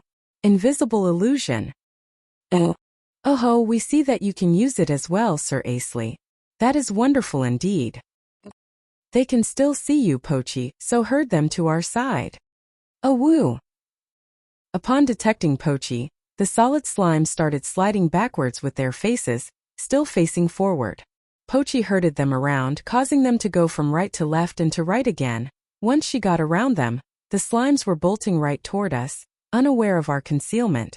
Earth clutch. Fire stamp. Count 5. Aha, an earth elemental snare. Nice.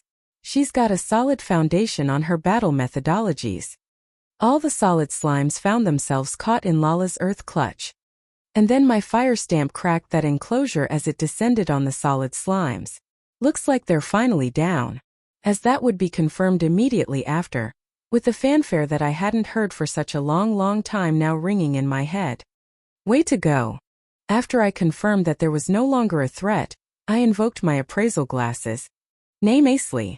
Titles: The Eternal Fool, The Polarizing Hermit Candidate, Great Mage, Alchemist, Staff Master, 6 Archmages, Tentative, Honored Teacher, Rank A Top Student, No Guts, SS Slayer, Guardian Mage, Tentative, The Strong, LV 100, HP 2900, MP 34,091, EXP 9,999,999.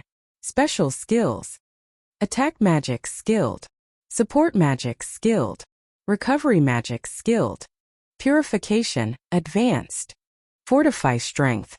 Fortify Resilience. Tempest. Alright, good. I'd finally reached level 100. Well, I suppose it would be correct to say merely reached 100. This wall of numbers must be crossed, but that isn't something any one of us can do now. All of us have to get as strong as we possibly can. Right, like that muscle philosopher. Damn, you're stupid strong, Asley. Well, I finished them off this time, so the next monster is for you, all right? Leave it to me. Sir Asley, please do not hesitate to have her work more. We do not mind at all. Sir Ashley, please don't hesitate to spoil me more. I don't mind at all. Who the hell are you calling Ashley? Oh, now that I think about it, how about we let Lala finish off all the monsters for a while from now on? Looks like I've just reached level 100 from that last one. Oh, we suppose congratulations are in order. You ought to do what he proposed, Lala.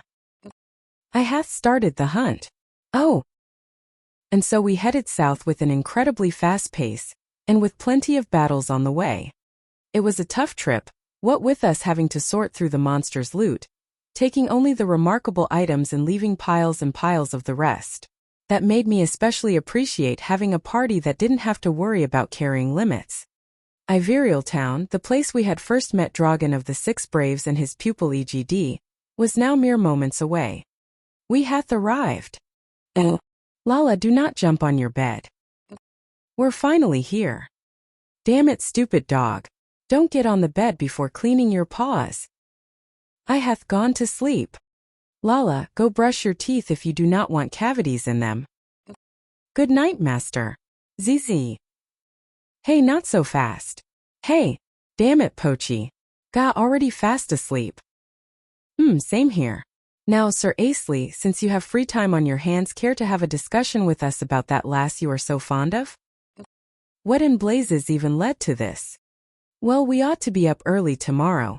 If possible, I'd like to arrive at Falltown the day after tomorrow. The Lena lass is quite a well-developed character, would you not agree? What do you think of her, Sir Asley? Well, you did not think you could avoid us by feigning sleep, did you? Oh, for the love of... I can't even tell if he's a kid or an adult. Lena. Well, she's a good girl just as you said, but I still don't have that solid of an opinion. I've just met her again after my 2 years' absence, and haven't gotten to talk with her much yet. We have heard from Miss Betty that you two have been keeping in touch and were on good terms over those 2 years, though? Damn it, Betty, telling people the most unnecessary things. That's exactly why. The longer we're apart, the longer time passes, the less people will understand each other. So I'm going to distance yourself from her again? Not to get too close too quickly was what I meant.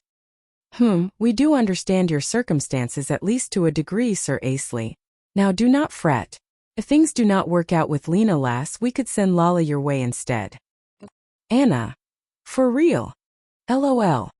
I won't ask why or how you even came up with that, but it wouldn't be good to treat Lala so lightly, don't you think? Fair enough. What a blunder. Please forget we ever said anything. I'll forget it. Oh, and good night. Good night.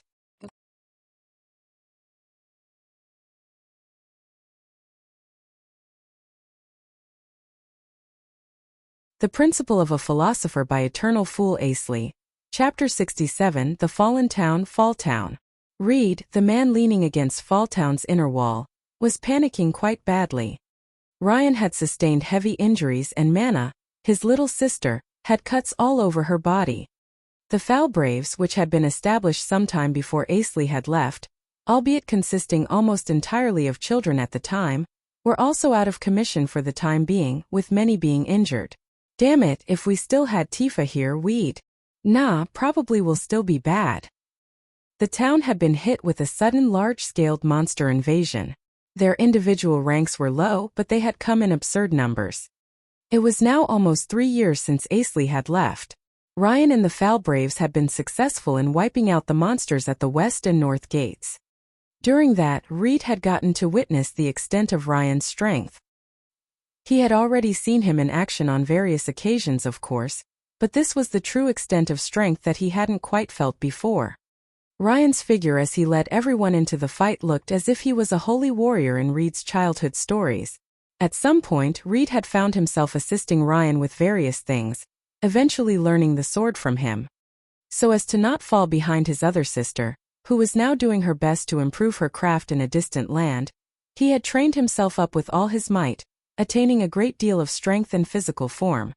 Yet, against the despairing amount of incoming monsters, he no longer felt any of that strength he had. The north gate, which they had just secured, had been taken away again, and the west gate was now up in flames. Right about now, Ryan was being nursed by Reyna at the east gate, the same gate from which Lena and Asley had been sent off. Manna and Reed had separated themselves from Ryan, heading to the north gate to struggle for its maintained integrity. Ryan's group also had to partition their numbers to secure all parts of the east gate. Darn it, brother, why is this happening? Manna's exhausted voice came from behind Reed, eventually reaching his ears. But at least it's good we sent Tifa off before this. She's gotten quite aggressive over these 2 years, but she'll be fine, right? Reed's shoulders quivered, what with him knowing full well how faint-hearted Manna truly was. If their willpower were to die out now, what little hope they had of overcoming this threat would be no more. Don't give up hope, Manna. I'll protect you. Every one of you. You're not kids now, you're warriors. Warriors don't die with their faces on the ground. The monsters can claw us, bite us, but we sure as hell won't die without a fight. His voice echoed through the vast emptiness. However, there were indeed those who heard it. Not the monsters in front, which Reed was keeping at bay. Not the utterly exhausted mana behind him, either.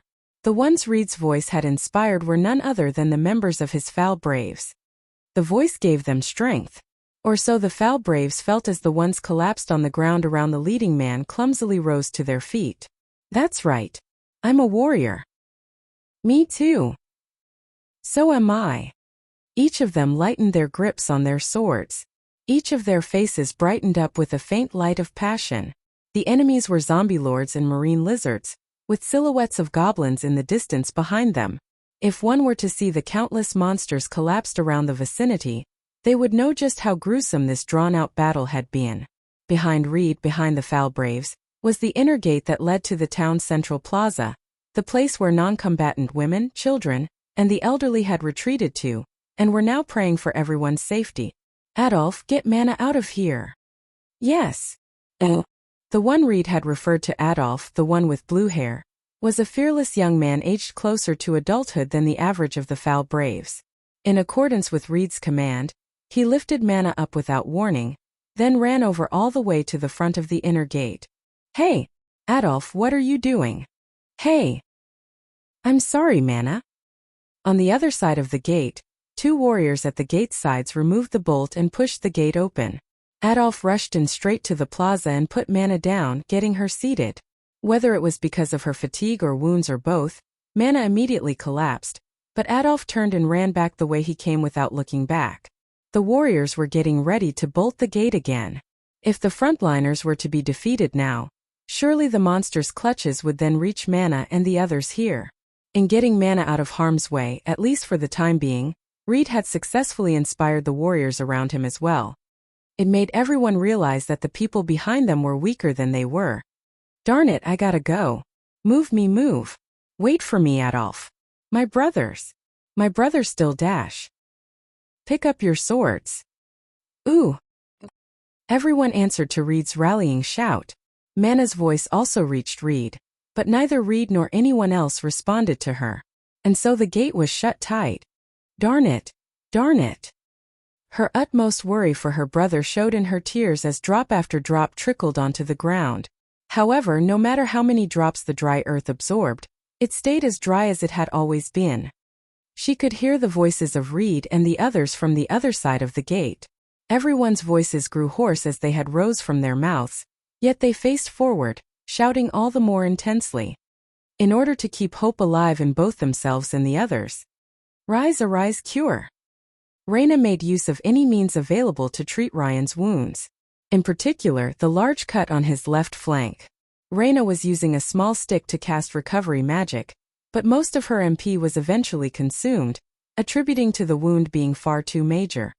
Almost at the extremes of her patience, Reyna only kept her watch on Ryan, unable to even bring herself to look away for a moment and call out to the others around her.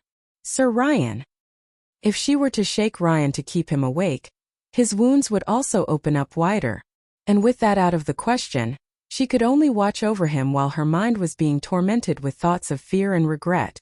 A few days ago, Ryan and Reyna had gone for a walk near the east gate.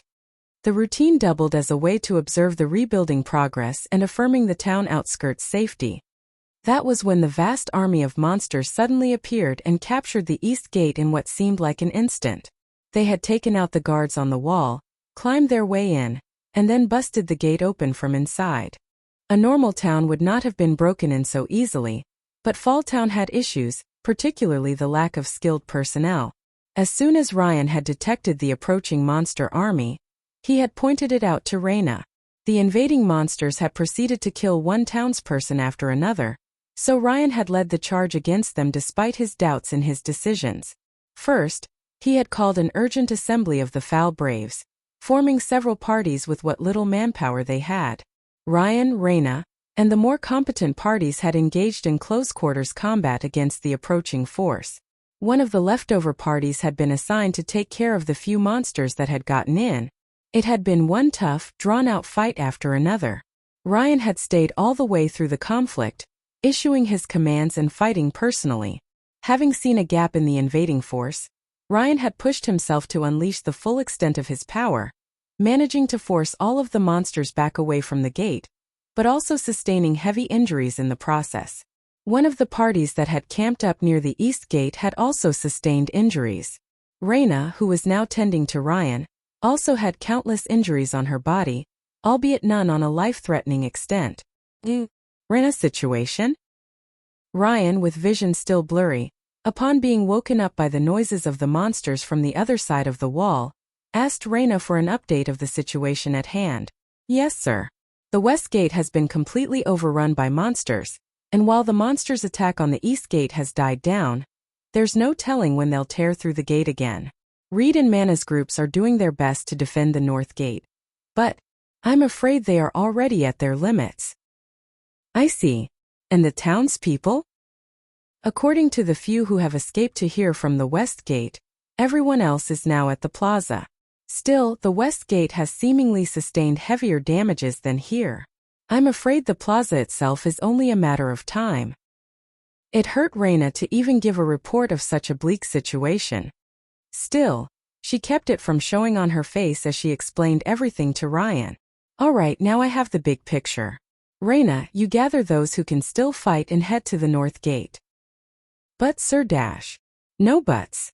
I can handle things here by myself. Just go.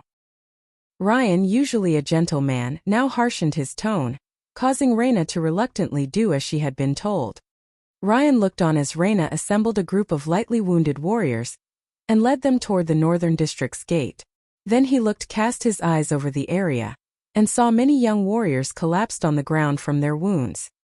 He took a look around and saw injured townspeople tending to the wounds of other injured townspeople. Despair.